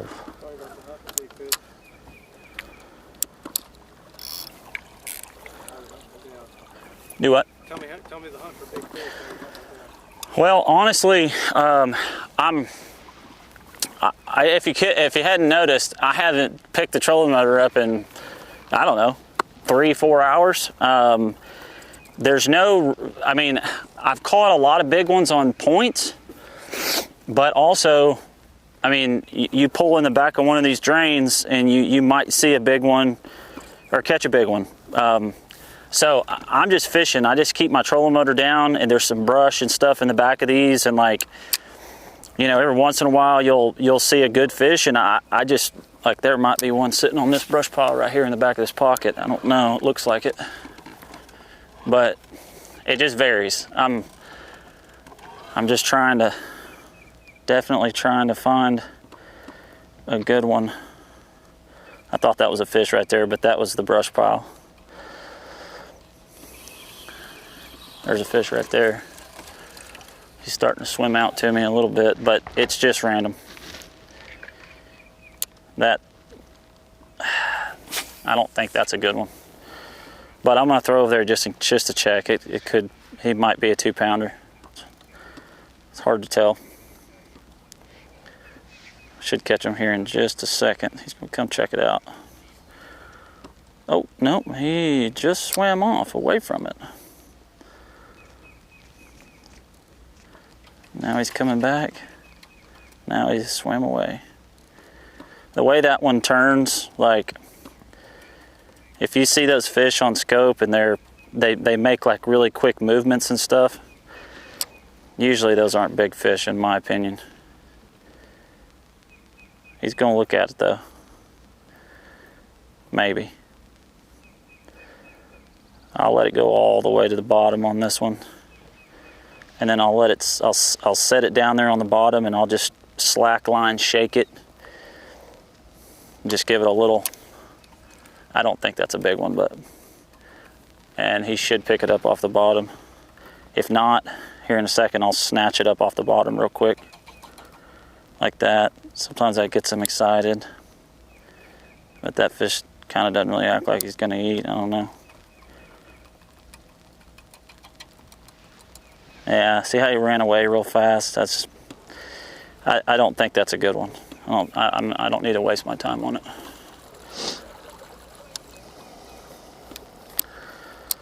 So I'm just hunting big ones. I mean, I've caught several small ones, but trying to find a big one up here. Good stuff. Him describing what was happening with that fish. Good. Yeah.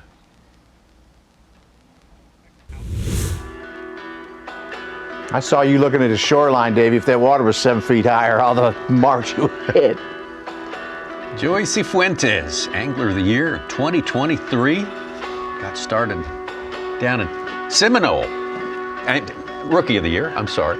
Yeah. Angler of the Year amongst rookies. Yes, that's right. The second time I've done that to him. That was at the start of the season. Rare start, Florida, Georgia start there at Lake Seminole. Really thought with this style of technology and the baits that he used that he would be thriving, but the last few years have been tough. But that first year, boy, that'll float you for a little while, Davey Hyde. 2 big wins.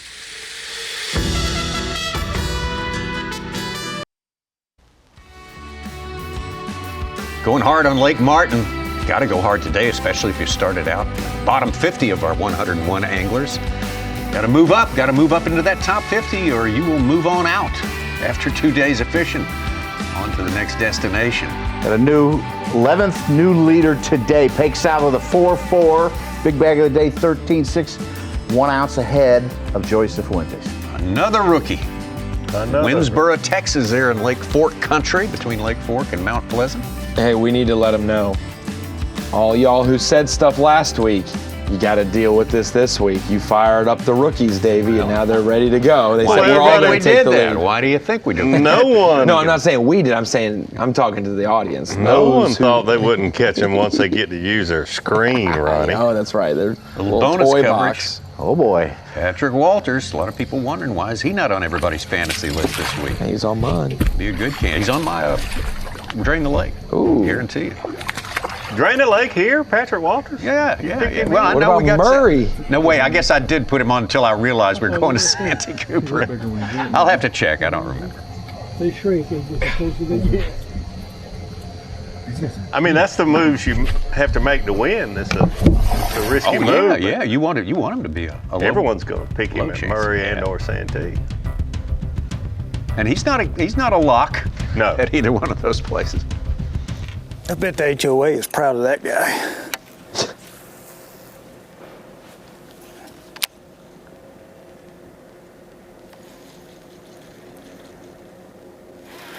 God. Yep, my line was just going. I mean, that is the spot if there's going to be a spot. He'll get another chance. Fish was so aggressive. He'll come back for more.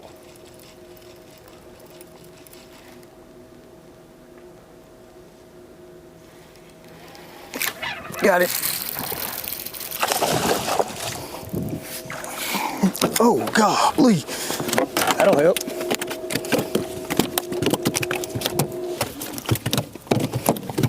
That one got me too. Easy, guy. I'm trying to get you off the carpet. You're gonna get me in trouble. Ouch.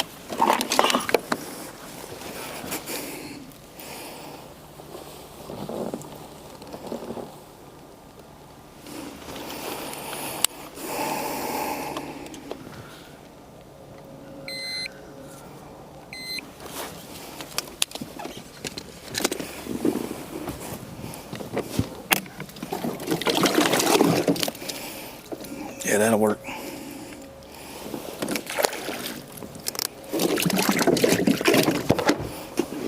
There we go, dude. Moving up. You knew there had to be one on the beaver den. Always one on the beaver den. God, he finned me good, dude, right in the palm. Question is, does he have a friend?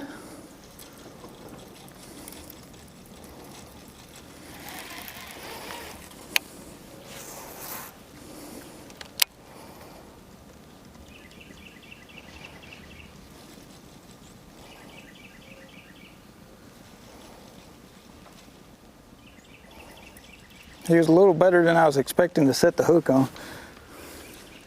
What do you like? Pound and a half.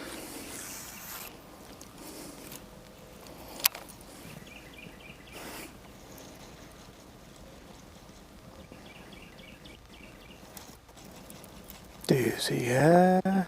Ooh, yep, he had a friend.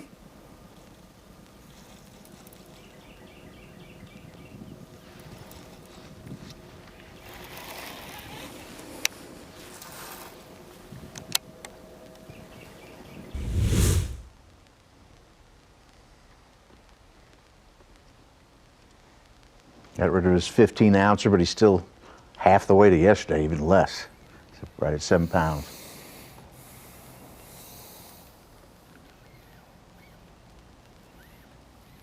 Getting closer to today's goal, though. He said he hoped to get to 10 pounds a day. That's right, he did.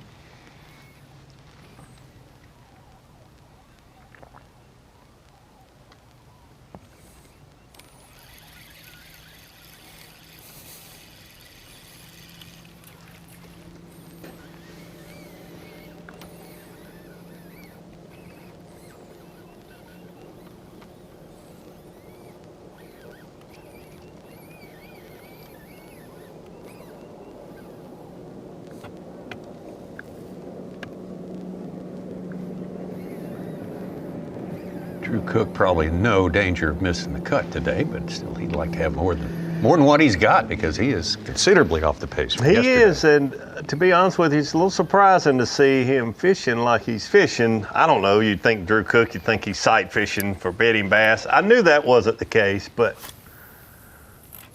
he... Oh, it's a little better.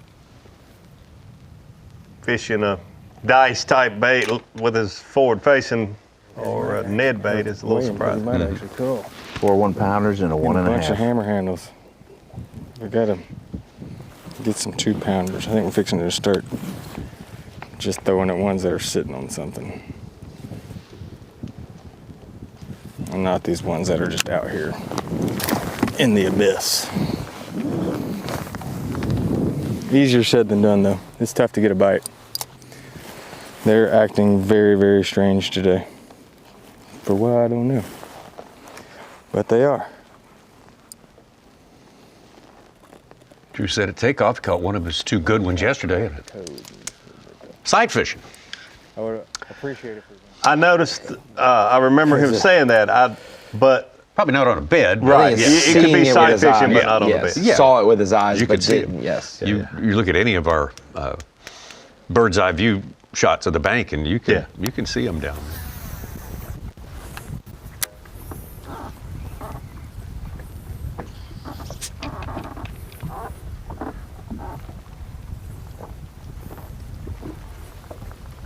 Come on.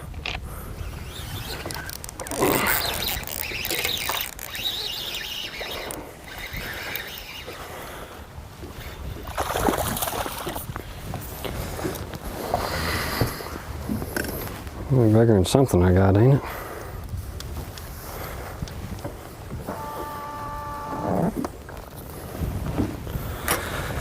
I don't know. Not what you need to be.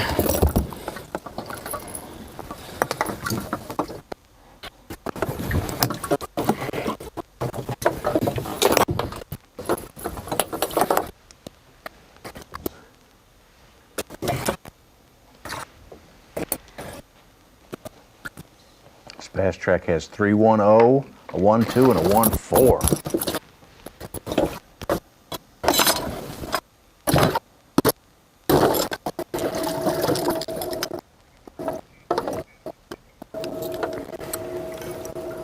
Figure that needed to come out.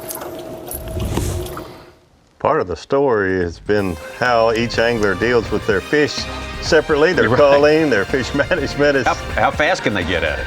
The different. TH Marine Pick'em Challenge, one of the 3 Bassmaster fantasy games. Series of 7 matchups with a theme. We got one called the Momentum Matchup. Stetson Blaylock, Hank Cherry. 2-1 from Guntersville last week. I think Stetson probably has the upper hand in that one right now, but you can get involved. Check it out on Bassmaster.com. TH Marine Pick'em Challenge.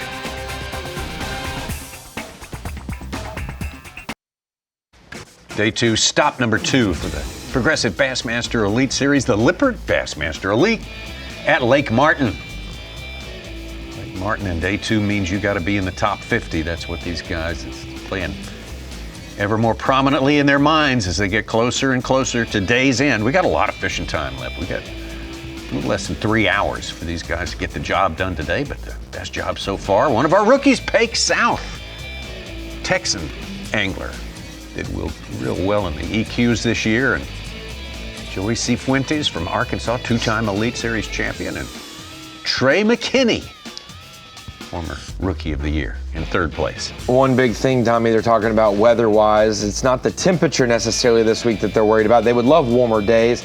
It's that sunlight and lack of clouds. If you're gonna have bluebird skies out on the water, you're gonna need maybe a little bit of wind or something like that. And so when we look at the Deep Dive app, not much wind overall today, 0 to 6 miles an hour sustained and at times.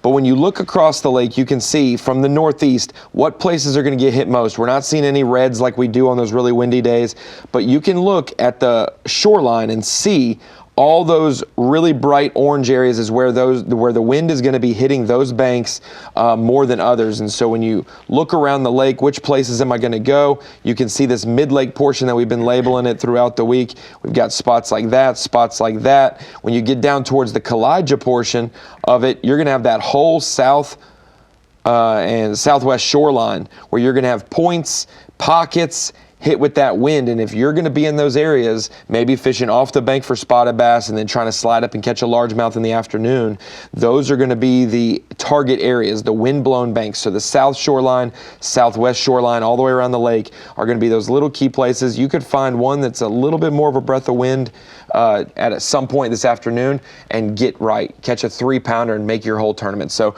watching the wind, nothing crazy today wind-wise, but any little wind will take the disturbance in your area and minimize it, and you'll be able to catch a couple fish on a crankbait, maybe a spinnerbait like Brock Mosley, especially if those fish are getting a little spooky today.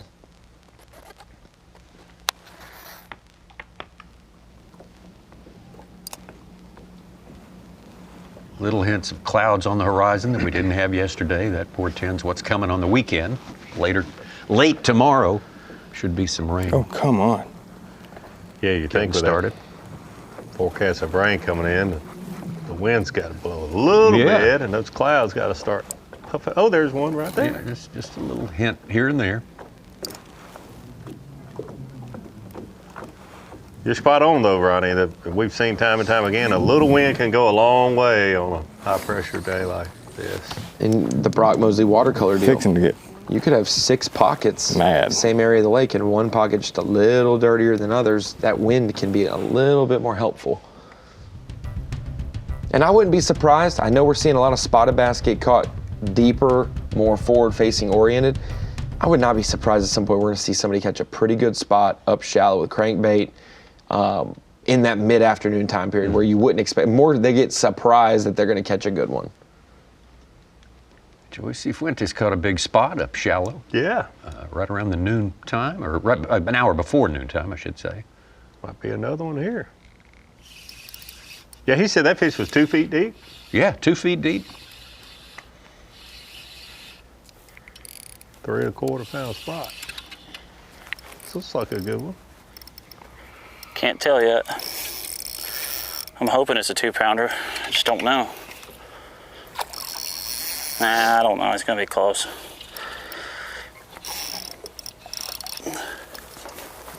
I don't think he's a 2-pounder. Dang nabbit. Struggling to get them good ones. Did catch him though.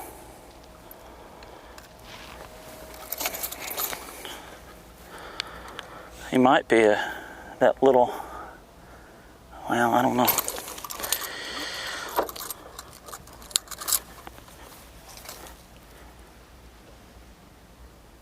No.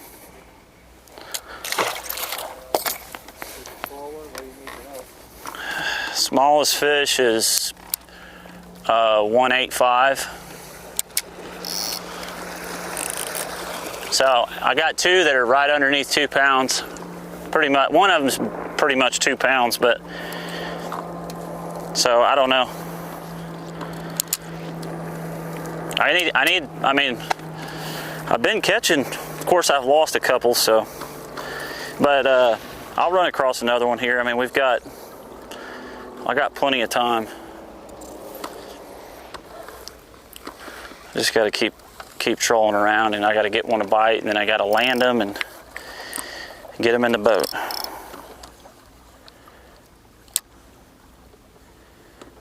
It's just all about being in the right place at the right time.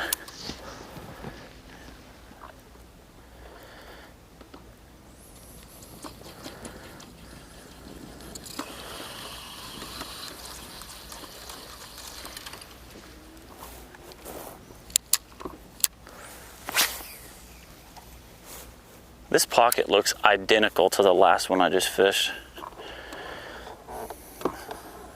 Just thinking for a second, I was having deja vu.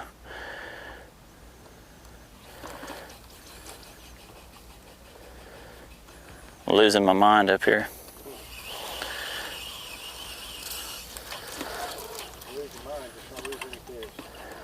That's right. That is correct.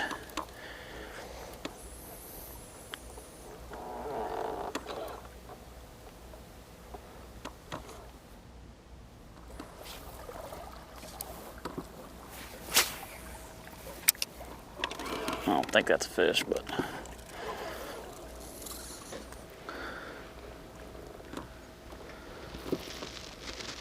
what's the goal today, and are you getting there? Goal today for me was to make the cut and not screw up the tournament. Now that I've, obviously I'm going to do that, I would like to get, on that 12-pound mark on my scales Obviously catch as much as I can. I mean, I'm sitting in 4th place, or was sitting in 4th place, and like, I mean, I know these guys are going to catch them today, so, you know, I've got a kicker fish, really, in my opinion. If I can get me 2 more good, you know, 2 1/4, 2 1/2 pounders, give myself a chance, you know, survive another day, hopefully stay in the top 10, and see what happens tomorrow. Maybe I catch one of them big old largemouth to go with a solid bag of spots, and I got a chance to win this thing. Who knows? Goal today for me. Certainly enjoying his best start since 2023 when he was Rookie of the Year. He was 20th at Guntersville last week, and look at him, 2nd place. Now I don't see him. On day 2.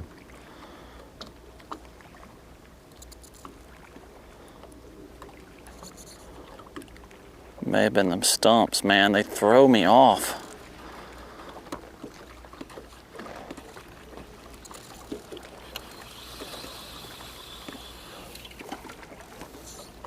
Let's go, oh, I did see 2 fish right there. Dag nabbit. It's probably a big one. Yeah, his approach, he's the highest angler we have a camera with on Bass Track at this point.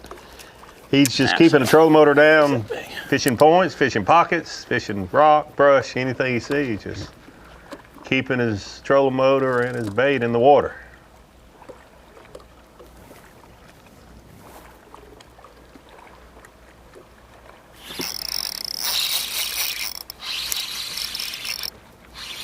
No, he's not. Same size as all the other ones.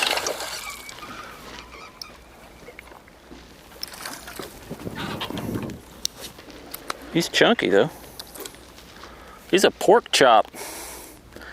Look at that belly. I just need a... Man, that fish is fat. He's so fat. I know he ain't gonna do it, but I won't weigh him anyway. Gotta be better than 112. Those are the ones I like that 3-pounder I caught had a big old belly on her. Might surprise yourself like Stetson Blaylock did last week with those 4-pounders he thought were short. Not short for the limit, but just...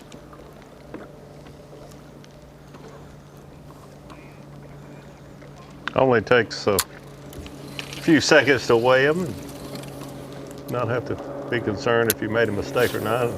Let a fish go that you shouldn't have. Some more bonus coverage for you right now. Chance to look in on Easton Fothergill. Started the day in the top 10, remaining in the top 10, getting it done.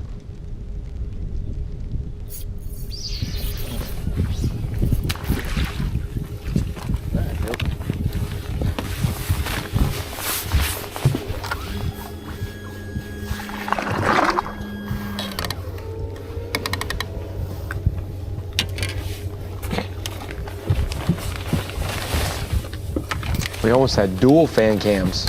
Easton on day 1 was the fan cam, and he almost earned the right to be on camera again. Yeah, it was just a little one-off from that, yeah. Pretty impressive. He's an impressive guy, no doubt about that. Off to a way better start this year than last year, Tom. That's right. Holy cow.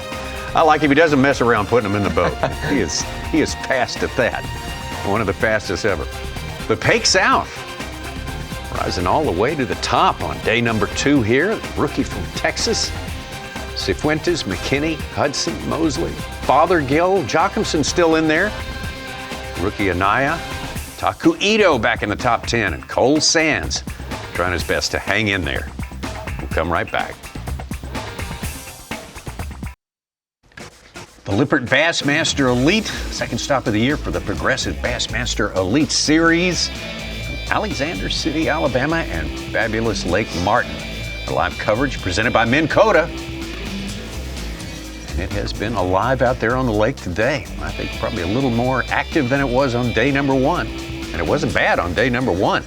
Get you caught up with it if you're just joining us here on this Friday afternoon with our Toyota Midday Report. And we will start with the 3rd year Elite Series angler, Cole Sands.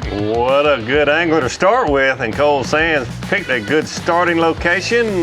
Just a few hundred yards from takeoff, you could hear Dave Mercer and Lisa and the crowd getting the folks off, and you can see the wakes.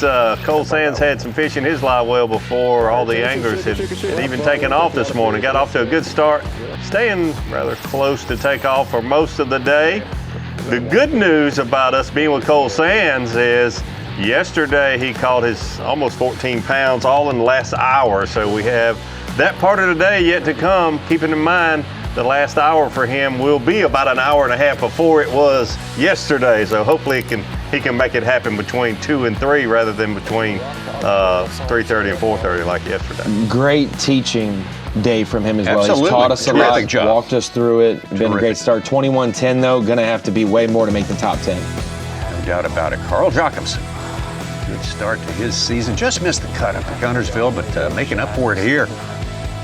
Yeah, here's something that I'm surprised we have not seen anyone do until we got a camera with Carl Jacobson today. Fishing extremely deep is not uncommon on this lake. This time of the year is still officially winter time, and it's been nice the last few days, but a lot of cold weather. Those water temperatures down in the mid to upper 40s coming into the tournament yesterday. Carl Jacobson catching his fish. All of these, he said, in 55 feet of water. You can kind of look at them and tell they have been reeled up from the depths, no doubt about it. But Carl said he wanted to get a good solid limit, which he did, got up around 9.5 pounds, and then wanted to go shallow and fish for 1 or 2 largemouth bites the rest of the day, and he has been doing that. Still waiting on that big largemouth from Carl, but a good solid day out deep. Here we go. It's a nice fish up shallow. Yes. Not a giant, but definitely one that would help him right there. So his plan has certainly been working well for him today. Starting out deep, 55 feet of water, and then spending the rest of the day up shallow throwing a swim bait. Started in 5th, hanging in there in the top 10 and 7th place as it stands right now. Brock Mosley with 15 plus. That's a big Really a knockout weight here for Lake Martin this time of year. Took the lead into the 2nd day, and it was a while before he really kind of got into the rhythm of things today. Yeah, he mentioned it before he started this morning. Really can't expect to have another 15 plus pound day here. Won't be a big disappointment if he does it. Had a slow start, like you mentioned, Tommy, but hey, this one right here certainly helped. Got him a kicker largemouth in his live well. And honestly, with that fish, if he can just go fill his limit with 2 pounders, just 2 evens, and he'll have a good day and certainly be in contention headed into Saturday and then hopefully Championship Sunday for Brock Mosley. What he did yesterday being to catch those 3 bigger largemouth though, can't expect to do that every day, but here's the thing. Coming in this tournament, I thought to win, you would have to have a 13 plus pound day to win. Getting that 15 pound stringer on the scales on day 1 has to be having Brock Mosley feeling really good about his chances the rest of the week here on Lake Martin. Got it. Yep, you can't take that day away from him. That's in his arsenal, in his back pocket now, and he seems to be pretty confident that moving on through the later hours of fishing today, he's going to be able to maybe land a big one or 2. There's another largemouth that helped him a little bit around this beaver hut. Move it up. Yeah, that's right. The half-exposed beaver hut right there. Oh, I got Joey one, dude. Cifuentes. I'm sorry, I forgot about you back there, buddy. Started the day in 4th place. Was it too long before he moved to the top of the leaderboard? I thought Joey was whistling during his fish catches. This is the kind of tune he hums, Tommy. But catching right there. Does he whistle or hum this time? I don't cowboy know. thing, isn't it? It was some kind of cowboy thing. Non-singing, whatever method. We have to talk to Joey about this. It may remind him the way Martin fishes a little bit like Greer's Ferry, a little bit like it's not as highland as the lakes in Arkansas, but having the drawdown aspect this time of the year, limited cover, some of those small secondary points, humps with a little bit of stumps and brush. This is right up Joey's wheelhouse, and for him not to lose some key fish today was very important. Yes. Pretty cool to have the truck just chime in with the music there on the Toyota Midday Report when it gets to you. I don't know why that fish They're is humming, they're whistling in the truck. long. No doubt, as always. there, One you got thing that little that belly Joey's on it. doing that I really like a lot, he's putting the trolling motor down and he's just fishing. We've certainly learned that there are lots of bass in this lake from 6 inches deep to 55 feet deep. What he's doing is certainly That's a stud. smart in my opinion. That's a Keep your dang bait stud wet, right there. keep your trolling motor in the water, fish what's in front of That's a you, and hammer. don't overthink it. It's certainly working out for Joey. Big spot right there now about we're 11 o'clock in the morning was huge. Now we're on Route 66 or something. I think we're still out in the four corners. We're out He west is on somewhere. the road to the next spot, Davey. Wow, wow, wow. Yeah, that was not so much of the bad and the ugly, pretty much good. Man. Old Western, this is Oh my sick. gosh, this is This spaghetti. is the best midday Spaghetti report. Western tournament here for sure. Where's those cowboy beans?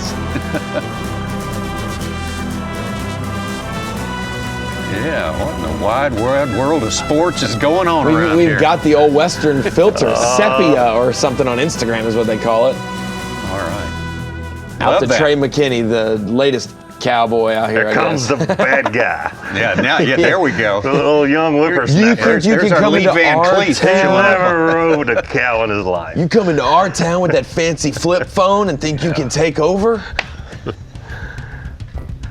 Actually, his sister rides horses probably better than Joey's sister.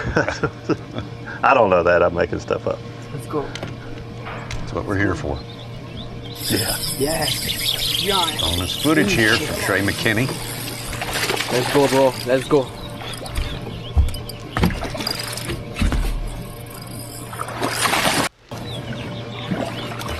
Come here, baby. Come on. Caught a 3 1/4 about an hour ago. Let's go. There we go, baby. Banging, son. It's a shame Trey doesn't have any music with his fish catches. Oh, he does normally. Yes, sir. That's what I'm talking about there. I told you it was gonna be a big one if you bite. Man, this is great. Woo. It's a good one. All right. Yeah, no, that's what you want to hear. Wow. Yes, sir. Not gonna be surprised if he's a daily leader. That's a today. It Dang looks thin, giant. but that's a long fish. 3-pounder. Yeah. For here, I would never think I said that, but this is. It's great. For here, it's. Oh yeah. How much? What you guys think about that on live, son? That goes yellow.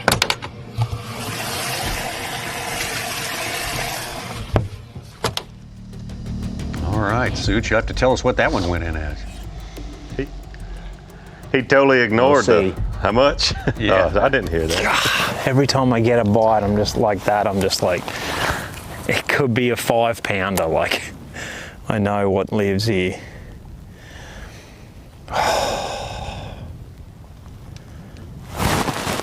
There's a good one. 2-pounder. Yes. Fat one too.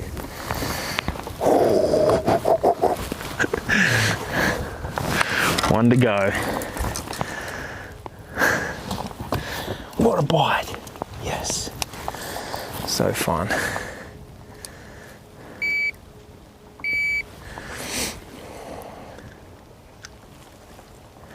I think Trey's winning is a 3 1/4. 2 pounds. True 2-pounder? Yep. He's just dead on 2. 203. I'm creeping up on 10 pounds. We are creeping up on 10. Blue is gone. More bonus footage for you. Kyle Patrick started the day in 10th place. Slipped just a little bit, but not too much. Looking good for making the cut.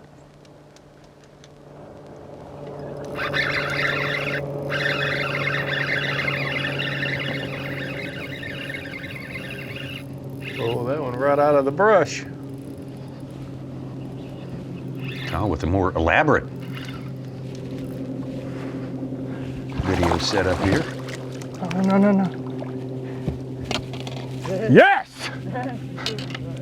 Pow! Yes! That's the cut, baby. Yes! Dude, that is bad ass.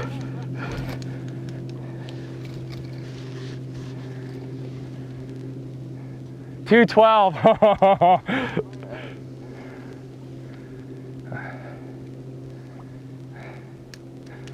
All right, we got to restart here. Number one is 212. Yes! Go in there with your friends.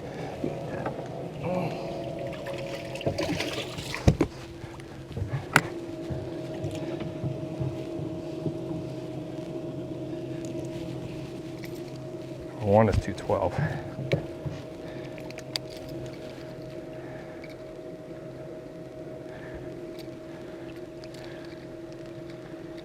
Number two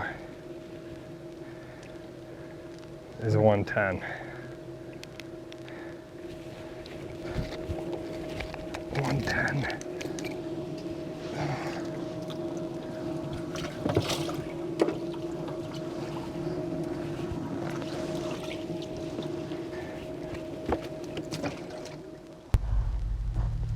So there you go, some bonus footage of Kyle pretty much locking down his spot He got for the up to- weekend. Yeah, for sure. He got up to 11th place with that. Aaron Jagfield just topped him though with a 2 3/4 pounder. He had led early today, Aaron Jagfield. Now he's back in 11th. Might be the cut, but still 21-1 for a 12th place right now. That probably will have you in the 40s, 21-1. So you good one. Can't be sitting on that the rest of the day.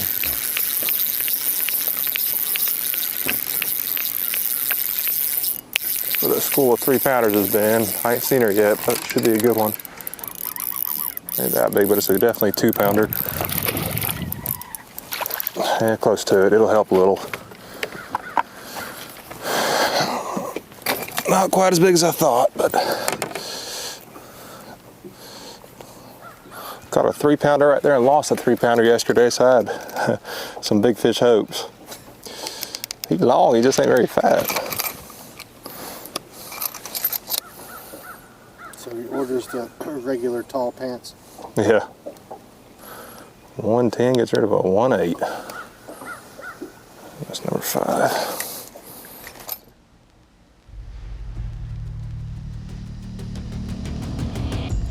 Get out looking at Luke Palmer here. Started the day in 6th place, but it's been slow for him. 31st. And we got a lot of weights we don't know yet. A lot of anglers unaccounted for too, so you can't say he's got it locked up for a weekend performance yet. But he's got plenty of time to change that, and this one might help.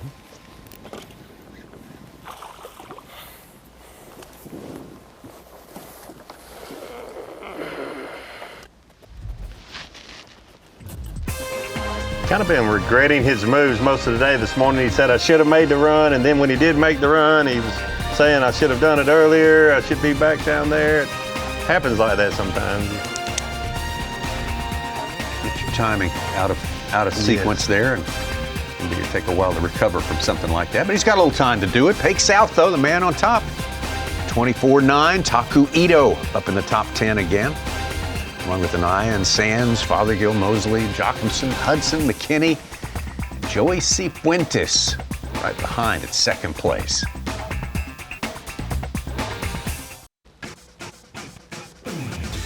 The Progressive Bassmaster Elite Series 2nd stop of the season. This is the Lippert Elite. We are on Lake Martin.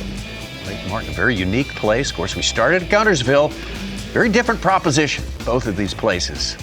Each of them great in their ways, but certainly a different way you have to look at things. To do well here, let's take a look at the leaderboard here. Well into the afternoon session on day number 2, critical day number 2, and the rookie Pake South has just taken over the lead a few minutes ago by a whole ounce after Cifuentes, McKinney, Caleb Hudson, Carl Jochimson we're so great to have you with us here, and welcome into the Bassmaster Studios. Tommy Sanders here, and we know, and we knew coming in, we had not have any trouble seeing a lot of fish getting caught, and they've been catching them one after the other all day long. It's so fast that we rarely have time to analyze what we've seen in the way of baits. So let's go to the place for baits right there, Davey. Ronnie. Yeah, so we're looking at these different baits that we've seen here this week, and we've seen a lot of different baits. And starting over there with you, Ronnie, talk about the minnow type baits that we got there and the dice baits. Yeah, we're seeing guys like Carl Jacobson, Cole Sands, and Joey Cifuentes using, and Luke Palmer, some using these minnow-style lures, obviously offshore, spotted bass, groups of fish, but then we've seen the dice a lot more, and we've seen the dice not only in deep water but shallow water. Nico rigged. A lot of these anglers will put a straight shank finesse hook, have a little bit of a weight pegged in it, and you're able to get that thing to fall. The action when you're pulsating this bait through the water column, Davey, is something that we can't mimic with just straight tail soft plastics, soft plastic jerk baits, and so that's been the offshore game. But the shallow game has been the thing that's dominant every morning. We saw it with Will Davis yesterday, some guys like Brock Mosley today, jig fishing, spinner baits, and crank baits. Yeah, the jig is a staple this time of year with these water temperatures. A lot of these anglers are going to do like Will Davis did, Steve Kennedy and others, looking for a little stained water when they're fishing these jigs. The crankbaits, you have the flat crankbaits, and then also the traditional square bill type baits. But hey, let's talk about this a little bit. The old school spinner bait right there. Take a look at that red blade and the Indiana blade kicker below it. That is something that you can talk all you want about it. It is a bait that is going to always be a factor when you have those cooler water temperatures and you've got stained water. The vibrating jig has its place when you're around vegetation, is certainly one that most anglers are going to use, but throwing in these laydowns like we've seen Brock Mosley do, we saw Steve Kennedy, some other people doing, targeting, Greg Hackney targeting these laydowns. The old school spinnerbait is hard to beat. Brock Mosley caught several of his key fish on that yesterday. One big thing as we get to the weekend, we haven't had great weather for this. It's been cold coming into the tournament. Obviously the water's low, but we've had bluebird skies and not a lot of wind these last 2 days. If we get that rain coming into the system, a little bit more wind tomorrow and Sunday, man, it's a lot more of this power fishing come into play, but we're seeing anglers they're just barely surviving trying to make it work, and it could start to get better every day this weekend. Thank you, guys. The good stuff as we get out to Brock Mosley. I think he's got the spinnerbait going here. Have to double check. Feel like if I'm going to win, this is how I'm going to do it. I may not have to do it all 4 days, but I know I'm in the cut. It's a weekend cut, so it's kind of like might as well go swinging. I mean, if I connect with a good one, it's going to help tremendously.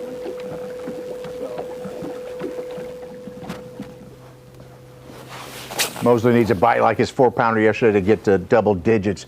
We have 13 limits right now in double digits over 10 pounds. 53 of our 56 anglers reporting on Bass Track. That's how many haven't. The other have limits.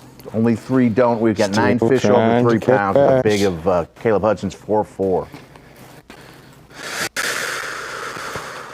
They're being aggravating today. These two were 1 and 2 to start the day. Not wanting to bite nothing. Golly, there's so much brush in here.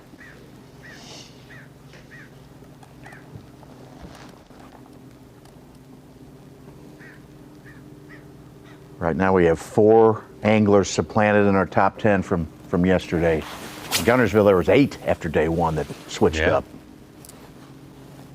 Not quite as volatile as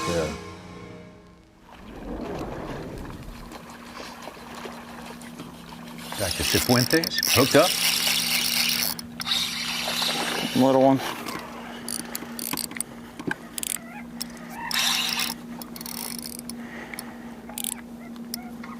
Boy, they eat this little furry ball. Look at that catch. You see that?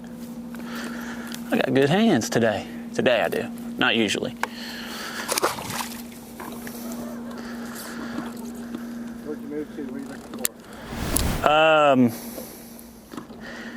I'm just coming over here to another area where I had some good quality bites. There's a lot of fish right here, and I'm just hoping maybe I can get lucky and catch me one of those, you know, one just over 2. I've already seen a ton of fish right now. Got 2 right here in front of the boat that are just swimming together. I don't know exactly what they're doing. Now there's another one coming.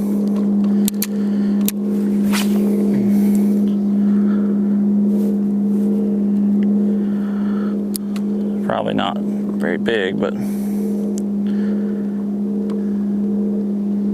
don't know if I can get my bait over there in time. But I'm gonna chase these real quick, and I think I'm gonna catch one of my big ones shallow, but you never know.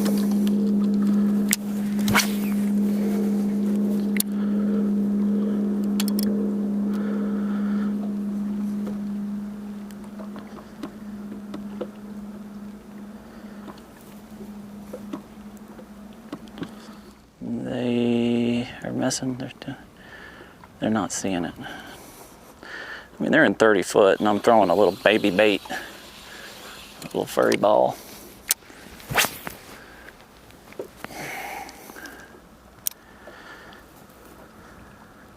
it hard to get to them deep since you're throwing such a light bait? Yeah, I'm not. This isn't the kind of fish I'm fishing for. I mean, I haven't really caught any good ones out here suspended. Everything I've caught big has been on the bank, but I'm just going ahead and chunking something at these. I mean, I could have me another one rigged that sunk a little faster, but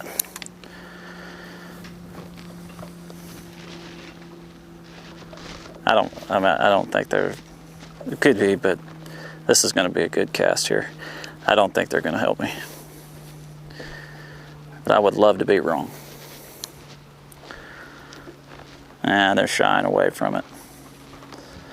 Or going the other way. Perfect, because I'm done with you. I'll go up here and catch one of these big ones shallow. Like right there, see that one? Out there at 70 feet, swimming. That's the one we want. I don't know if I can get my bait that far.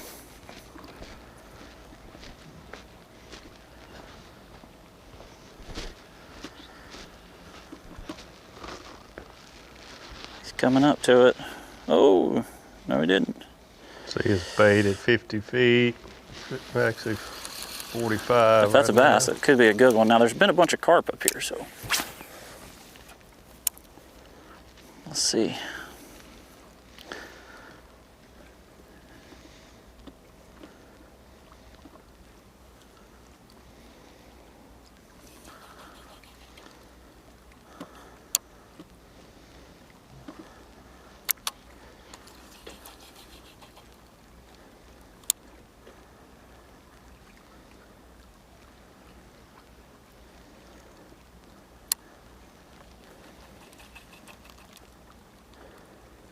I think we got us a carp there. I did see several of them up here.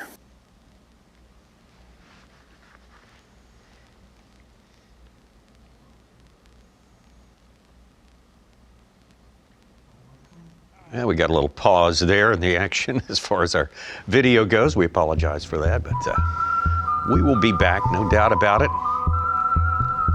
On the search for big ones up shallow, Tommy. Yeah, that's the music you listen to when you're looking for big ones up shallow. Joey Cifuentes having some thoughts about maybe a third Elite Series victory. About 2 hours left as we head into the fourth and final quarter of fishing here at Lake Martin. Be right back.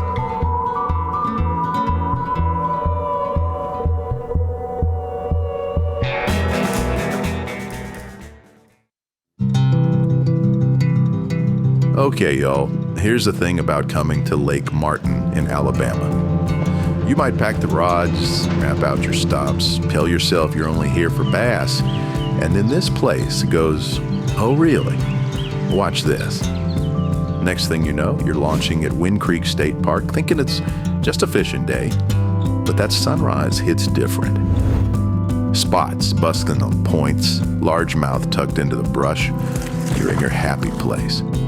But then, so what mentions Smith Mountain Fire Tower Trail. And certainly your strict fishing trip includes a hike with a view you did not see coming. That's the Alabama effect.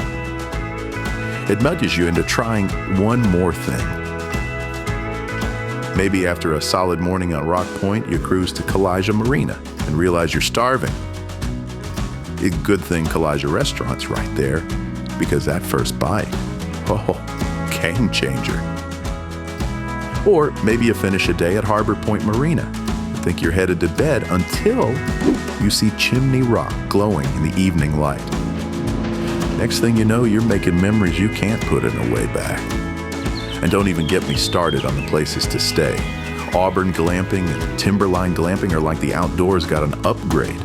You're surrounded by nature, but you're sleeping like a champion. That's why Alabama isn't a trip you plan. It's a trip you let happen. Just like on the water, when you trust your gut, follow the signs, and say, let's try one more spot. That's when the really good stuff hits. So come catch your fish, then catch a few surprises in Sweet Home, Alabama. An adventure starts when the plan stops. Lake Martin, a good place to center a visit to the state of Alabama and see, discover what all lays nearby. It's very interesting options you have. Visiting this beautiful part of the world are thanks to the Explore Lake Martin tourism folks. They help us so much. They are our local host here in Alexander City. And a partnership like that is essential to make a big event like this take place successfully and very satisfyingly. Let more people know about this great resource, now 100 years old, Lake Martin.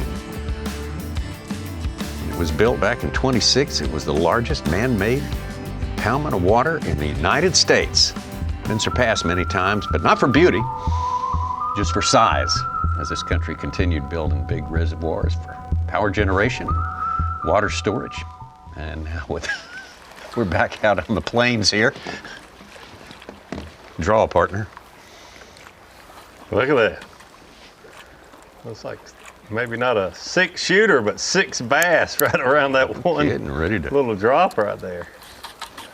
How about a new entry into our top 10? Not a young guy. Mike Iaconelli with a 5-pounder. Our Phoenix Boats Big Bass Day, up to 13 pounds on the day, 9th place from 79th. 5-pounder is not just of the day. It's of the tournament. So far. Well, you predicted it. Well, yeah, you said it would be a 4-pounder, so. I think at the round table over here, we did all 5. No, we did. He said 4-pounder. You asked. I said last time was 410. I said it'd be right near there. Ike has surpassed it. Maybe. Maybe that's her. He has been on the big eye, though. Golly, this one's pulling pretty hard. I don't know. Good to see him have a good tournament. Sometimes. I don't know. It's going to be close to the other ones I've had, I think.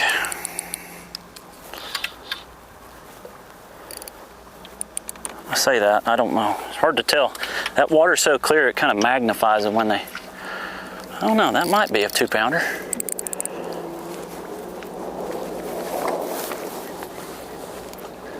I doubt it though.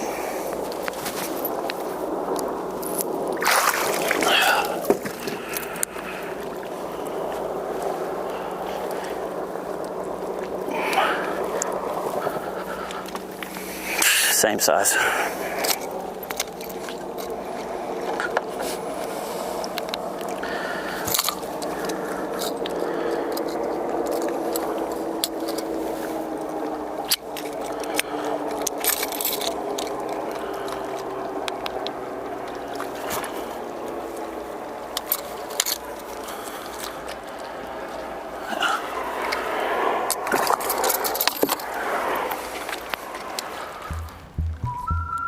Going to keep. Let's get out to from Arkansas to Oklahoma. Luke Palmer.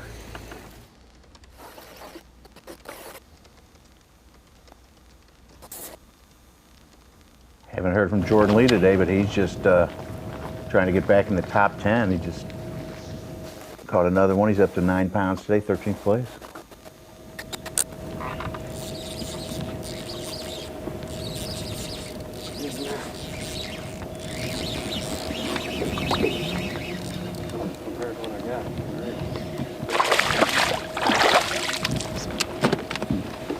Yay! Go up there, buddy. No idea how much I appreciate you right now. Oh, he's not very smart. He's like me. He's got an extra hook hole in him.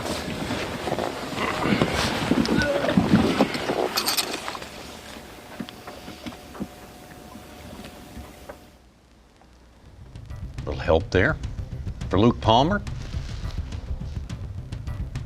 Would love to up his poundage about 20% before this day is done. Keep himself in the conversation for winning this thing. Almost 1 o'clock. That's about when things started turning for the good yesterday. A lot of these anglers that were having a slow day.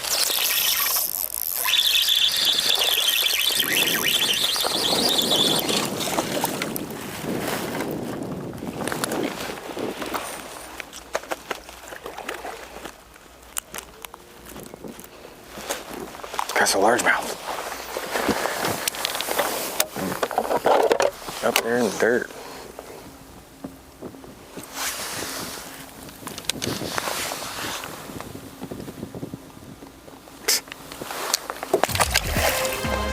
No help. 2 good ones yesterday for Drew Cook. Nothing over 2 pounds, not even at 2 pounds so far today. So a little bit frustrating so far. And there's more time. You can certainly get it done. We're expecting a late bite, just as it was yesterday, to be productive for more than a few anglers. Makes out and looking best at this point in time. Single-digit 1-ounce lead over Joey Cifuentes and all the rest. More to come here in the last quarter. Well, here's your first notice that the weigh-in takes place at 4 p.m. Eastern Time on Bassmaster.com. If you would rather have something alternative to the weigh-in, yes, we can accommodate you. Go over to YouTube at 4 p.m. Eastern Time for Sims Behind the Tanks, Pat Renwick and the gang back there getting the other group of interviews. Maybe some questions that you'd prefer to hear asked, maybe that you wouldn't hear on stage. You get a lot of the insights and what's really on the minds of these anglers as they face a very stressful weigh-in because it decides whether you're going to be here on the weekend or not, whether you're going to get a payoff this week. Make a cut. You're certainly going to hear things back there that you won't hear on stage. Just saying. Oh, wow. Funny, good, bad, whatever. Yeah. You're going to hear it. Thanks. I'm up for it. I do it once in a while for sure. Take you to the takeoff, Wind Creek State Park, the takeoff and the weigh-in. That's where the weigh-in will take place. And right now, it's our pleasure to again welcome our colleague, Kyle Jesse. And Kyle, I mean, a lot of movement. It's so volatile, this tournament. Movement up and down the leaderboard. The top 10 hasn't changed as much as it did last week, but everything else is changing. And all of our faithful viewers have folks they follow, folks they root for. And if your person hasn't done it yet, just stick around. He's likely to make a run up that leaderboard sooner or later, right? That's exactly right, Tommy. I mean, all day yesterday we look at Bass Track, 10-pound bags start kind of funneling in, and then 10 pounds is the cut, the cut weight. So the afternoon bite has obviously been very, very critical. We saw that with guys like Easton Fothergill yesterday, Drew Cook, guys that really charged up the leaderboard. Like you said, if your fantasy picks aren't doing so good right now, don't worry about it. They'll pick it up this afternoon, I'm sure. Kyle, the impact, we talk about moving up the leaderboard like you just did with Tommy, but the impact of one single swing of the bat, one big fish. Pake South with a 4-4 has been in our lead ever since he boated that. Mike Iaconelli going from 79th up near the top 10 with a 5-pounder. If both of those fish are true, what huge implications those have. And we're not even to the weekend yet. Someone can make a jump from 40s into the top 10 for final day tomorrow with a big one. Yeah, absolutely. I mean, that's the big key here. Obviously, we have seen so many fish on Bassmaster Live, that 1 to 1 and 1.5, 1 3/4. Even a 2+ pounders are really nice when we've seen Joey Cifuentes, guys like that catch them. But Ronnie, today is the opening day of college baseball season. I want to compare it to baseball. Warm weather here, it's on my mind. Last week we saw a slugfest. It was a 10 to 12 game, home run after home run. this is a pitcher's duel here. One swing of the bat late in the inning, late in this game, late in the day today can really make a big impact. That's the way I'm viewing it. You're always on your edge of your toes because you really don't know what to expect. We saw Mike Iaconelli, like you said, jump up there, pick south. You can come literally from the very bottom right up into the top 10 by the end of this tournament if you can get the right bites. Kyle, can you do me a favor today and talk to the big bass leader yesterday and the big bass leader today and just ask them what type of bait they caught their big fish on? So we get to tomorrow in Championship Sunday, we could see 4 different baits play out as we have weather coming in. What are you thinking about weather-wise with the water clarity, the lack of wind, having a mix-up this weekend could really turn things on its head by Sunday? Yeah, you're exactly right. I mean, obviously warm weather tomorrow, rain coming on Sunday. Some of the areas, obviously, we've seen the dirty water. That could play even more so as far as like getting dirtier, but also when those conditions come, a lot of times the clear water bite gets better. You saw Carl Jacobson talk about it, a little bit of wind in those clear areas. He's throwing that swim bait around the docks. That could be a big player in the clear water areas. Typically on these, deep, clear fisheries, when you get those conditions in the clear water, it tends to make those fish bite better. So it's going to be interesting to see, but obviously the warming afternoons each day has really been a critical, critical part of these guys' day. Cal, before we let you go, speaking of college baseball, your Arkansas Razorbacks got a big weekend coming up here from Globe Life Stadium there, Arlington, Texas. How are they going to fare? Are they going to wipe the floor with everybody or the other way around? Tommy, I want to be optimistic and say that they're going to sweep the weekend. They're going to go 3-0, maybe even win on Monday. I know they play there again Monday. But it seems like they always start out slow there. My dad is there this weekend, going to enjoy the action from Arlington, Texas, one of my favorite places in the world. I'm going to say they sweep the weekend, but in the back of my mind, I really don't believe that. Well, we shall see. Thank you so much, Kyle. Keep that Great bait job intel for us, today. Kyle. Lake Martin, Kyle Jesse. Getting it done, but I know he'd like to be in Dallas at the same time this weekend. It's good to make him work for it. Sure. That means he's going to enjoy the second weekend, the homestand in Baum Walker a little bit more. Yeah. Well, we're catching largemouths, just not largemouths, fortunately.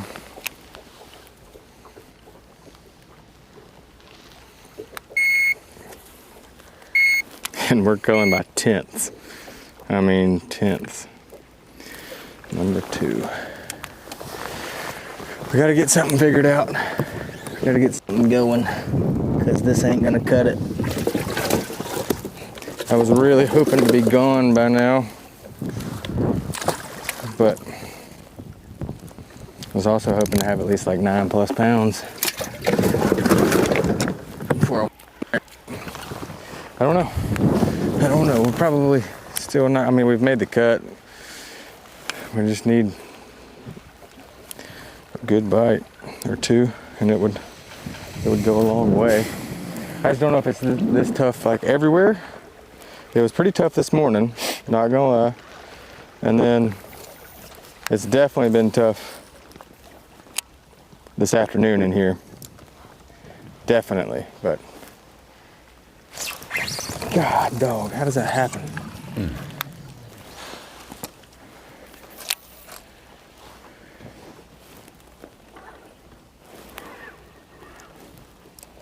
Maybe another one to get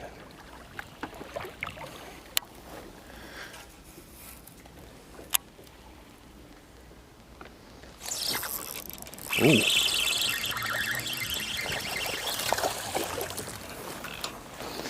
Just felt good. They're not getting bigger for Drew Cook. No. Certainly getting more bites than he was earlier. It's hard to judge them. They're all under 2 pounds. Close but no cigar. There's a bunch of them on this pile. But I mean, like, it ain't like 2-pounders and 150s don't hang out with each other. It ain't like we're at the St. Lawrence River where you're catching 3.5-pounders you need to leave because there's no 4-pounders there. Like, still got to give them the gusto.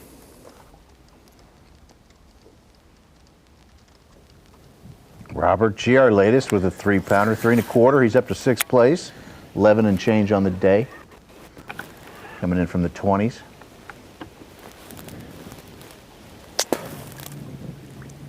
believe we might have educated one. How about we put a jig in the middle of that thing? See if old Boss Hog's home. Boy, wouldn't that be awesome?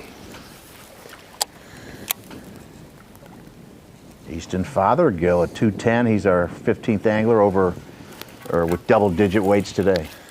He could be moving up a couple spots in our top 10.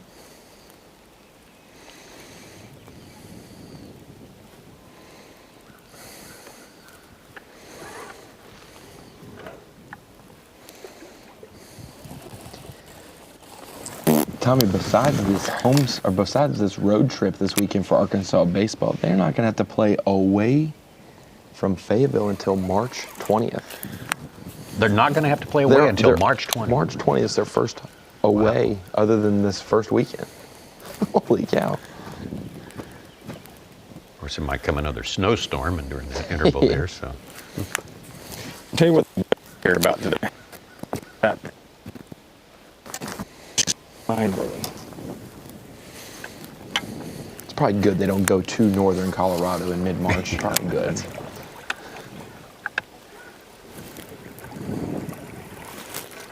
Fothergill, that moved him up to 4th, and Fisher and Naya with 2.5 pounders up to 5th.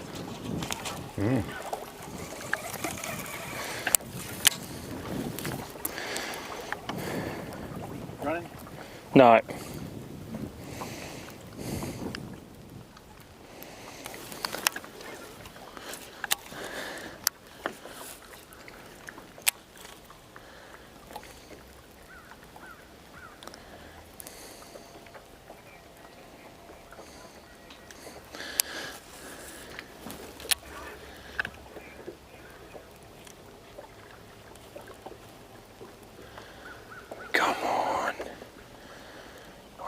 There's a big lodgy sitting on there somewhere.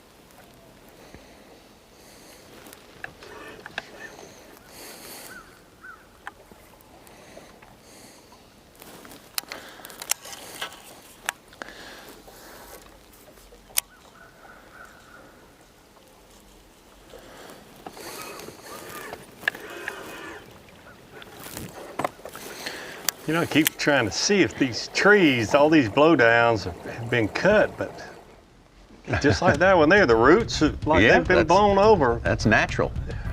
Unless somebody's got a bulldozer or one of those big shakers that that they put on these things now. Back to Cold Sands. Great day yesterday and hanging in there tough today.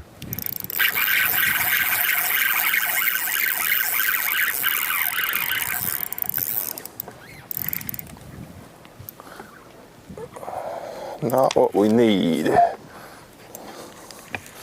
but a good sign. Barely flipping in the boat, 10-pounder. Yeah, not quite. I'm just trying to make sure you don't throw that bait off. But he acted good, that's always good. I'll check him just in case. Well, we're really enjoying our opening of the season here in the state of Alabama. Currently, though, in the top 10 here on Lake Martin, we do not have any Alabama anglers. So how do we remedy that situation? We bring in our friend Gerald Swindle, the Minn Kota Day on the Lake.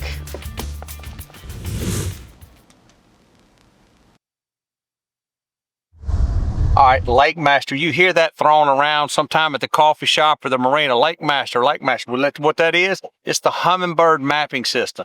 It is called Lake Master. We lead the industry by far with all the technology and all the things we have in it. It has 1 foot increments, like when you want to zoom in, so you can see all your topo lines, everything is 1 foot. You can highlight what depth you want to fish. You can adjust the water level. If the lake's down 4 foot or up 4 foot, you can go into water level offset, fix that. You can got several different color palettes. There's nothing out there that touches LakeMaster mapping. It comes free. It's been coming in an Explorer, and guess what? Humminbird said, you like it in the Explorer? There's 13,000 lakes. I have something unreal already in there. It's now going to be in the Apex. So get ready. You just buy the unit. You got the lakes included. Turn it on. Set the depth you like. You got everything you need. We just got to catch some fish.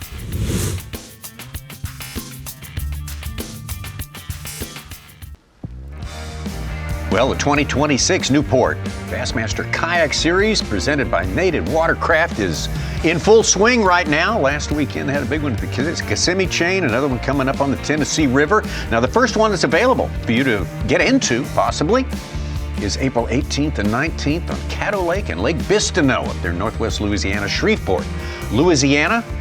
So hit the QR code, investigate it. Newport Bassmaster Kayak Series, going strong. Going strong here in the final quarter of our day. Getting closer and closer to weigh-in time. And Pake South of Texas, the rookie.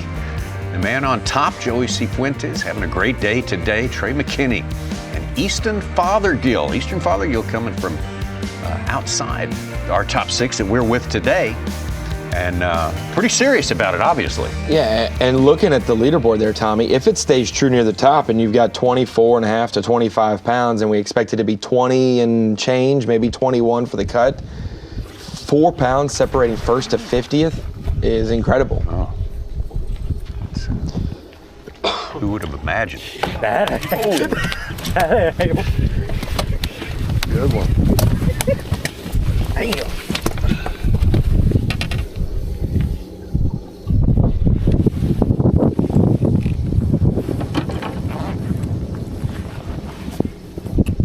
Looked like a little harness swimmer. A little final copy. We've been waiting for a bigger bait to play like that around the docks. It's a good fish there.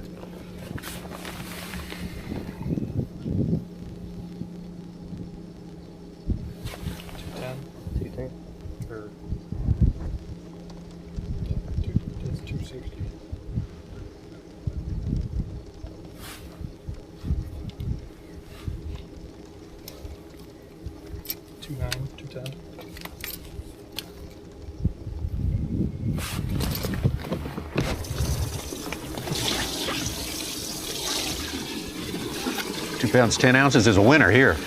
Yeah, and I can't help but think back, other than Easton's first 2 tournaments last year, he has been exactly what we expected and heard that he would be, like a star that's going to catch them every single event. But last year he had to be pulling his hair out after those first 2 Florida events. That's just, he said he was just overwhelmed by it all. And I can understand that. Sure. Man, just fresh out of college. He's going to be a concern for the rest of this field for many years to come. Oh, yeah.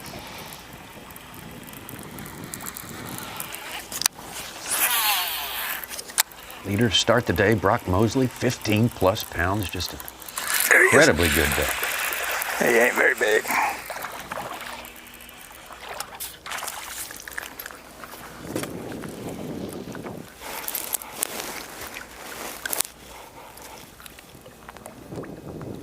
Vibrating jig, largemouth. I don't think he's going.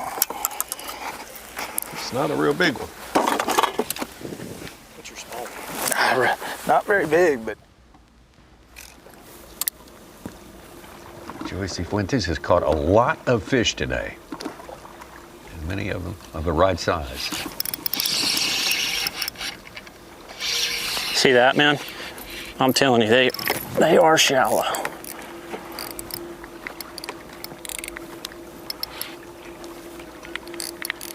I think this is gonna coal right here.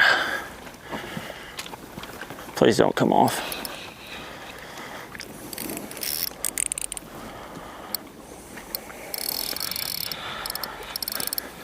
Please don't come off. Too much drag. Please don't come off, fish.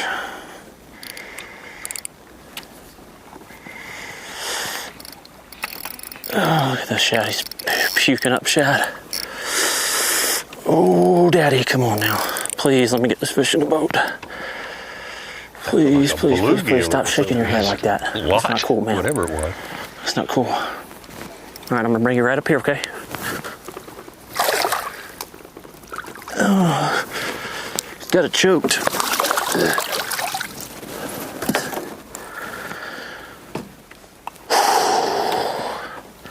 I don't know.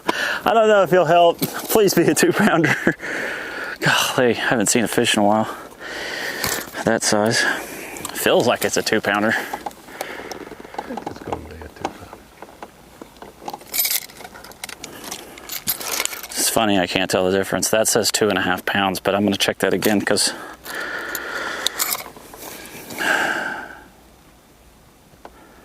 2.5 pounder. Big upgrade. That's exactly what I needed. Okay. I'm gonna cull this one high one, and that gives me 1245. And that was number 2. That gives me 1245 right there. Give me some skin, baby. 12:15 to now 12:08, back-to-back days. Get a look at this fish as he's fighting it. Yeah, might have weighed more. Fits up that, and honestly, I think that's a bluegill. It's so it looks like agree. a panfish. It's so wide. Yeah, it's big. So if we have a tie Sunday afternoon with Joey and someone else, He said it again. that is the reason right there. Said it again. What a great 2 days. Almost 13 pounds. Yesterday, 12.5 right there on the scales today. That is above board what we expected. Yeah. At this time of the day, we still have 2 hours for some anglers at least before they come in. What's the cut line going to be today, Ronnie? I think it's going to be over 20. Like it was 10-1 yesterday, so 20 pounds 2 ounces would be the cut. I wouldn't be surprised if it was 20 pounds 7 ounces, 20 pounds 8 ounces. We're away from that right now. That's a dink. So, seems possible. I'd say that. He's not a bad fish. But No, he the ain't 50 gonna cut. help me none. I'm talking about 50 cut, not the cut for 10. Yeah, the 50, yeah.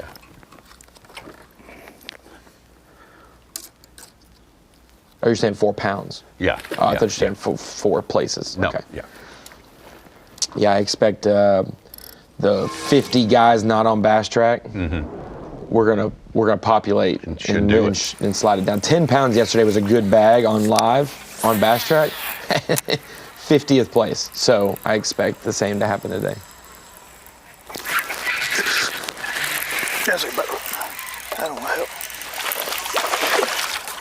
Get in here. Yes. Yes. Just a chunky one. He ain't no giant, but he's a chunky one. Healthy fish there. Ate it. Who needs wind?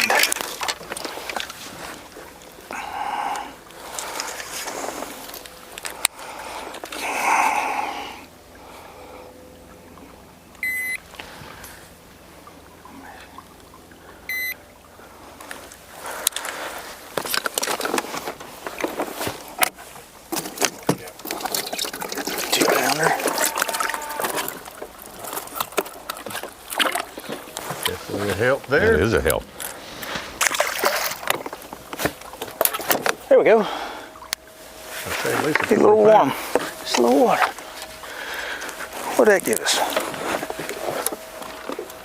Oh yeah. Right on time. Dude, did you see how he hit that sucker and come down? About 8 pounds, less than 2 pounds out of the lead right now. Bite's picking up.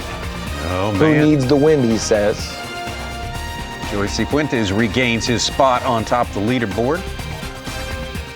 About a half pound on Hake South as it stands right now. Trey McKinney, though, Brock Mosley on his march back up the leaderboard after spending some time down in the doldrums a little bit today. But seems to have righted the ship, and he's moving ahead full steam. Easton Fothergill, Mike Licanelli. You're gonna see the Flames on Popping live into tomorrow? it. What's that? The Flame jersey.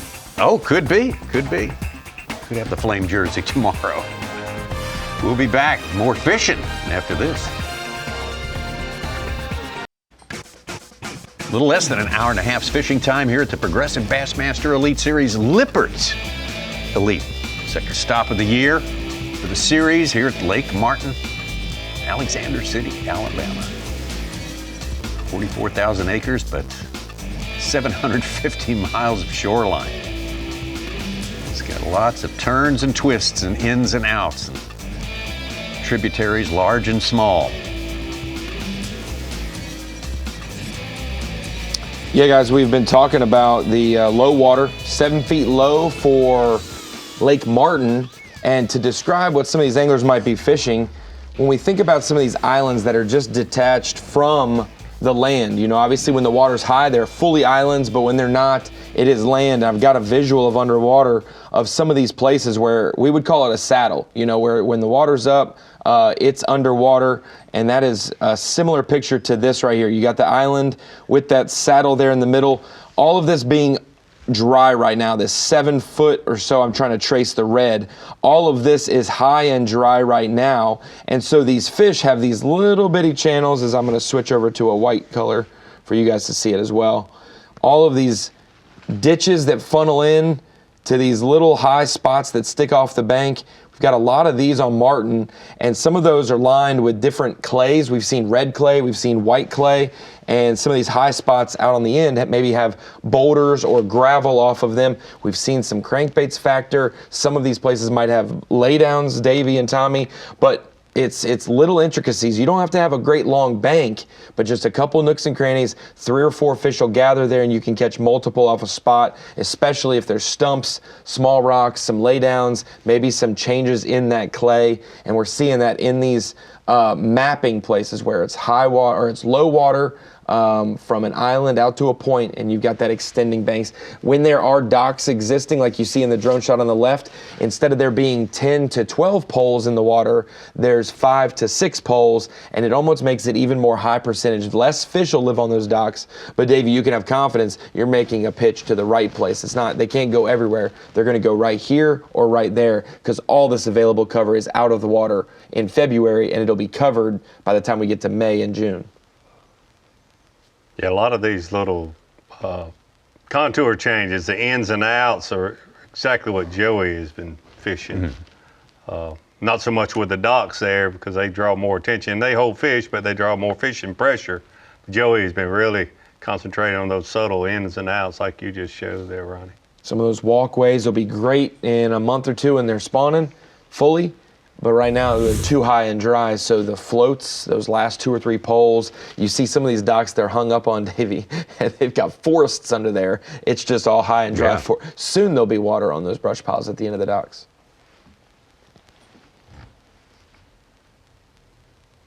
I caught our big bass less than an hour ago, and he's upgraded twice since. 2 1/4, 2.8, big bag, 13-12 of the day.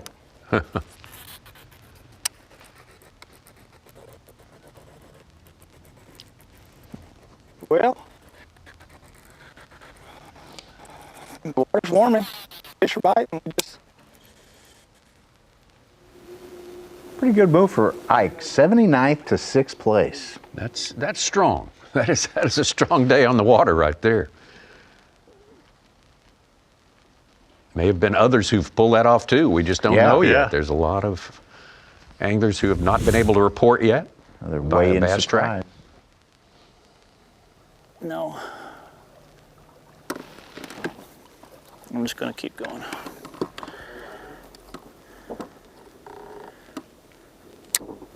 What's going on, everybody? I'm still throwing my little fuzzy ball. I have one more fish in my bag that if I can get rid of, I'm going to be jacked up, okay? I'm just going to tell you right now, I'm going to be pumped. I mean, I'm already having a great day. Having a great day. Got me a 3.5 pound spot, several 2.5s. I've just got one small fish. It's a 195. So if I can manage to, I guess 137 right now. I mean, I've got I got plenty of time to get it done. I just caught a 2.5 pounder in the shade. I bet you any of these little pockets that's got some shade on it, even some of just the straight banks, but I'm gonna fish this pocket right here. It's gonna have some shade in the back. I don't know if it has to be shaded or not, but I did catch a few yesterday up in the shade, so.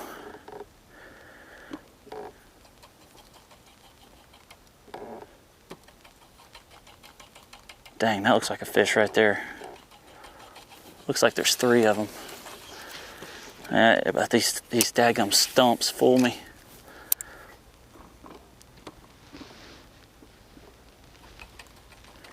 Some of these trees they look like fish. But the fish that I'm picking off, guys, I mean, I'm having to go real slow because they're just little tiny little fuzzy things right on the bottom, and they're shallow, super shallow. That's what I'm trying to find. And every single one of the big, I mean, not every single one, but a majority of the fish I catch in that 3 foot of water are, you know, they're better quality. I mean, it's just that simple. That's why I decided to fish shallow in this tournament instead of fishing deep. But you definitely can't run down the bank or go fast, because I mean, I'm really having to just, you know, ease the trolling motor, even just use the speed of the boat to find these fish on the bottom. And I think especially when the sun comes up, they really want to like hug tight to the bottom while they're shallow. So they're even harder to see, but I'm just taking my time. I mean, I think that's been a big key for me catching the fish I have. Right area, of course. I tried this, I left 2 hours early yesterday and went back towards the ramp and tried to do the same thing around there, and I just caught really small fish, so I feel like I'm in the right area. Here's a fish right here suspended out. Usually these are small, but I'm gonna throw at him.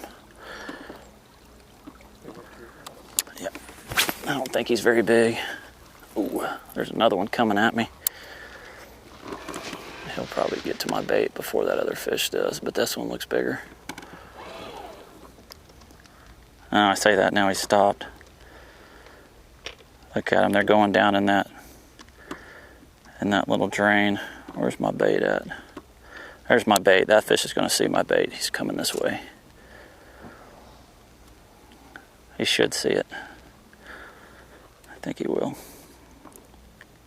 Now he's moving off to the left. Now, in the back of these pockets, I have caught fish. I caught a 2.5 pounder yesterday. They were sitting down like in the drain, like right in the back of a pocket. So, I mean, I have seen that, you know, 15 foot usually though, not too deep. But I really shouldn't mess with these fish out here suspended. I mean, some of them could be good, but oh, there's 2 right there. Those can be good ones, can be. Oh, that was a bad cast. Oh no, now they're going down.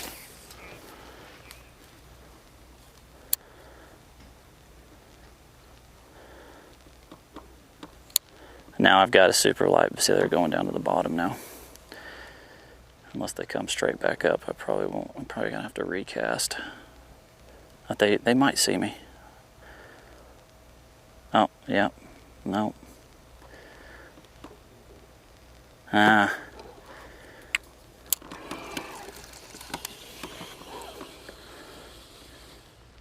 Trying to get the fall correct there. It's not real fast. Yeah, that is a slow fall for those fish that are 20 feet deep. The ones that are 2 feet deep are a lot more suited for that bait that he's throwing right now, I think. You would think. Some bonus footage here. Jordan Lee, Alabama, trying to make it into the top 10. Started tied for 7th. He's got about 9 pounds today.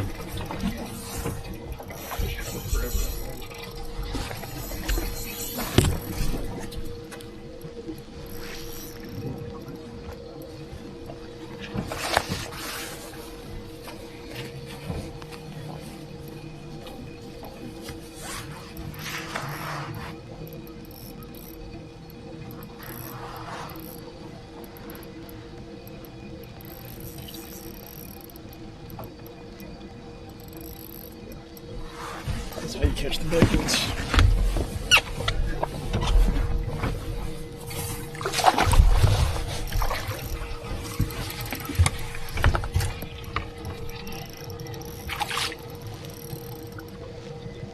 Nice.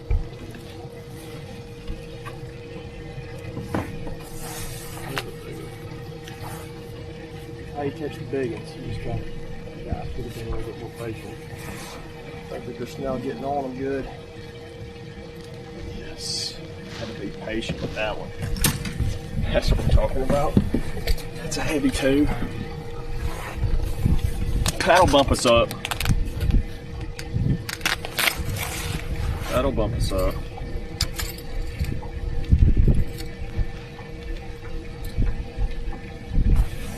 $260. Get rid of a pound and a halfer here. Trade it for a 2. That's a good deal. Yep. Saw him weigh in yesterday. He said, I caught more here than I caught at Guntersville. Yeah. On day one. Unfortunately, that's true. Out to Luke Palmer. He's not making much headway this afternoon. He is in the last flight, though, has till 4:30. No, that'll help, you would think.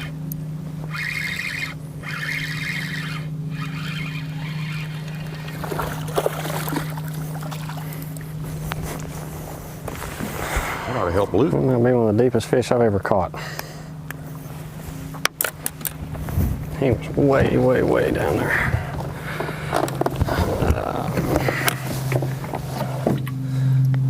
Only problem catching them way, way down.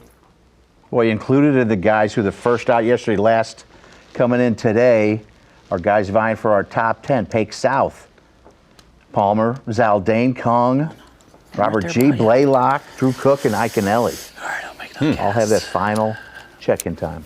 Oh man, as soon as that bait hit the water, they just went straight down. Even that little light thing. Oh, it was a bad cast. He'll see me here in a second. Oh yeah, here he comes. Come on, be a big one. Fish swim Gonna eat 10 it. feet. Right at it. Good sign when they swim that far to get to it. Doesn't feel very big. Yeah. He's not. That's what I'm saying. Those fish that are out there kind of roaming like this in the middle, I mean, I'm not saying all of them are small, but they've been this size right here. Just not, you know, the ones I'm catching are on the bank. Just loners swimming. Catching and catching, running through numbers. Man, I've not experienced a lull today. No, there's been lots of Somebody's catching them just about everywhere on this lake. And Joey's doing a good job describing the ones that are the bigger one. That's certainly the challenge here this week, figuring out a way to get those bigger ones to bite. All our 101 anglers out there, they cut on their mind. Got to be in the top 50 at the end of today. We got more to come from Lake Martin. It's the Lippert Progressive Bassmaster Elite at Lake Martin. Sponsored by Minn Kota, by Bass Pro Shops, and by Skeeter Boats. Getting close to the end of our live coverage, Bassmaster live coverage for this day. But we got business to take care of. More fish to catch. These anglers have another hour of fish catching time, but we got to take care of Mercury Move of the Day, Davey Hyde. I got a little new music there from Mercury Move of the Day. Might tell you who is the Mercury Mover of the day. It might be the Cowboy. Cowboy Up, Day 2, Joey Cifuentes. Been doing a good job explaining to us what he's been doing. One big key to success, he's gotten in a good area and kept his trolling motor in water. Mercury Move of the Day, figuring out how to catch those 3+ pound spotted bass. Joey Cifuentes. Got my vote there, Cowboy. Much needed. Talked about it, Tommy coming in. I know TMZ. I know other podcasts. Like, I don't know who Joey Cifuentes is. 2 Elite Series wins, a 5th place finish in AOY, finishes in the 90s in AOI, then finishes in the 60s in AOI. This is a show me year. Who are you? Are you the mid-pack guy? Are you the 2-win guy? Show us some of that, and he has shown us in Event 2, even though Event 1 was just as bad as we've seen from him at Gunnersville. It's good to see Joey bounce back Right there, you know, got week that 2 little of the belly on season. it. Very impressive how he's talked about how he avoids the smaller fish, wasting his time on that. Trying to allot the time in more effective places there. That's a stud. Hey, that's how you get the job done right here. there. Oh my gosh. I'd like to tell you more about his bait. Maybe I can talk to him tonight and learn a little more, but right now he just keeps referring to it as the fuzzy ball. As long as he doesn't take his ball and go home, and he stays through the weekend, he'll be all good. I like what he's got going on and the way he's figured out how to target these bigger fish. They seem to be much shallower than the others.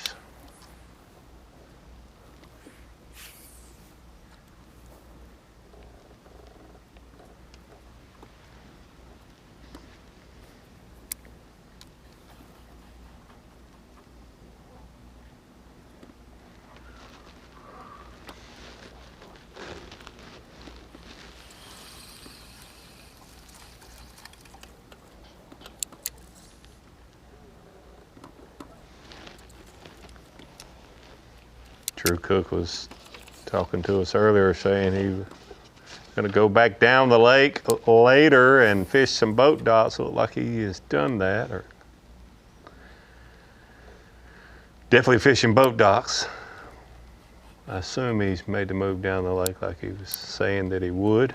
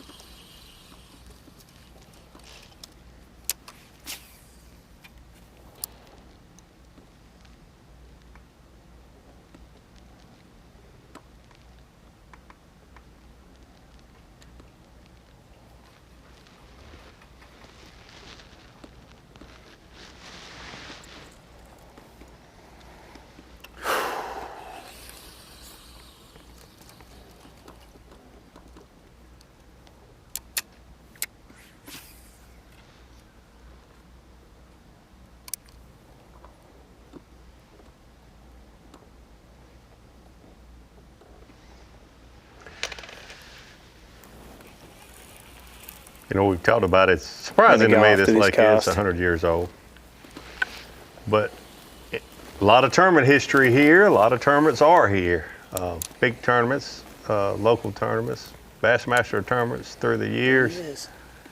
Unless that's that brush pile.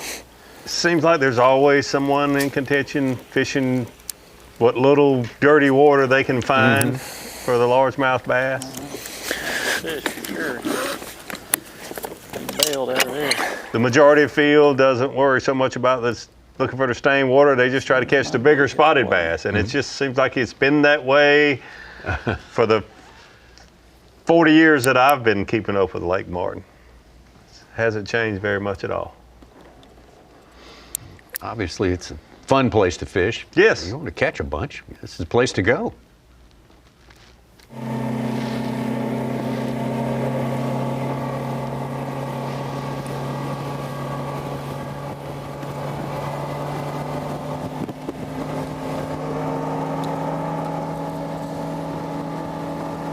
Mosley holding in fourth place. I hear stuff in the woods. I gotta look. It's a squirrel. I was thinking it might be a deer.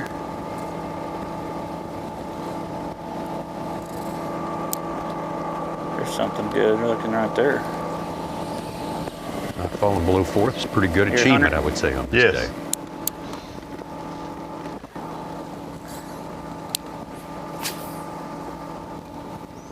He's been conservative on his weights. I like it. The ones that I've seen him catch it. So Okay. I think he's, with the weights that have checked in on Bass Track, I think he certainly is fourth or higher. He's got a lot of people that we don't have reports from, though.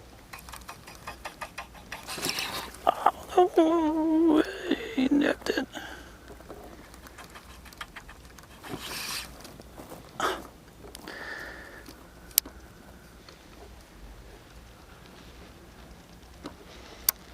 Should have let him take it a little bit longer.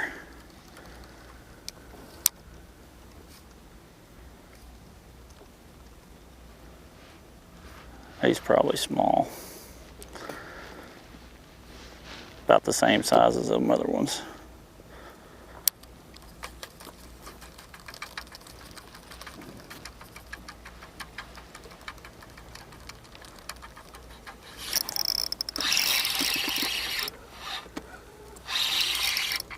Yeah.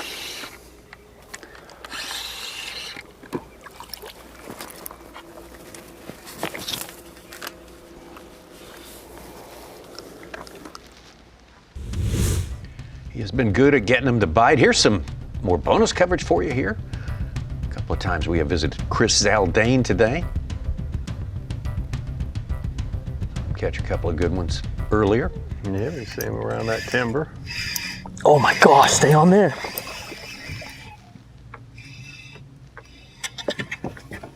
Stay on there, largemouth.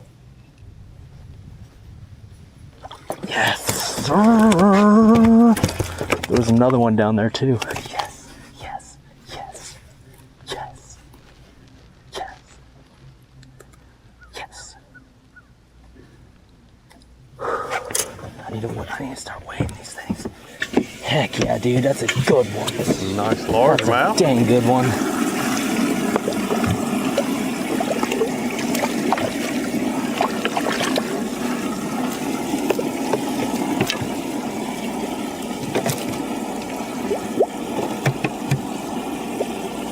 That's a good one.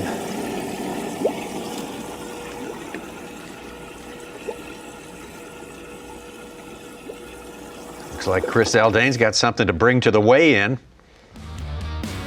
And that's a big order of business coming up later today. Write it down in just about an hour's time. It's going to begin 4 p.m. Eastern time. Wind Creek State Park. Can't sleep in tomorrow. Working on the weekend, Tommy. That's right. That's right. What these 50 want to do. Absolutely, you want to do that. Bassmaster.com is where you find it. Some guys have worked very, very hard today. Some of them needing to do it, needing to make up for a deficit from week number 1 of the Bassmaster League Series. Going to be very interesting to watch the weigh-in today, how close it is going to be today, making that 50 cut and being able to survive for tomorrow. I truly believe this. I'm not just saying this. Anyone that makes a 50 cut tomorrow still has a chance to hold the blue trophy over their head Sunday afternoon. I think, you know, you hit a 15, 16 pound 5-fish limit on Saturday, possibly do that or close to that on Sunday, you could move from 50th to first place. It's possible. Lake Havasu was tight weights in 2015. Jonathan Van Dam snuck in last man in the cut and made the top 10. We could see someone in that 45 to 50 make Championship Sunday. We'll keep an eye on that. Coverage starts tomorrow, 8 a.m. Eastern Time, 7 Central on FS1. We'll have 3 hours of coverage followed by coverage on Bassmaster.com, and we will see you at 8 a.m. Looking forward to it.